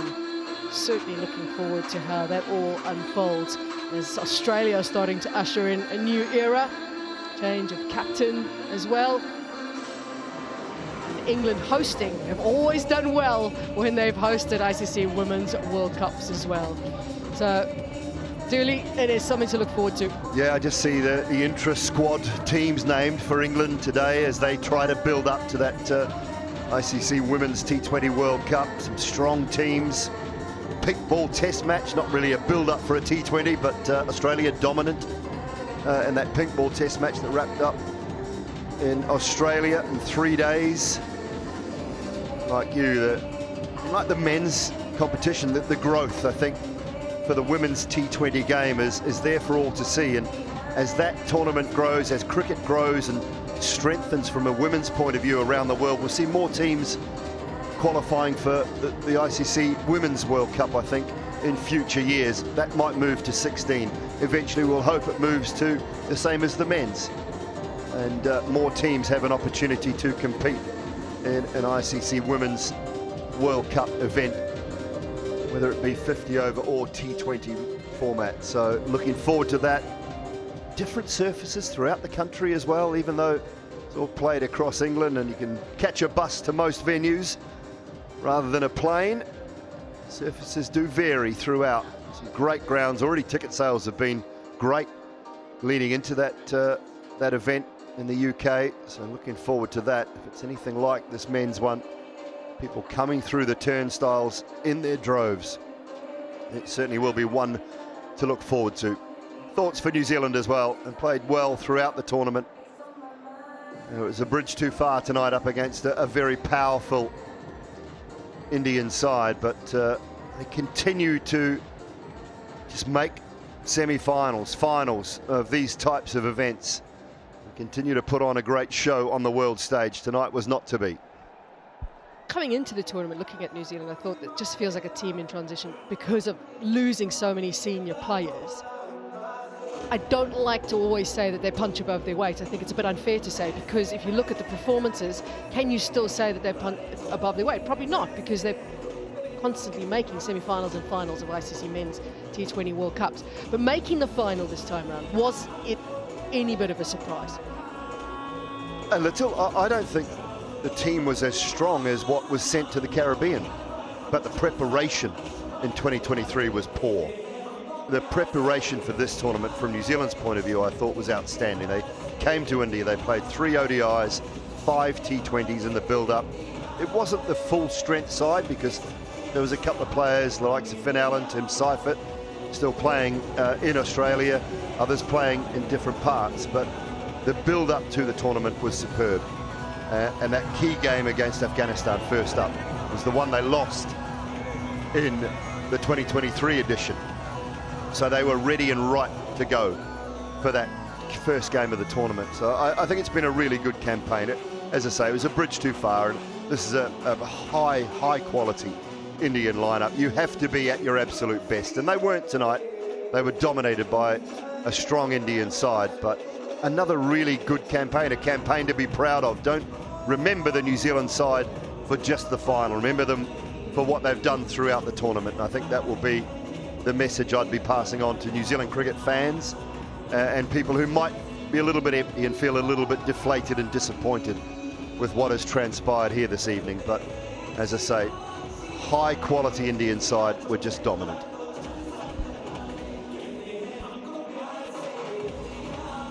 Had some standout performers through the tournament, and let's have a look back at some of those stars.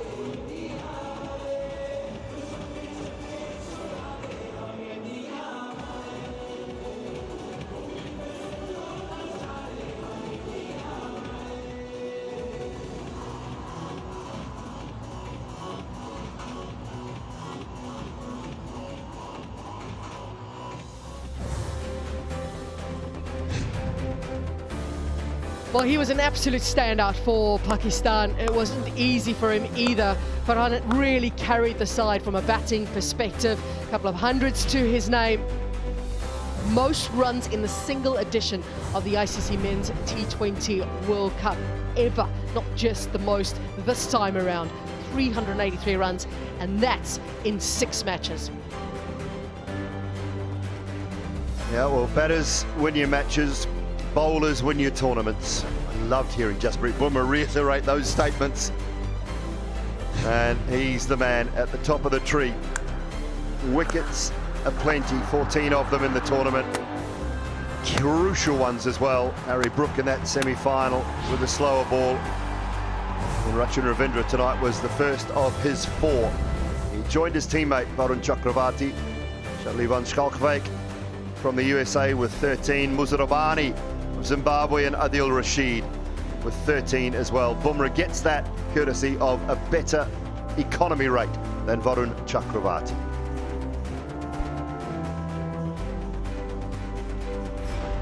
Just some days where certain batters will stand out, and this is someone to watch out for in the future. He's 19 years of age. Yuvraj Samra, absolutely brilliant in this innings. He just showed how much talent he obviously has. Someone you hope that Canada really nurture. Top scorer from an individual perspective in the tournament. An absolute standout. If you watch that innings back, it was really special, and against a side that made the final as well. Yeah, most impressive in that match against New Zealand, Raj Samra. Mario Shepherd, top of the tree with the best bowling performance as far as wickets taken in the tournament, with a 5 for, including a hat-trick against Scotland. 5 for 20 for the West Indian all-rounder. Junaid Siddiqui up against Canada with 5 for 35. Mohammad Nabi, Andrew Ellis of Australia, and Jasprit Bumrah in the final. 4 for 15 for him. Best figures of the ICC Men's T20 World Cup for 2026. So much will be spoken about the boundary hitting and the prowess and power of Sanju Samson. He's hit the most sixes in the tournament, and he didn't play all the games either. And it's the most sixes in a single edition of the ICC Men's T20 World Cup as well. 24 of them. And tonight was extra special for me because he just made it look so easy here in a final. Of course, was brilliant in that semi-final, but tonight for me a real standout, and not too surprising that the likes of Allen and Hetmeyer on that list as well. For those who prefer to keep the ball along the ground, Sabzara Farhan, leading run scorer and the leading amount of 4s in the tournament as well for Pakistan top order player.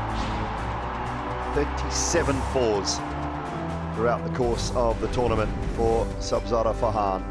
Tim Seifert, Ishan Kishan, Brian Bennett and Aidan Markram will round out the list of the most 4s for the tournament. We've used a few cliches already, Dooley.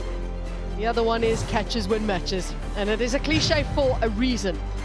This man makes most of them look very easy. That'll be very simple for him, of course, but he just gets himself into excellent positions, and they are crucial catches. That was certainly one of his best, and it's not surprising that he is top of that list. He always fields in hot spots as well, in some of the toughest positions, and in the end picked up 11 catches in the tournament.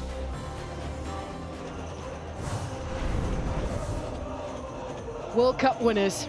India kicked things off in South Africa. The inaugural tournament it was of the ICC Men's T20 World Cup. And they sent a young side to South Africa and won that inaugural tournament. And as you can see, nobody else has done it back-to-back. The West Indies did it in 2012 and 2016, but separated by Sri Lanka. It happened in 2014. Asif Malinga was the leading captain there. Australia winning their first ICC Men's T20 World Cup under the captaincy of Aaron Finch, and that was in 2021, which happened out in the UAE. And now India become the first team to go back-to-back and the first team to win at home, under Rohit Sharma first and then Surya Kumar Yadav.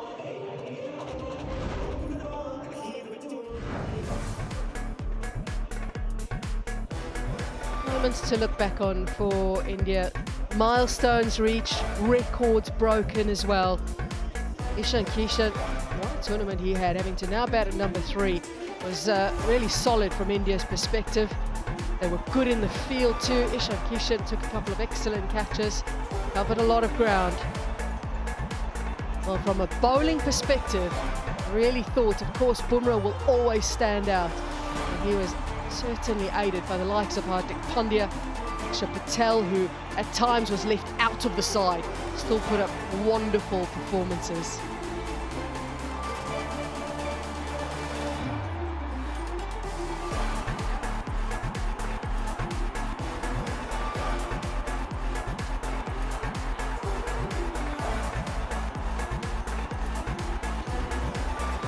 How happy must he be at the moment, Surya Kumar Yadav, leading his side to a trophy. Yeah, and I think that respect there as well, it was under the captaincy of Rohit Sharma in that 23 edition and in the Caribbean. He's taken on the mantra that Rohit left as far as the positivity, I think, that they want to play with now, India, that the fearless nature of cricket, the selfless nature of the way they go about things. It's not reckless, just they have a belief, they have an enormous belief in their ability to continue to go hard, go after the bowlers. They bat a long way down. We've seen instances where Shivam Dube or Rinku Singh, when he played a couple of games, they've got depth in batting. It means they can afford to be aggressive at the top of the order. I mean, they carried Abhishek Sharma through a huge part of the tournament, but they have ability to do that because they are such a good side and others stood up. Back into the tournament, we've talked about Sanju Samson, Ishan Kishan at different times, the captain himself. Even tonight, he felt that he might need a few deliveries to get into his innings. I'll send Hardik Pandya in ahead of me. Shivam Dube comes in, faces just 8 balls, blast 4 out of the park. So they have that ability and that belief now, and something that I think the IPL has done for so many of the young Indian players, has given them that ability to play on a massive stage, regular occasions, and continue to put performances on the board and not feel pressure. And I don't think they felt pressure, they just enjoyed the occasion this evening. Yeah, you mentioned the one name of Shivam Dube. I feel he was a bit underrated in many ways, and what he added to the team, he added a balance to the side and had a couple of good performances as well. Happy moments for India as they make their mark in history.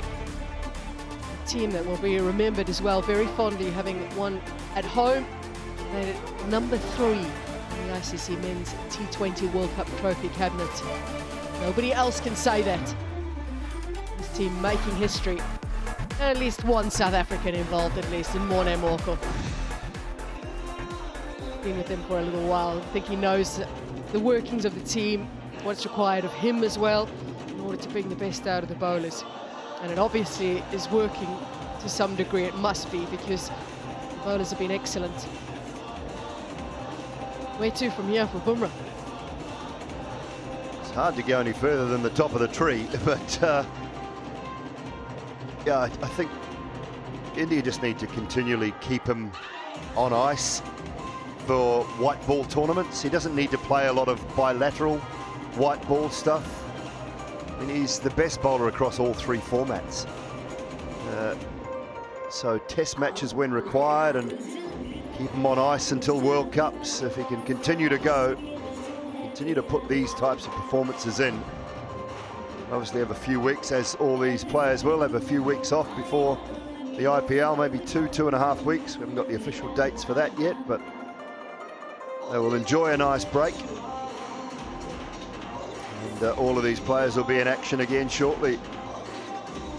Ishan Kishan saying, maybe could I have got player of the match for my catching and my runs. 28th of March, they'll all be back in action. Maybe they'll enjoy celebration for a few days yet. Hardik Pandya looks like he's ready to go, ready to celebrate, as they fully deserve as well. One thing they do talk about often in interviews is the backroom staff and the job that all of the support staff, everyone underneath Gautam Gambhir do. You mentioned Morne Morkel, Ryan Tendulkar, plenty of others involved in that backroom staff that have a huge role to play in this Indian side. And the players, to a man, they always mention who they are and how much of a part and a role they have to play in the success of this Indian side, and what it means to them as well. It will be a huge thing as the players talk about what they do for their team and what they do to get them ready for these types of situations and games. How worried would have India been after the loss to South Africa? I think sometimes you don't want it, but sometimes you need it just to wake you up again and remind you that it's not going to be plain sailing. It's not going to be that easy. We have to take every game and treat it with the utmost respect, no matter who we are playing against. Yes, South Africa were brilliant. They were a terrific opposition. They were the side of the group stages. They just faltered at the semi-final stage, but nothing away from what they provided throughout the tournament. But it would have lifted India as far as saying, we have to be on it. We have to be up and ready for every game. There is no one in this tournament that we can afford to take lightly, take the foot off the pedal at all for a moment, and you'll be behind the 8 ball, you'll be behind the game. From that time, although England pushed them and they were a couple of boundaries away in that semi-final, you always felt like India had that game in the bag, and they come here tonight and just absolutely obliterate a New Zealand side that has played some good cricket throughout the tournament. So yeah, they would have been worried to an extent, but it would have just woken them up to say, you know what, we need to be back on it, and we need to make sure we are. Why have teams struggled to win when hosting? Why are they the first team to quit? Pressure of playing at home, expectation of your home crowd. Everybody looks at you and thinks you've probably got a slightly easier run without having to travel too much, although India travelled the country. They travelled everywhere, travelled to Sri Lanka. So they had as tough a road as anyone in the tournament as far as a host nation is concerned. Those teams who stayed in Sri Lanka probably had an easier run of things. They haven't done it on the back of an easy travel schedule whatsoever. It has been, you know, they try to please everyone around this massive country of India by taking a game to each province or each state. So they've had a pretty hectic travel schedule throughout the tournament, and they've prospered. So the pressure of playing in India at home, I think, is probably as great, if not greater, than playing anywhere at home in the world.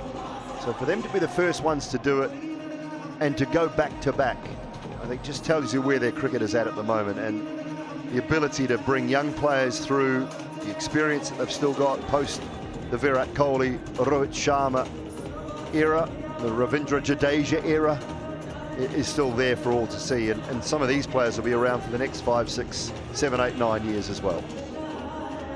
It's that fearlessness, isn't it? It just looks so fearless tonight. I don't know that New Zealand got things right in that power play in particular, but the way India approached that power play was really something to behold, and something for other teams to learn from as well, if they are going to keep up with how India plays the game.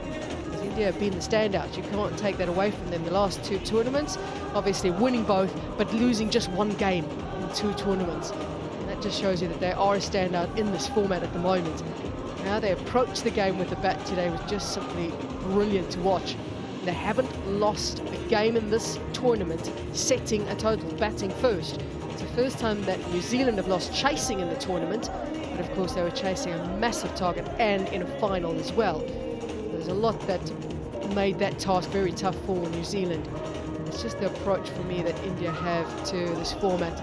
It just shows, one, a faith in everybody within the side, just that fearlessness. But if I happen to fail, there is somebody who will pick it up, and that's not to say they're not taking responsibility, but it's just a faith and feel that they have in each other. Yeah, and came into the tournament, I think many people were asked, many of us pundits were asked about a leading run scorer, and a lot chose Abhishek Sharma for that sort of leading run scorer in the tournament. I thought, you think who's going to go deep into the tournament? Who's going to make the semi-final? Probably the final. You think India, so you think Abhishek Sharma. His form in the last 12 months has been unbelievable. But he found a way to get out on a regular basis, and maybe this is the reinvigoration, the unearthing of the real Sanju Samson. He's a player that we've all seen for many, many years, and in local IPL, he's promised so much. He always looks $1 million when he plays his shots, when he walks out the bat. He finds a way to get out. In the last 3 games in particular, he's been brilliant. He carried that batting unit, simply superb. Maybe this is the rebirth of Sanju Samson 2.0, and his career might kick on from here as well. Of course, they had to make a late change as well, with Harshit Rana being injured too, and he would have been a big part of this lineup for them. That sort of had to fill that hole a little bit as well. And no team wants to have any injuries, obviously, but it does happen. And going into a tournament, you have a 15 in mind, and then when you've got to replace a player, it can cause massive holes. And yeah, they've got so much depth that they were able to plug that hole pretty easily in the end. It didn't make too much of a difference, even though it certainly would have been missed. I'm sure done well within the tournament. It's always sad to lose players through to injury. It's a man that probably don't talk about enough, Arshdeep Singh, as to how what he obviously gives a lot of support, whether he opens with Hardik Pandya or even with Jasprit Bumrah. At times he's open with him as well, and he bowls at the toughest times. Gives them the option, obviously, of that natural variation of the left arm. I thought Arshdeep Singh was also very good in the tournament. Yeah, and you mentioned his name a little while ago, but one of the unsung heroes of this Indian outfit is Akshar Patel. Fielding-wise, he will never let you down in the field, but if he's asked to go up the order and bat higher or bowl the tough overs in the power play, he's always there and always prepared to do it. He is one of the better all-rounders in world cricket. Vice-captaincy role sits well with him. Vastly experienced. At times it just goes under the radar as far as the mentions are concerned. 3 wickets tonight. I think that catch in the semi-final, was it Salt? Running back over his head. Would have been the Harry Brook one. It was just phenomenal. As I say, he's a gun in the field. He'll never ever let you down with ball in hand. And if he's asked to do any sort of a job with the bat, he will do that as well. So, times, I wouldn't say he goes forgotten, but a little bit unmentioned, Akshar Patel. To me, he's one of the unsung heroes of this outfit. Not the only one. Obviously, we don't know what happens in the background, but you just feel like from a leadership perspective, he's there. We spoke about the fact that he's vice-captain and also has that captaincy experience from the IPL too, but just a leader that definitely would have helped out Surya Kumar Yadav as well.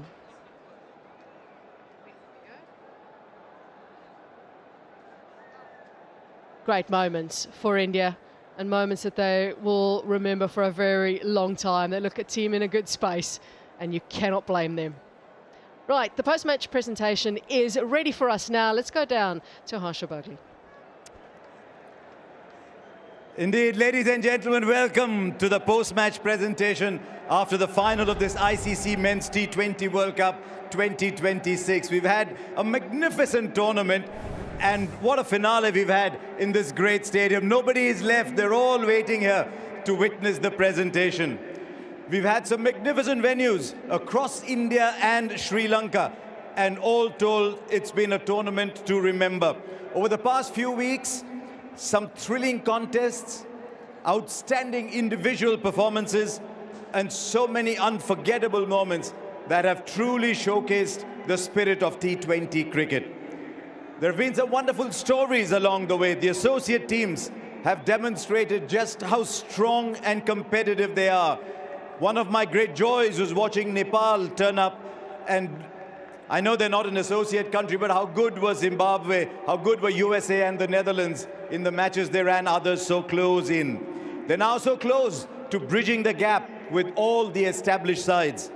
The tournament has also set new benchmarks off the field, becoming the best attended ICC Men's T20 World Cup in history, with 1.2 million fans in attendance across the course of this event, while also registering a world record 72 million concurrent streams, setting a new milestone in the history of our sport on Jio Hotstar.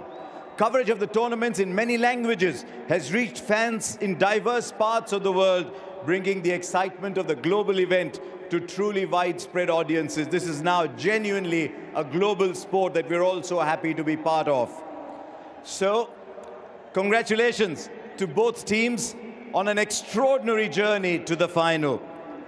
Your skill, your determination and your passion have captivated fans around the world and helped make this tournament a truly spectacular celebration of the game.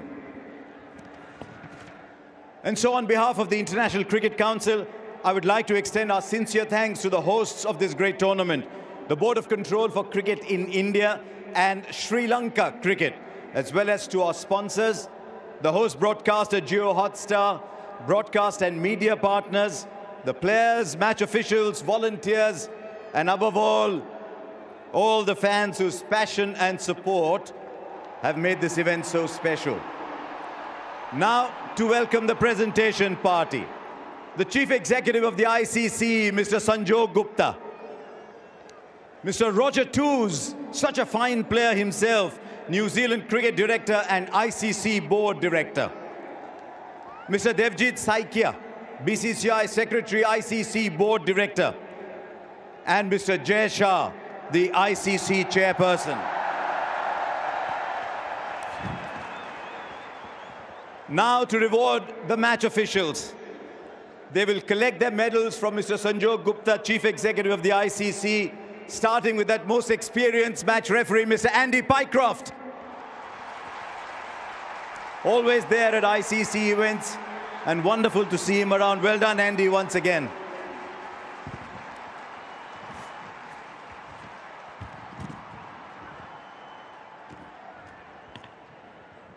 Our on-field umpires today, Alex Worf. And alongside him, someone who's been such an integral part of so many World Cups as player and umpire, Richard Illingworth.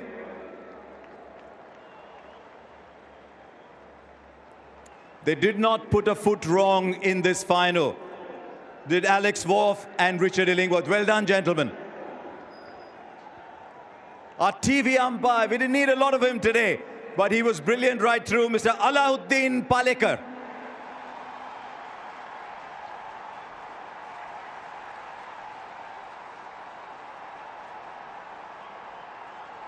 And now the fourth umpire, Mr. Adrian Holstock.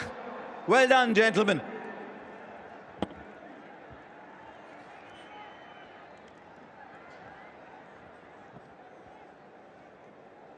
It's now time to honor those that came so close, played magnificently right through this tournament. They played with great skill, with determination, and they are one of the most popular teams across the world, and dare I say, certainly here in India. Congratulations, New Zealand. Thank you very much. You have been absolutely magnificent. And you can hear that from this warm round of applause that you're getting here. Well done.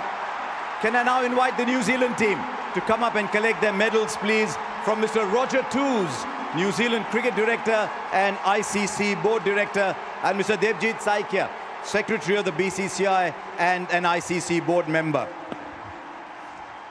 Let's start with the mighty Finn Allen. 100 not out from 33 balls in the semi-final. What a player. Mark Chapman.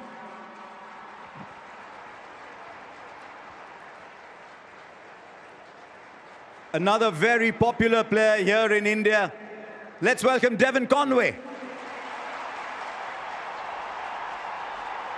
One of the players of 2025 across world cricket, Jacob Duffy.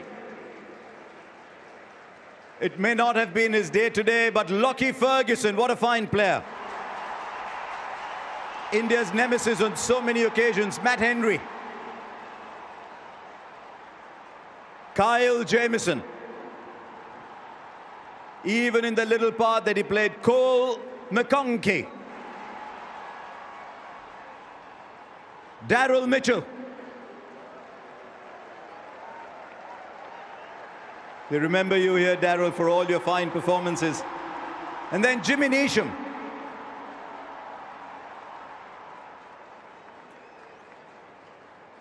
The man who makes you think every ball is close by to him, Glenn Phillips.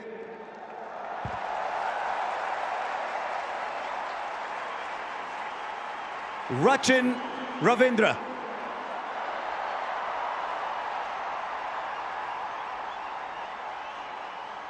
Another gun player, Tim Seifert.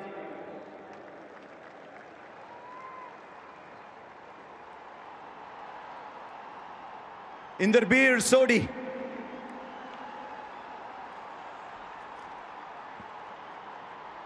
And the captain and such a fine player for New Zealand and across the world, Mitchell Santner.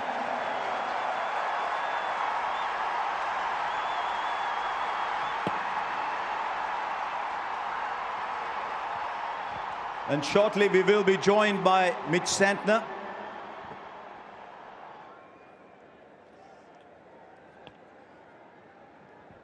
Come along, Mitch. It's a difficult time to do this interview, but you can be so proud of what you achieved. What are your thoughts just now?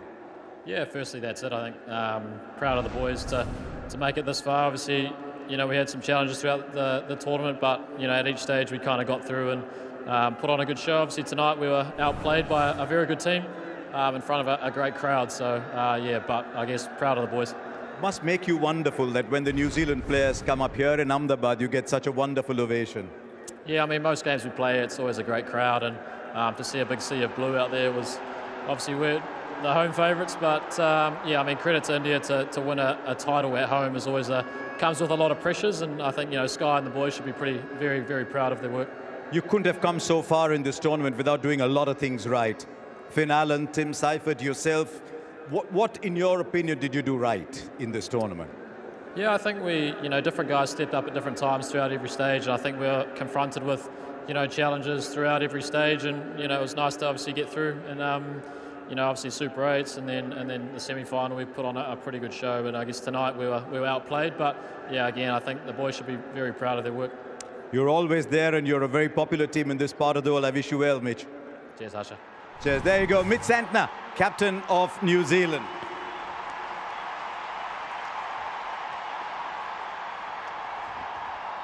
It's time now to celebrate the champions. Can I invite the victorious Indian team to come forward and receive their medals from Mr. Jay Shah, ICC chairperson. A magnificent performance today. Many congratulations, and let's get them one by one. There'll be a huge cheer for this one. The magician, Jasprit Bumrah.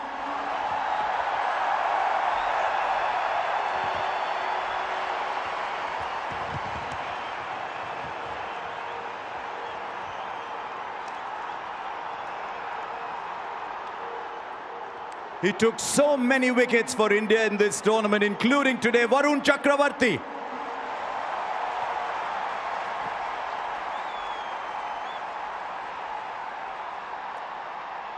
Always there at the end, the giant Shivam Dube.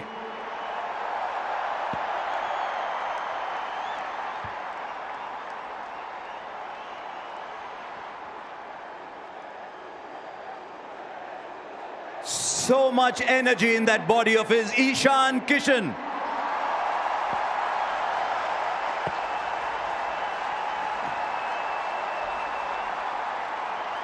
Always there whenever India needed him. Hardik Pandya.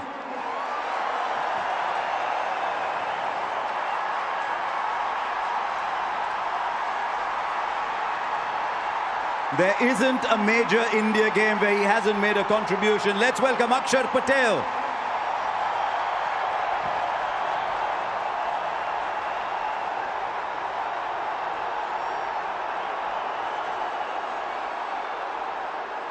In many ways, the story of this tournament, Sanju Samson.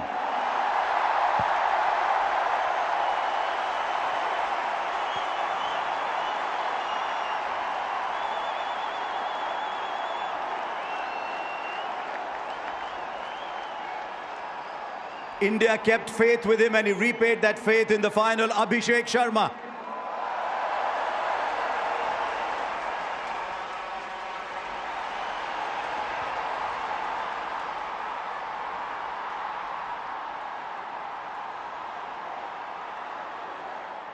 He came in at very short notice and made an impact in the match that he played. Mohammad Siraj.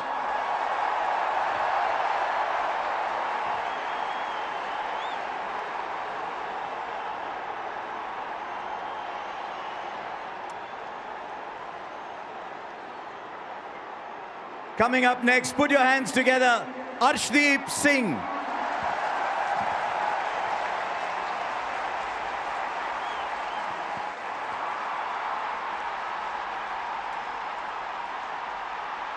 Always there in the field, Rinku Singh.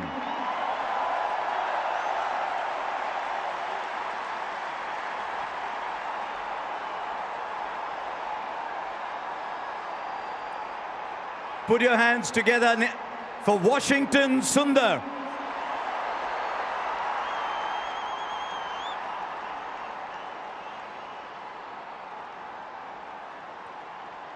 He bats wherever you ask him to. Tilak Varma.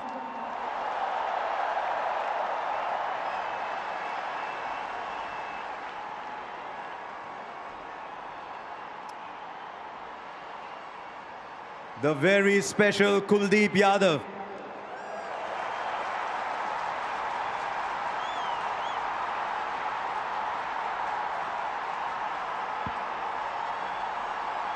And finally, his moment as much as anybody else's, the captain, Surya Kumar Yadav.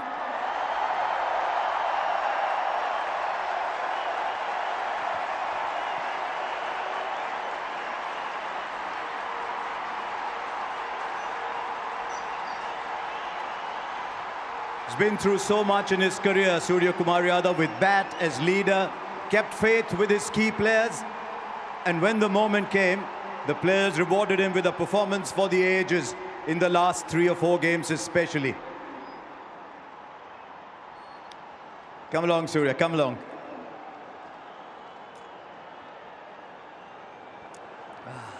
Has it sunk in that you've created history? The first home team to win, the first team to retain the title. Has it sunk in? I think it will take a little bit of time, but definitely very happy with what has happened today. It has been a long journey. Started post 2024 World Cup when BCCI at that time, Jay Bhai, that time Secretary, Rohit Bhai and everyone, they showed faith in me, gave me an opportunity to lead this wonderful side, and then it was a long cycle coming here again at the Shri Narendra Modi Stadium and doing it. I think it's a special feeling. How do you keep the pressure of being favourites away? Everyone's talking about India being favourites. What was that the conversation in the dressing room as well, saying we are front runners, we'll do it? I think we knew that we were playing some good cricket throughout the 2 years, and it was going really well. We just wanted to follow all the good habits which we followed in 2024 T20 World Cup. Tell the boys the same thing. What is the feeling of winning a World Cup? How do we want to play in the bilateral series? That taste which we want to take forward and go on to play a T20 World Cup. I think that was actually invited to everyone to the team, and boys took it really well. It was particularly admirable that you kept faith with players. Whether it was Varun Chakravarti, whether it was Abhishek Sharma, whether it was Sanju Samson. I think it's really important to understand what they are capable of, and I knew they had the match winners in them. I think the timing was perfect for Sanju to come in. Varun Chakravarti, Abhishek Sharma, world #1 players. We always knew that they had something special. No bigger stage than a final to do something, and also especially how Jasprit Bumrah, Hardik Pandya, Akshar Patel, they have been in the circuit for a really long time, taking care of each other with all the support staff. I think it was very special. Tell me how it is to have that magician Bumrah in your side. That's what I said. Like how Sanju said in the last game, he wanted to give his man of the match to Jasprit Bumrah. One scissor generation bowler. I can call him as a national treasure right now, but he knows what needs to be done, how it needs to be done, the best in the business, and hopefully he keeps doing that. They're all looking here. They're all looking here. They're waiting for you to go there. Surya Kumar Yadav, captain of India. It must be a fantastic feeling. And now you can go and receive your trophy from Mr. Jay Shah, chairperson of the ICC. And well done. Thank you, Ahmedabad. And this is the moment that you wait for in your career. In front of your home crowd, winning the ICC T20 World Cup for the second time. Ladies and gentlemen, Surya Kumar Yadav and Team India.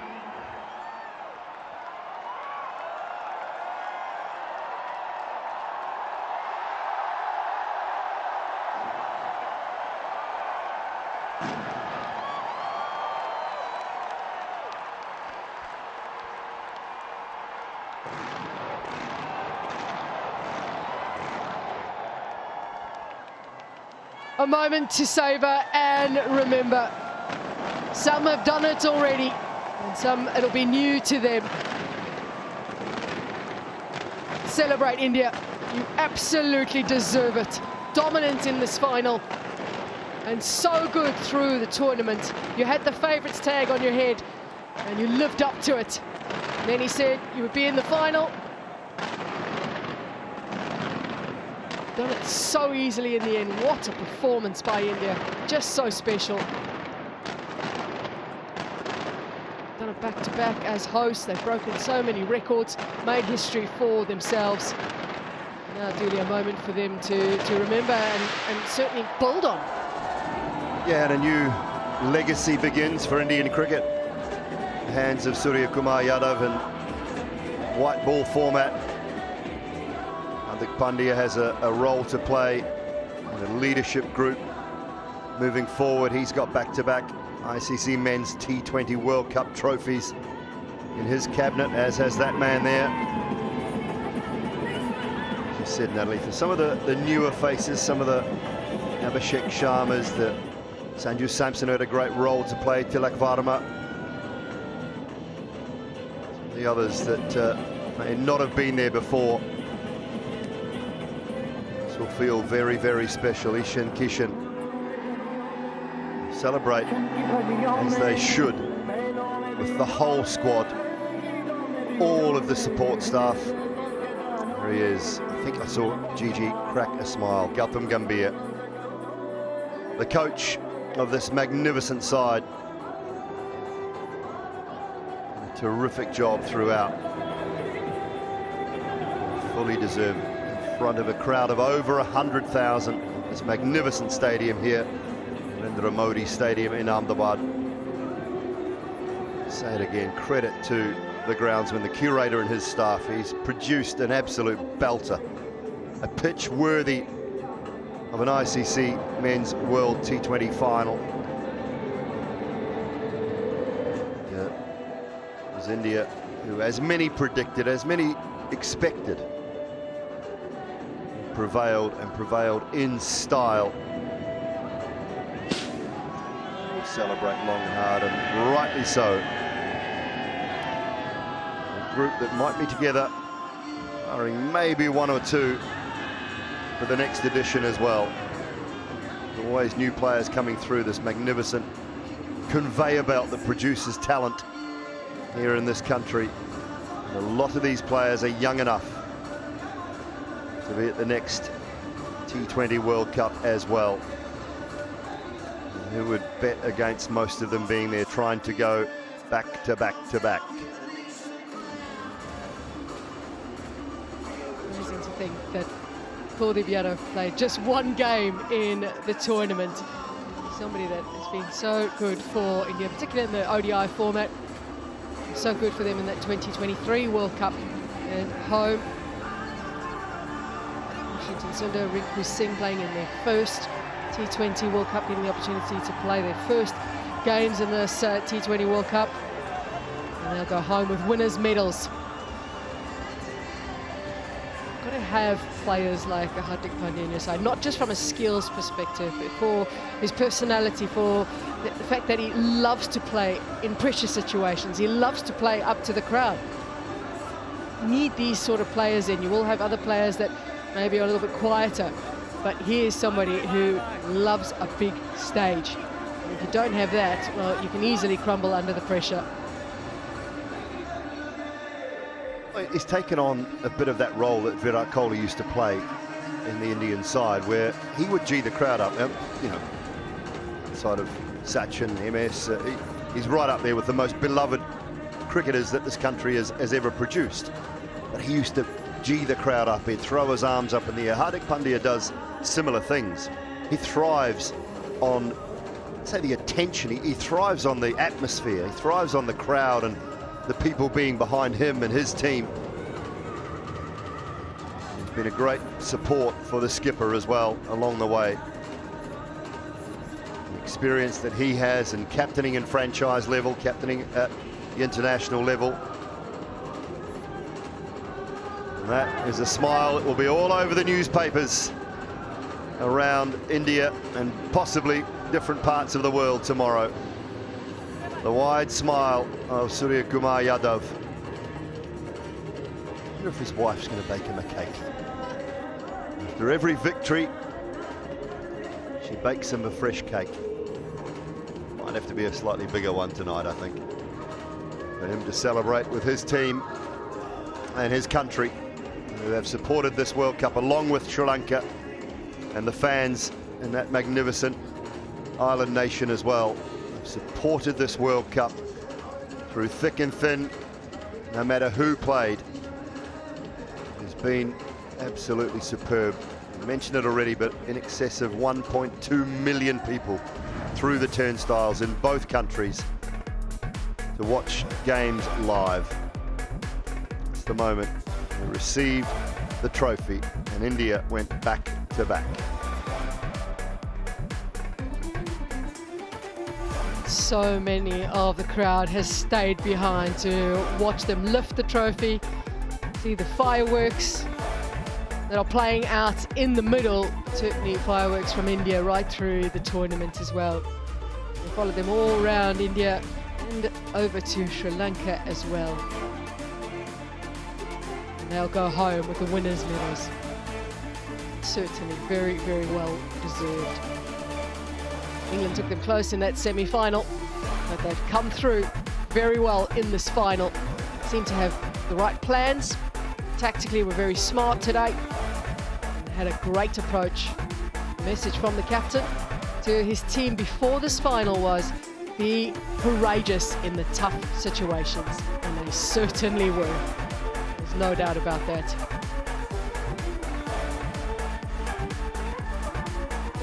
ODI World Cup to look forward to as well for everybody next year in the men's format, taking place in South Africa, Zimbabwe and Namibia. So a change of format it'll be. And the very next year we'll move back to the ICC Men's T20 World Cup. Interested to see how this team will go in that 50-over format and how they'll adapt to it as well, having made the finals in 2023. Very different conditions though out in South Africa, Zimbabwe and Namibia. All players that are very experienced in the format, very experienced in the IPL as well. And experience, which we heard was spoken about by Bumrah in particular in the player of the match interview, that experience being so key for all of these players and key for him as well.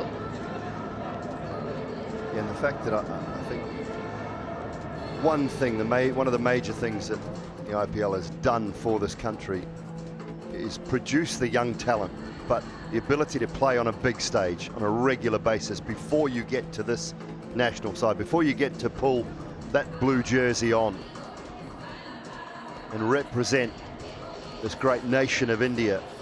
You have experienced massive crowds, pressure moments, situations where you are tested time and time again over a long tournament period.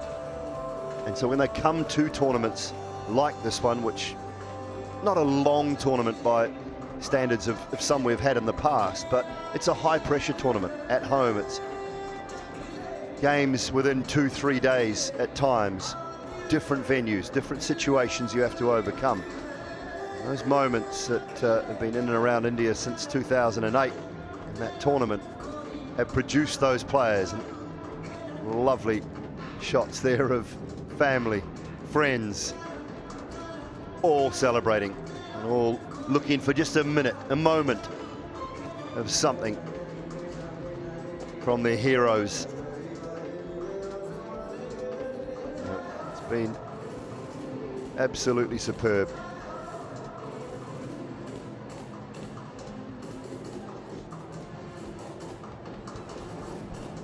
I think this is the moments that count, isn't it? It's the time with families that would have supported them all the way through their development as cricketers, through the ups and downs.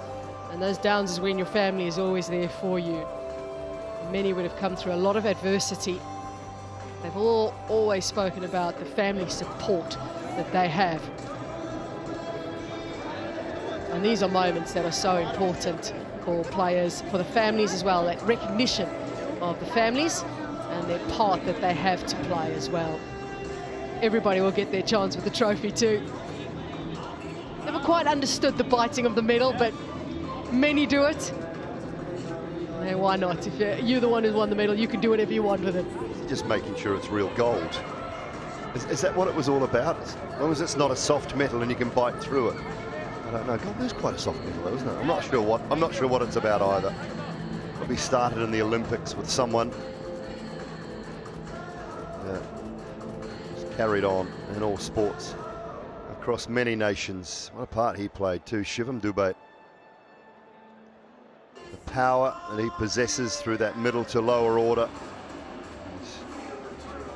Saw him for the first time after a while in that recent New Zealand-India bilateral series. He trimmed down, he'd worked really hard to get his fitness levels up. His bowling was on song. It's a family moment there for Tilak Varma as well. Jasprit Bumrah, whose wife has been working throughout the World Cup, throughout this ICC Men's T20 World Cup. Been working but keeping a close eye on Team India and her husband. And performing brilliantly. What about the philosophies of Gautam Gambhir and how he coaches the side? What do you think he might be looking towards next? And is there another level that he wants to take this team to? Probably depends a little bit on the players at his disposal, and he's got all sorts of talent. I mean, there was a lot of talk about could India post 300. I don't think it's about a number. It's just about dominance. And you know, Gautam Gambhir is a winner. He wants to win and loves to win as much as anyone. And I think the fact that he was able to overcome that, we talked about the injury at the start of the tournament to Harshit Rana. They chopped and changed a little bit through the tournament. Washington Sundar, Kuldeep, you mentioned, played the one game. Siraj had to jump in that first game for Jasprit Bumrah. And they finally figured out that top three combination. They couldn't work out whether they could get all three, Abhishek, Sanju and Ishan Kishan, into the same side. But eventually they did. And it meant Rinku Singh had to move to the bench, but that top three at different stages throughout the tournament all put in performances. It took Abhishek a while. It took him to the final to really put a significant performance on the board, but I think they always have faith, and that's what Gautam Gambhir has instilled. And when you talk to the players, when you hear from the players, they talk about that belief that he's instilled in them and the ability to just play your game. We want to be aggressive. Providing the shot you play, if you do get out, is in your range, in your arc, I'm okay with that. I'm not going to chastise you. I'm not going to berate you for playing a shot that is in your arc and the ball is there. If your execution's slightly off, that's okay. We can work on that. But I want you to continue to be aggressive. And I think that's the way he will move going forward. And there's, as I say, so much talent in abundance in this country. When you look at the next level down, the players that are on the verge or could have made this World Cup side for India, sitting, waiting in the wings. The crowd have stayed for probably this moment. Yes, the trophy lift was lovely. They've kind of poured their way forward in the grandstands, as close as they can be to that fencing that surrounds this magnificent ground. Just want to get a glimpse of their team. The trophy. The players want to say thanks. Thanks for the support. Thanks for sticking with us. Thanks for being by our sides. Thanks for buying the tickets and coming to watch us. And that's what these moments are all about. The fans just get a little glimmer, a little glimpse of their heroes. Talking about sticking with India, how do other teams stick with India? Because you look at post the last World Cup in T20 internationals, they have a win percentage of over 85% in T20 internationals. How do other teams then catch up to India? Well, I think England are trying to play the similar brand, and they came incredibly close in that semi-final against India. The one team in the tournament that you felt, with a batting lineup as deep as they've got, could have pushed India, and they did push them. can't want to play like someone else. You still have to have your own identity, I think, as far as a game goes. But what India have showed in a semi-final and a final, posting scores in excess of 250, that's now the benchmark. It's not going to be the norm, but it's now the benchmark. If you want to beat India batting first, you've probably got to look at 225, 230 minimum to make them feel any semblance of pressure. So how do we then go about that? How do we build for the next ICC Men's T20 World Cup with a view in mind that, providing the surfaces are good, providing the pitches play their role, how do we build a team in the next 2 years in our bilateral tournaments that can score 220, 230 in a 20-over contest? Because that's the only way we feel that we're going to test this Indian side. So that's a question for all the other teams in the world at the moment. Some are trying to play that way. Some have been successful at times. And sometimes you're not. But I think they just have to try and find a way to play with that similar belief and similar capabilities without maybe the depth of talent that India are able to call on. Spoke about the associates early on and how well they did within the tournament. I thought USA was one of the standout teams with how they performed. Nepal, of course, coming so close against England, and who knows, maybe a bit of experience that it might have been a slightly different result for them. Because when you're in those situations and have been there, done that, you know how to handle it, and you know how to sort of push through. It's getting to a stage now where those results, where associate nations are pushing the test nations, is becoming more the norm, really, than anything else. Not so long ago, you're looking at it and you're going, all right, well, that's a bankable game, all due respect. Now things are starting to level out, the franchise cricket having a big part to play in all of that. Obviously, players getting an opportunity then around the world to play with some of the best, play with also some of the best coaches around the world too, and in different conditions. What are the associate nations, do you think they possibly have to do ahead of the next edition? Well, I think when we talk about the growth of the game globally, we talked about how much I love, and I think we both agree on the 20-team format for this tournament. The associate nations had a huge role to play. They were brilliant and made the tournament what it was. Whether it's an ICC directive or whether it's an individual board situation, but I would love to see the full member nations, any full member nation that's touring South Africa, go to Namibia on the way, play a game. Windhoek's a great place. It is a magnificent place. Go there and play one game. State-of-the-art ground now as well. Yeah, absolutely. Play a game and then pop down to South Africa. You can fly in, you can play a game, you can fly to South Africa the next day. So you're giving those boards something to organise as far as a full-scale international match is concerned. Go to Nepal.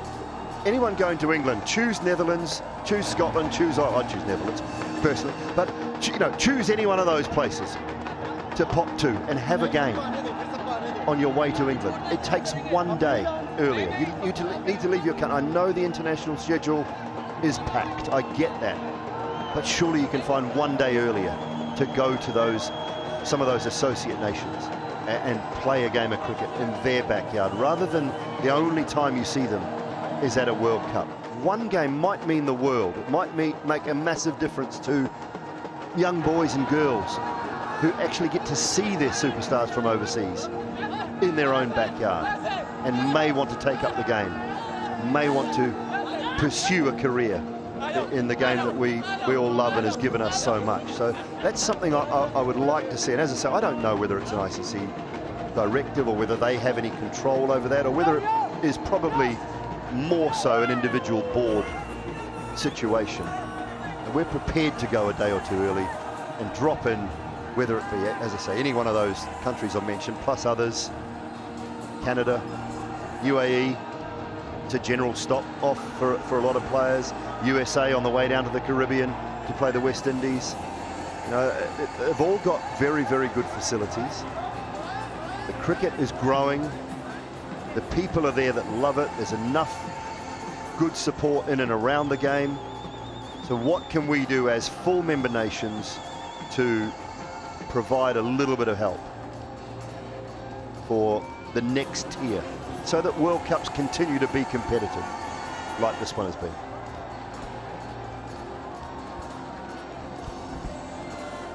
Yeah, maybe if you're going down to New Zealand, you could just call into Australia and give them a game. Well, they are a team that's got a little bit of work to do, I'm afraid. Australia would be pretty disappointed with the fact that obviously they went out in that first round. But how good was Zimbabwe?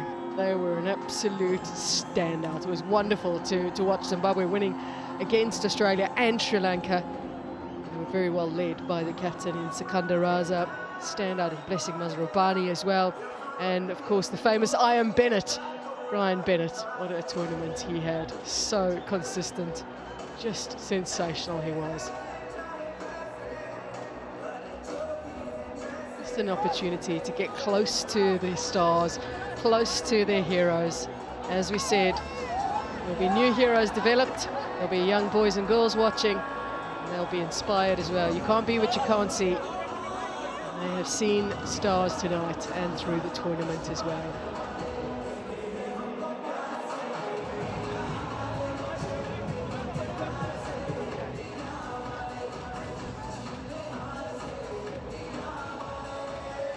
We're just about ready to say goodbye to the ICC Men's T20 World Cup. And of course, we'll continue to celebrate India's achievements this year.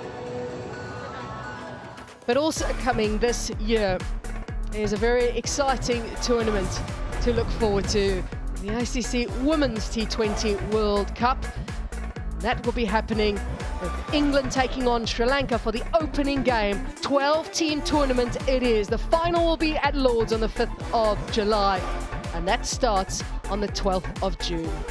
Well, we thank you so much for your company through the tournament. Thank you to everybody who worked behind the scenes tirelessly to get this tournament underway. Of course, a huge congratulations to India, who win their third ICC Men's T20 World Cup. But mostly, thank you to you all for joining us here in India and Sri Lanka for another epic tournament of the ICC Men's T20 World Cup.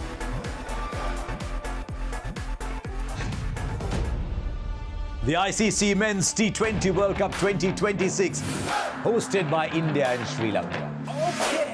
20 teams arrived with belief. This is our year. Got him. Unbelievable bowling. Feel the thrill. Can you feel that? Nepal, take a bow. You've been absolutely brilliant.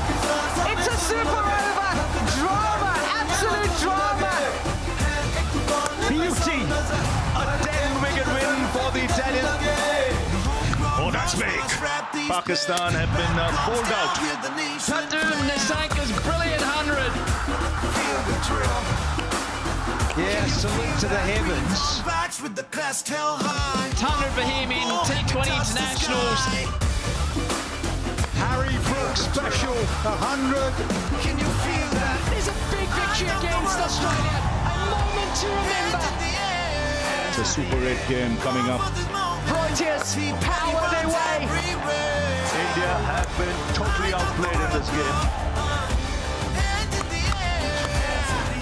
Oh my goodness! New Zealand win this game by 61 runs. England have won this match out of nowhere, really.